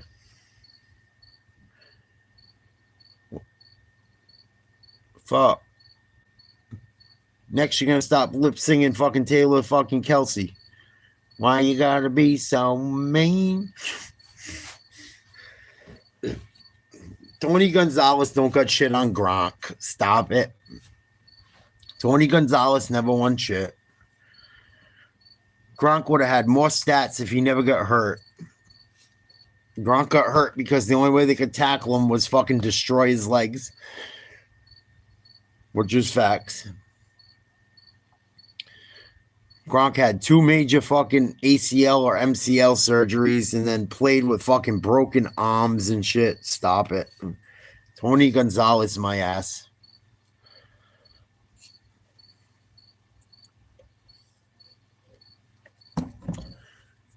Gronk is the greatest fucking tight end of all time. It's not even fucking close. I'm sorry. The definition of a tight end is not just a pass catcher. Not just a pass catcher.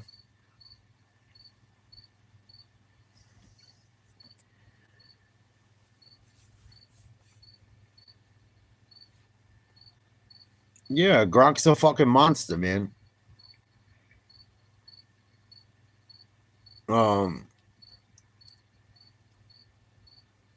And I know a bunch of shit. I don't even want to talk about it tonight, but yeah. A lot of shit happened too. All the years with Hernandez, yeah. I don't even want to go into the Hernandez shit.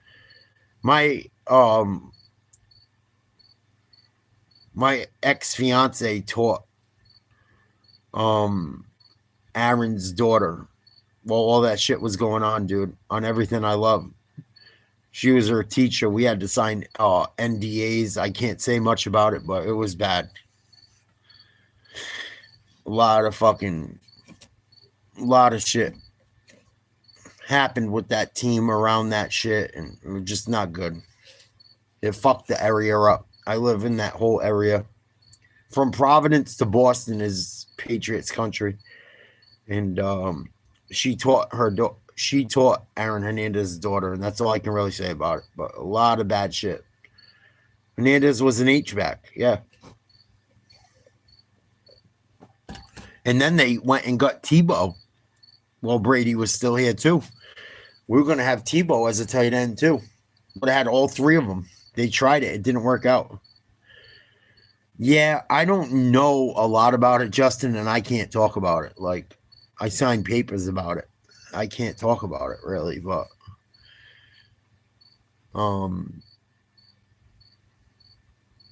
one day I'll talk about it, but not tonight. And I'm not bullshitting you, I swear.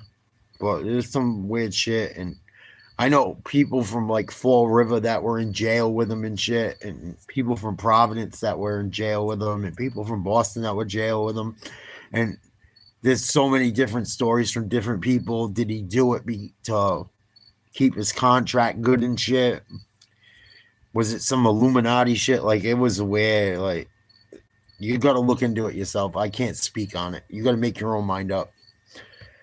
Because people I know were like affected by it.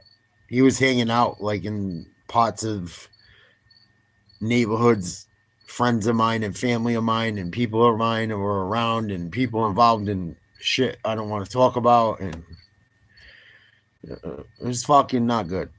Not good. And then you don't know what the guy that one of the guys might have been random. The other guy, I don't know what the fuck it was. And that's why I really I don't know enough totally where I can say anything definitively. But tons of sketch shit. And it's so wild, you don't know what to believe. But there's some podcasts out there about guys that were in the joint with him up in up in Mass, because that's where he was taken in, because where all that shit happened, the guy that he got caught doing first was like right on the Rhode Island Mass line. It was fucking. So he was hanging in Providence that night, but he was all over the joint, from Providence to Boston to Connecticut. He was born in Connecticut, lived in Connecticut growing up. So you got like a bunch of fucking underground wild boys from New York all the way to Boston. And I don't know if he had other people involved from Florida as well and shit. And fucking, it's just, I don't know what to believe. But shit goes pretty fucking deep. They were going to get him anyway. Didn't matter where his cell phone was. They had him. They matched it all ballistically. They matched it ballistically, the gun, everything. And then he fucking had some other shit happen in a nightclub in Boston that went south. And he was in multiple fights beefing with other people and shit. He was a blood, supposedly. And I'm not involved with any gangs or anything like that. You know, I know people here and there and everywhere, but I'm not involved in any of it. I don't fucking, I'm not fucking gang banging. I'm not set tripping and shit. I never, you know, I might have friends here, there, and everywhere, or, you know, people get money together and do their thing, but I was never, when it comes down to people getting hurt, it's not my thing. You know, unless they hurt like a little kid or something, or hurt a minor, like, it's just, that's not, I don't go to that fucking, you know, it's just not, I would never. I'm not that guy. And people I fuck with really aren't that person either. It's not like we're in Cali. But I don't know if he was gay or not, man. Like, I don't know. You guys gotta like do your own research. They say a lot of shit. They said he pulled a lot of that shit just to get his contract to where his family would be okay, and that's why he did what he did, which is horrible, but that's what I heard. He did what he did so he could take care of his daughter and his girl, and a lot of people thought he was a coward, but it was the only way he could keep his money, supposedly, from the Patriots. You know? I'm not saying it's right. I'm not saying it's brave. I'm not saying it's valiant. I'm just telling you the technicalities of what I heard. Giants down by 10, 16-6 Kansas City. 15 minutes to go in the fourth quarter. Wilson, bootleg right, in trouble. Throws might have been grabbed. Looks like a good catch. Should be. Flag on the play.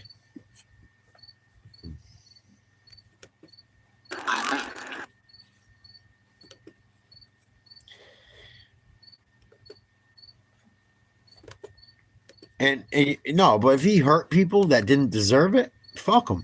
He's a piece of shit. Supposedly the guy he did that shit to didn't deserve it. That's what I heard. But like I said, it's up to interpretation. I didn't know him. Illegal touching. Offense I don't know really 17. people he fucked with. Receiver was first to touch the pass. I seen him out. I seen him out with people that were supposed to be no good, but I don't know. I don't know.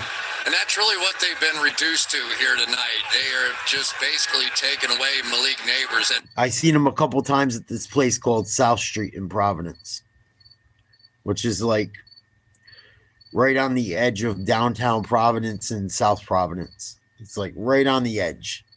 And there's a couple titty bars over there and shit. Like it's like, but it's not like totally run down ghetto. Like, you know what I mean?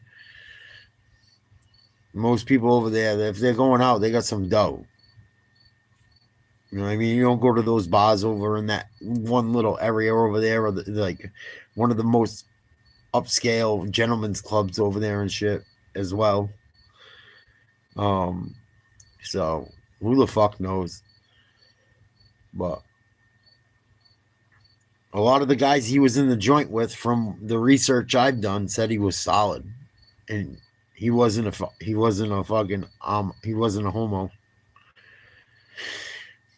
You can look it up. There's a podcast called like the W Number that has a lot of guys that were in the joint with him.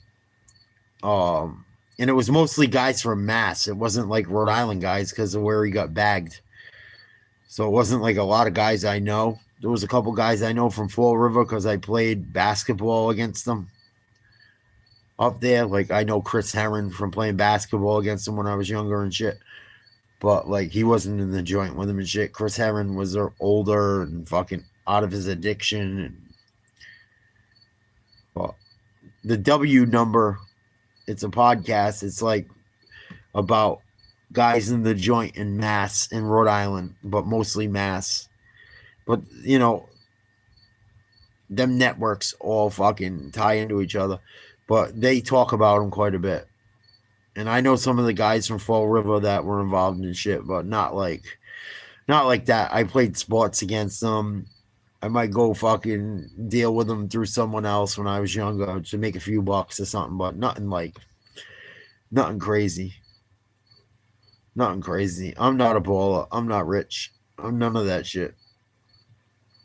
I made a lot of mistakes, but it's just what I know about it. It's just what I know about it. It's limited. And even if I knew more, I don't want to be the guy to tell everything. I don't want to be a dry snitch. But there's guys that talk quite a bit about it. And supposedly Aaron was cool with it from what they were saying. Like he was like allowing them to get money talking to TMZ and shit. So you could check it out. I think it's called the W Cast or the W something. It's a white kid that was in with all them and shit. There's a kid Boo Boo and a few other guys from fucking Fall River. And one of them I know because I think it was Boo Boo that used to date Paulie D. That was on Jersey Shore. He's from like Johnston, Rhode Island, which is right next to like Providence, and my cousins lived like near him. My cousin actually taught Paulie D some shit DJing. Like we used to go to the bar we worked at. Well, it was like a bar / nightclub, and my cousin would teach them some shit fucking around. We go in there, party, play pool. You know, we were super younger. But the dude Boo Boo ended up with like Paulie fucking D's fucking girl from back in the day, and he talks about it on the podcast I'm talking about with Aaron and shit, and just giving you guys some context. So if you check it out, I'm not full of shit. Broncos Sport Big Ben for $269. But crazy shit. Crazy shit. Well, the good news is both players got up and walked off. We mentioned Neighbors before we went to break. Here's Brian Cook walking off as well. Landed awkwardly on his head here as Neighbors went up to break up the pass. See how he lands there and down for about half of that commercial break, but does walk off the field with the athletic training staff. So they look at both of the injured players, and the Giants have their offense out there down 10 a minute. That's the name of it. It's called the W Number Podcast. And it's a kid from like Boston that area that spent a lot of time and knows ins and outs about shit and got a lot of info about that shit. Guys that wrote books on it. Dropping back. Wilson throws inside, complete. Nice catch. Oh, ball. Huge fumble. Trent McDuffie got a hand on it. It's now being called an incomplete pass. That should be a fumble. Or they say he's down first. Let's see. The official has made two signals from the side as he comes in. We also have a penalty flag down at the 42-yard line. Chiefs offense retreating from out by the numbers back to their own sideline.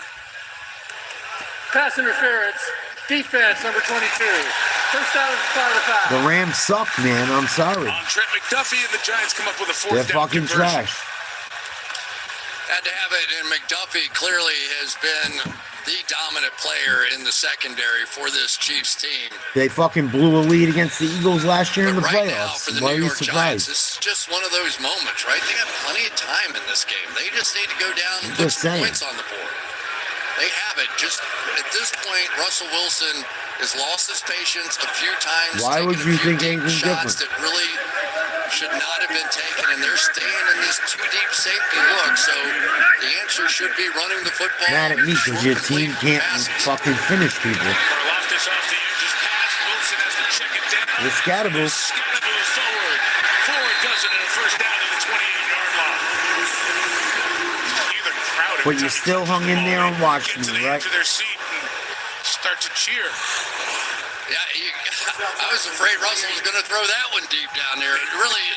It's still going to be the end result. It's what he does best, playing the quarterback position. You go, and then he finally just checks it Still down. going to be the end result. Scatteraboo's been so good running after the catch.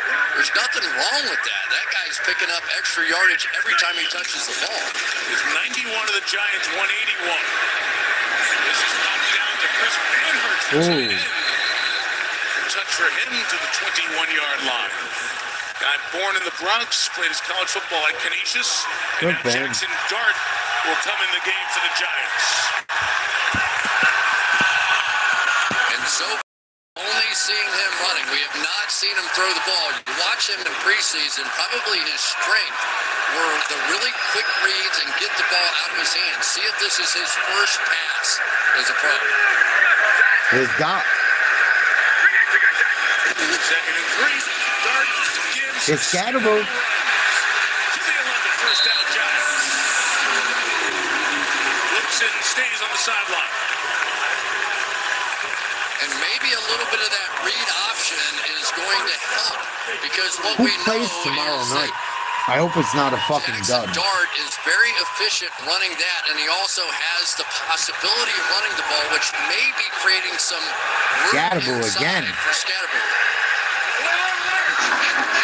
They have to defend Dart as well.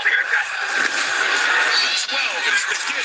Scatterable inside. 3 yards to the Lions ain't doing shit Wilson takes a few steps without home off the field. sideline, comes in. Dart heads Jags out. Lions ain't gonna get home field over So here's what I'm talking about. Here's the read the guy Eagles who can't go if the flying Eagles stay inside healthy. because Dart might take off that way. He does And even make if the tackle, but not the until he's Commanders 5 or knocked 6 him off yards down last the year, field. And I don't think Packers Russell beat Wilson him this year. presents that same threat. Neighbors back in. Making sure everybody knows he's there. From the 9, Wilson. On the move, throws underneath. It is caught by Slayton. He stopped at the 6th, so the Giants will have 3rd down and 4 for the first down, 6 for the touchdown, and a Chief is injured back near the line of scrimmage.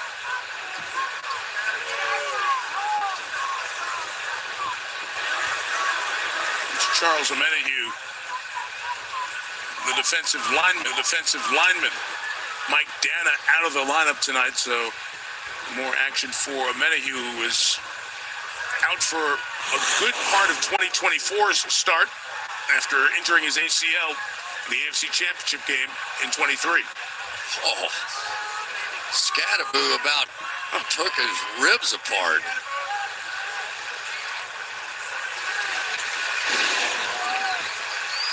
Wow. Kind of interesting, Chris. You look at the draft class for the Giants, right? You've seen Abdul Carter on defense, Scattaboo, Bo is in there playing left tackle, Dart comes in, gives you a little bit. There are other rookies contributing. There's some young talent here, and they're giving this team an energy that was missing from the Giants last year, and you're seeing it in different ways tonight. And you're also feeling it from the crowd every time they take Jackson Dart out of the game. Right? So it's 3rd and 4 for the Giants here, 4 minutes into the 4th quarter. Remember, the Giants have field goal issues with Graham Gano, who's battling a groin injury. 3rd and 4, Wilson keeping, and he is caught. Trying to escape after the fake, and George Karlaftis is there to get him. Fucking bum. 4th down. Looks like the Giants are going to... Why do you keep playing fucking Russell Wilson? Yes, they You are. didn't They're trying learn field from goals, the Gano. fucking Steelers. So we watched Gano come out to try field goals. He's at fucking halftime terrible. while the band was playing, and then a little bit after that. It was Put Jackson Dart in. What are you doing? He kicked him.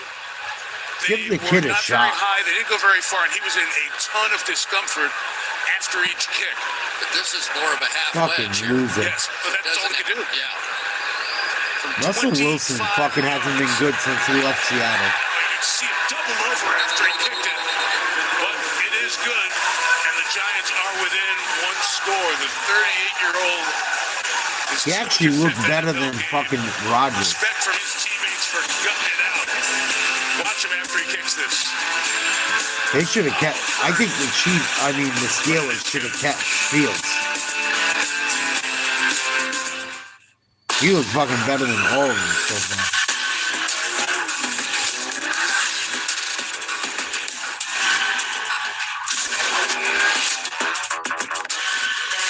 Oh shit! I'm fucking spent.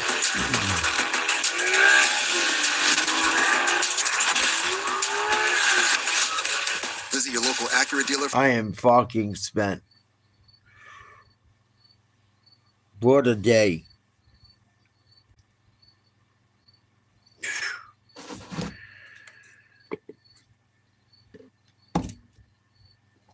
Starting to run on empty, man. See what happens this next drive or two. Call it a fucking night. Good call. Ooh. Get the all-new iPhone 17 Pro on us. Designed to be the most powerful iPhone yet. Most expensive plan not required. I'm not really one for the spotlight, but there is some gravy to be had. You know, I always seem to remote parking. But you don't have to be a VIP to get more than just savings with Geico. Every customer gets tip-top service with 24/7 fast, friendly claim support. I never do this, but could I get a picture? Yeah, it's not like you run into animal celebrities every day. Stop. It's Doug the Pug! Doug!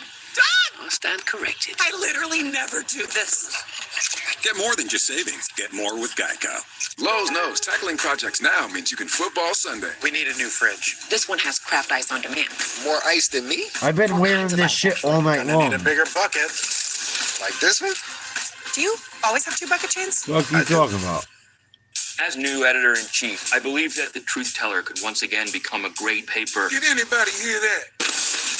Isn't a byline You're like a fucking the very idiot, last Rod. line? It's like, I appreciate the support, but you act like a fucking momo. Where are you from? You gotta be from the Midwest. You gotta be a special kind of stupid. Or from Cali or some shit. We're here. By AT&T connecting. You gotta be a special kind of stupid from somewhere stupid. Vito's, a place in Hoboken, and you may call it a pork roll or There's no doubt. Taylor ham, egg, and cheese. And the Taylor is John Taylor, What not the guy who won the unforbidden? Super Bowls with the Niners. Oh, Sorry, Chris. that explains John it all. Taylor was a farmer back in the 1800s who wanted to make some ham that was inexpensive. But You up in the Ozarks smoking meth or something, man? Fuck. Something gotta give. the return is hit hard at the 23-yard line. Fucking Momoville. Let's take a look at our 4K Population Skycam 1. delivered by Walmart Plus, and ordinarily it's Dexter Lawrence who's delivering big hits on the quarterback. Sounds but like it. Not against the Kansas City Chiefs. They have had him bottled up all night long with double teams and running at him, and just hasn't really had a chance to get jump started at all. He had an issue with his elbow last year, and then you see the two big guys this past. I think your real name's Walter. Inside Yeah. run for Pacheco, 27-yard line. Yeah. You do it. You just don't know you do it. It's just all around you, so you've got to contact all the time. Changed the game so much. His numbers here tonight, Melissa. Yeah, and we've been watching him down here. And starting early in the third quarter, he had a conversation with the athletic trainer and the team doctor. Didn't go in the medical tent, but they were massaging his left God elbow help and me. forearm, testing the strength. He was grimacing Special in pain. kind of Chris stupid in this mentioned it. country. It's worth noting he dislocated that same elbow last year, missed the final 5 games of the season. On the sideline for the moment, 2nd and 6. Mahomes chased, throws it away. I don't know. You talk like you're fucking a little faggy. Set up a big third down. I don't know about being straight. And Lawrence back in. And these guys close fast, don't they? Watch Thibodeau coming off the edge there, and Tron Taylor tried to get his speed to get out there on him, and Thibodeau just... I hear you, Louie. I'm a Patriots fan, but as far as I'm concerned, no one's fucking with the Eagles if they stay healthy. I don't see it. I don't see it. I don't see anyone beating the Eagles if they continue to be healthy and play the way they have. Nice catch. Who the fuck was that? It better not be Tyquan Thornton. I'll lose it. Of course it was. Ex-Patriot. Second half. Couldn't get on the field for New England, but lighting it up for the fucking Chiefs this year. Fuck me. The end of this one. Abdul Carter's going to loop around, but that was sexy Dexy. I do. Louis, don't pay attention to Rod. He's a pole smoker from fucking Missouri that doesn't understand how fucking horrible his team blew that game today. But still thinks they can fucking win. After blowing 2 fucking major leads against the Eagles 2 years in a row. One day he'll get it. Read a little bit to say, yeah, could somebody like Smith give you some cheap yards, right, in the passing game, whatever. And he goes, yeah, we're not playing them all the time. They're not big enough for that. We got big guys for that. Speaking of big guys, Chris Jones going to get a break before the defense has to go back and try to close the game out. Chiefs trying to get win one. Mahomes, quick one. Hollywood Brown, 35. They will pull it in and get a Chiefs first. You got to get a big pot. You got to get a big pot. You got to get a big pot. You got to get a jar. And you got to mix up that shit and drop it in the jar and let the water boil in the pan. Drop the jar in with the baking soda and the other shit. Let it solidify and you're good. You better hope it comes back though.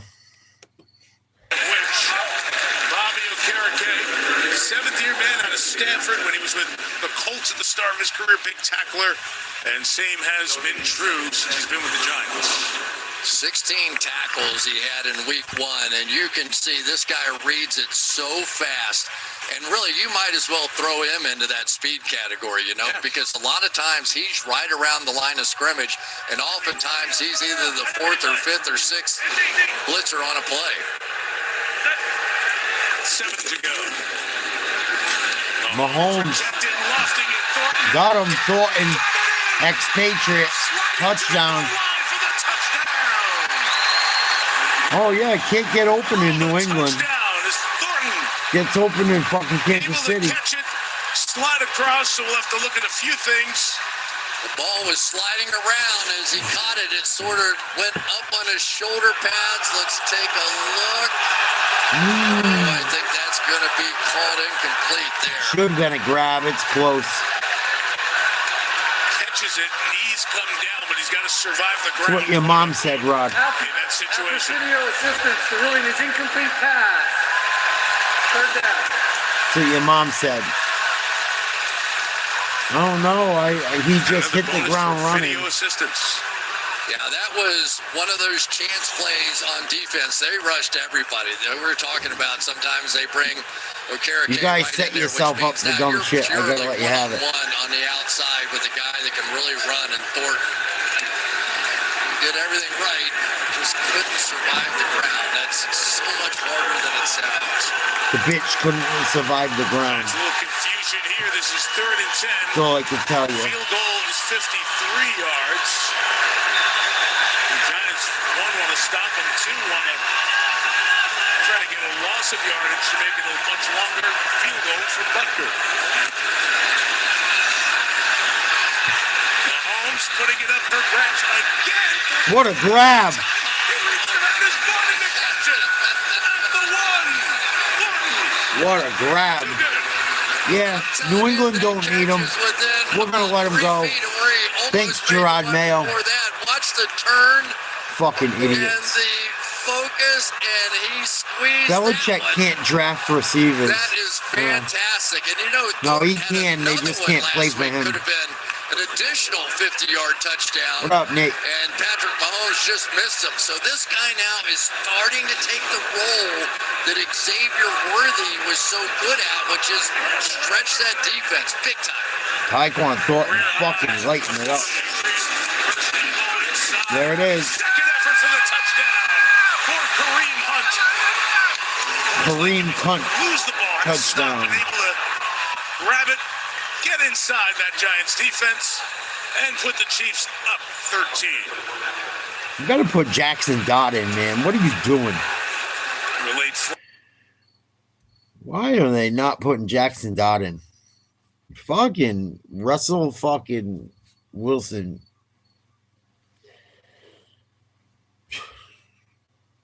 That's why I laugh about the quarterback shuffle I see. It's just like shuffle, shuffle, shuffle. It don't matter. If it ain't Mahomes, if it ain't Hurts, if it ain't Allen, if it ain't fucking Jackson, really don't matter. Trying to say it. Trying to tell you. Kareem cunt, unsportsmanlike conduct, acting like a cunt. Will you piss on a bitch again? Probably. Hunt, his second stint with the Chiefs now. This shit is over. His first rushing touchdown of this season.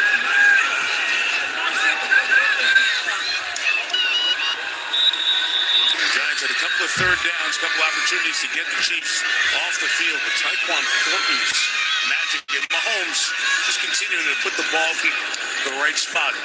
You got to kick it from the 50. Holy shit. From 48 yards for 1 point. No good. And Harrison Butker's night. What a struggles continue. That is 4 missed kicks here for Butker in the first 3 games, and the penalty by Hunt costs his team a point. Tyquan Thornton, ex-Patriots. Way to go, bro. Catches on this night. Hunt put the Chiefs down there to take. Could have used that today. Could have used that since our running backs can't hold on to the ball. Or our quarterback. Fucking. I knew when he went to fucking Kansas City it was not going to end well for New England. If someone can throw the ball to him, it will surely be fucking Mahomes. This was a big second half for Kansas City. They needed this. They look much better. They still don't look great, but they have something to build on. But they're still not knocking off the Eagles. And Andy Reid just fucking plays them like a fiddle. Even last week, watching that game, Andy Reid played like he just played them.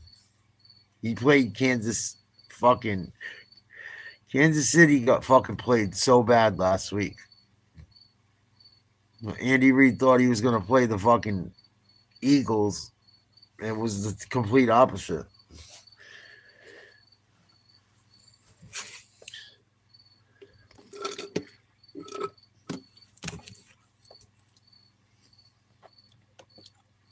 Determination. I've said it more than once tonight. Eagles stay healthy and they continue to play the way they do. No one is beating them. It's never been more obvious. It's just getting more and more obvious because they're winning in more ways than they ever have. Winning in more ways than they ever have. And Tampa Bay keeps squeaking out wins against teams that aren't very good. In all honesty, Tampa Bay might get fucking. Tampa Bay's got a big test. I got Tampa Bay at like 13-3 this season if they play flawlessly. But now Mike Evans is hurt and shit, and they're a little bit beat up. I like their running game, but still. Defensively, they have given up points. And Philly scores points. Philly scores points. Until they don't score points. I mean, they didn't score a ton against Kansas City, but they played field position. They played field position. They played clock. They played smart. They knew everyone was going to go for everything on fourth down between the two teams. Rod, I thought you were going to bed. Go to bed. For someone that's my biggest hater, you sure love hanging around. That's why I'm good at what I do. I hate to say it. I'm pretty fucking good at what I do. Keep you hanging on for more. Wilson, Scatterboo, out the middle, almost 9. Jackson Dart, they don't want to put him in there too soon. But at some point, you love it. You also drafted him in the first round for a reason. And you're sitting there staring at 0-3 right now. Empty backfield, Scatterboo out wide. There's just no way around it unless things get Green in a big-time hurry. Scatterboo for the first down. He's got about 125 scrimmage yards. He's had a good night here tonight. Melissa. Yeah, Mike, continuing that conversation, I talked to Eli Manning, who knows very well what it's like to be a rookie and sit behind a veteran quarterback and learn. He sat behind Kurt Warner for half of his rookie season. He told me he believes this is the perfect situation for Jackson Dart, but he's able to take some time and learn from Russ. Who got sacked there by George Karlaftis back at midfield for a loss of 5 yards. And we did mention it briefly earlier. Look, Patrick Mahomes is the guy in the National Football League. 3 Super Bowls and all that he's done in his now 7+ years as the starting quarterback. He didn't play to the last week of his rookie season, and everybody around the Chiefs tells you how valuable that was for his growth. Wilson, sideline shot here, complete to the 35-yard line. Very close to a first down for Darius Slayton. Jalen Watson tackle. And I'm going to try to say this diplomatically, but Scatterboo's all right. He's done better than I thought he would. That building I liked him at Arizona State. He has a lot of heart. Like, they almost knocked off Texas because of him. He almost beat Texas by himself. watching his name tag, wow. Yeah, and teammates, the connection. He's And like one that of the was guys pretty right impressive. away, and he's having fun on the scout team, and you can tell he's a guy that just loves football. Illegal shift. Offense number 18. 5-yard penalty. Replay, first down. But it does make sense, doesn't it, to wait and let him be ready? Because I thought Mike Kafka, ironically enough, drafted by Andy Reid, worked with Andy Reid as a coach. I thought he would have trouble fitting in the NFL. So far, he's doing all right. But I wonder if, like, he's getting away with some shit. Like, they're just, like, giving him yards and not giving up the big play type thing. Like, oh, we'll just let Scatterboo do his thing until he proves, like, he can, where we really got to worry about him putting up points and shit. Like, he has over 100 yards tonight, all purpose. I think he's got, like, 120 something, but it hasn't equated to points.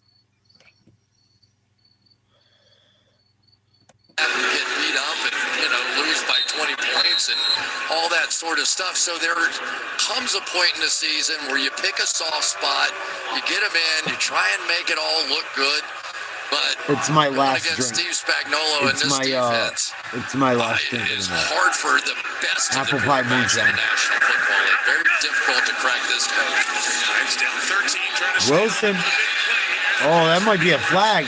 not close. Ooh. Noah Williams, rookie out of Cal, third rounder at the coverage for KC. But it was interesting for me. Were they going to continue to Neighbors play that hasn't soft done coverage? shit And tonight. clearly, it frustrated Russell Wilson. He had that 40-point game or whatever it was the other day against Dallas. They were bombs away, and everybody was making plays. Malik Neighbors here and there. And that guy, there was no way Steve Spagnuolo was going to let Malik Did your boyfriend buy him for you, and Rod? it frustrated Russell Wilson, and the other guys weren't good enough to pick up the slack and carry the load. 4th and 5 for Wilson. I'm a jerk. I'm sorry. Nice grab. Make sure you thank him. The 5 with 3:22 to go. Giants have a couple of timeouts as they hope to score on this side of the 2-minute warning. Get the ball back. Wilson just gets rid of it with nothing open. Push it up the tunnel. 3:10 left. It's a very brave catch going down the field because you will see he's going to take a shot. It was Jamari. Yeah, David, you guys definitely fucking got the better of the Patriots today.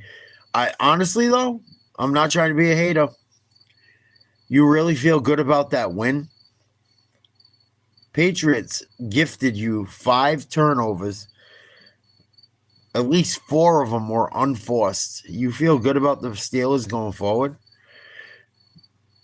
The Pats had 5 turnovers with a fucking roster of like 40 guys that belong in the NFL. And you win by 7.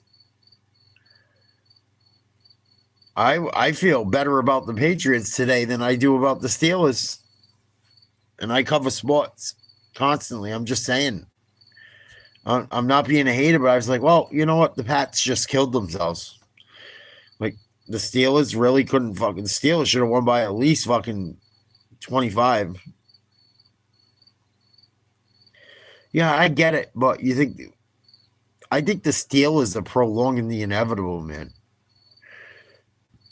The Steelers got a big rebuild coming. They're just holding on to quarterback after quarterback.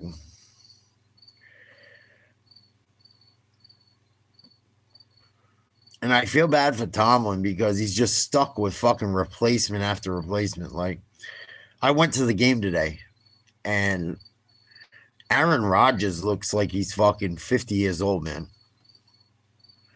I'm just being honest. Like, he has no escapability. Like, he was fucking... He had 2 good throws. Other than that, everything was screens, check downs, like... And they did what they had to do to win. New England fucking... I feel much better about New England going forward just because they played so horrible. I'm like, cool. I got some faith in him.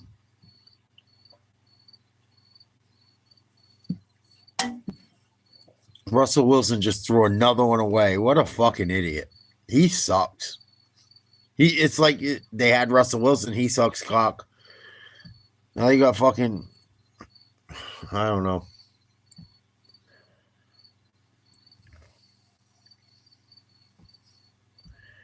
Chargers are in the mix right now, but I'm still not sold on them either. See, like the Chargers are in the mix, right? But the thing is the Chargers don't beat the Eagles. The Chargers don't beat the Bills, in my opinion. Chargers don't beat the Ravens. Probably don't beat the Packers if that somehow turns out. And the Packers stock went down to this week. I hate to say it. I fucking hate to say it. The Steelers are by far number one. Bills number two. Ravens maybe. After that, it's like we don't fucking know.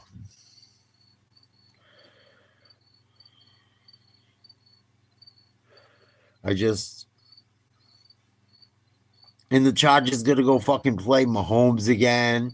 It's gonna get cold. They're gonna go to Denver. I don't know if they played the Chiefs at home or not, but they probably gotta go to fucking Kansas City in the cold.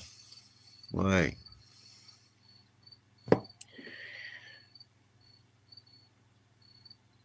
I don't know. There's like 4 teams, I think, that win the Super Bowl this year if they're healthy. And I think it's very obvious. And I've told you guys all night. And I've never been this early in the season and have felt this strongly about teams. That's the thing. Like, other than like Brady back in the day with the Pats, when just they fucking win. You know what I mean? Like the culture they built. I knew it. I knew they're going to be fucking interesting every year. But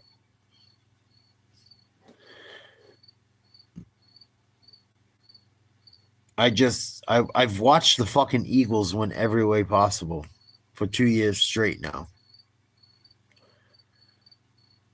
I've watched the Eagles win every way possible.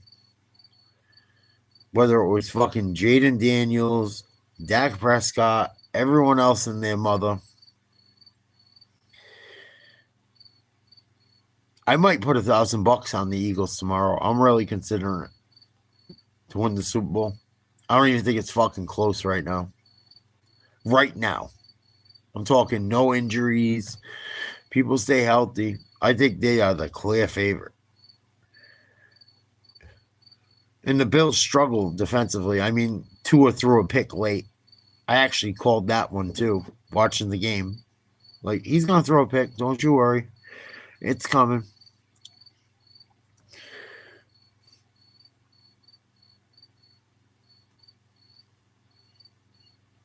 The Eagles don't even going to fucking throw the ball. That's what's even worse. Like, they can run jet sweep with fucking Brown. They can run jet sweep with Smith. They can run it with their fucking tight end. They can do whatever the fuck they want. They don't even got to put it in the air.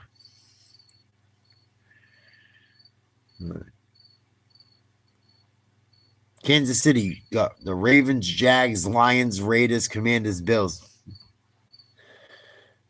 1, 2.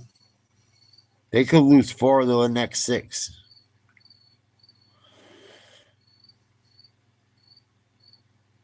They ain't gonna lose this one. But I'm still not sold on them motherfuckers yet either. Whatsoever. And the Chargers, I still don't believe in, but I think they are outgrowing. I think the Chargers are better than the Broncos because Herbert's a better quarterback. He proved it today again. I wasn't like, it's not that I'm not sold on these guys. They're just young. They're going to have learning curves.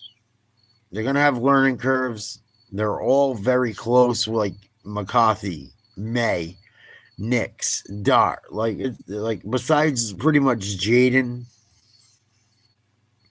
that's the only guy out of that quarterback class that's fucking really, like, you can feel good about. And even he's been beat up.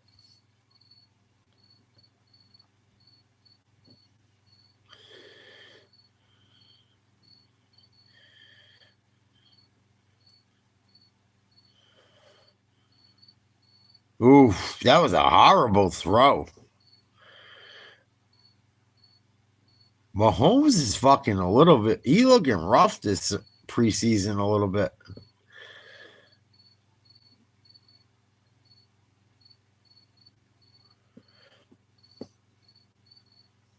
Oh, he got away with a push off. It wouldn't have mattered because it was underthrown, but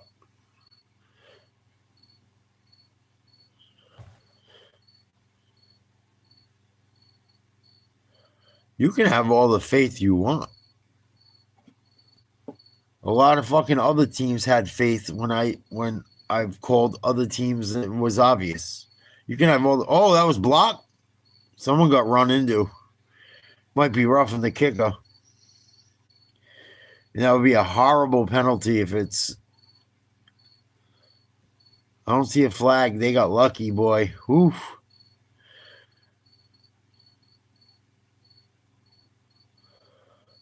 Wow. Should have been running into something.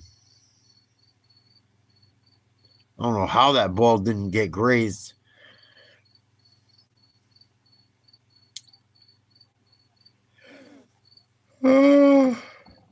Excuse me. 22-9. Giants down. 13. Timeout, Giants. These motherfuckers are cooked. And it's a full stop, not a timeout. Still first down. John Runyon Jr. Was his dad a long time in the league, 14-year career, served in Congress, Vice President of Rules Administration. Remember once he famously had to send a letter to his son finding his son. Yes, Neighbors. Neighbors finally gets a second catch, takes a big stick as well from Noel Williams. As that play gets us to 2-minute warning. Chiefs up 13, and we turn our attention to the big one with the big storyline next Sunday night. The Cowboys trading Micah Parsons to Green Bay. Packers getting a superstar. Oh, who gives a shit? They lost to the Browns. Green Bay. All of a sudden, this game. Green Bay stock plummeted.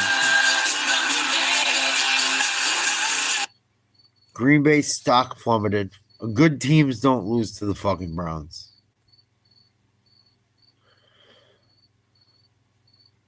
All right, I'm calling it a night. I'm going to bed. I've had a long day. I've dealt with a bunch of fucking retards long enough. I doubt fucking New York Giants are going to pull something out of their fucking ass. Like, share, subscribe. To all my haters, suck a dick up until you hiccup. Peace.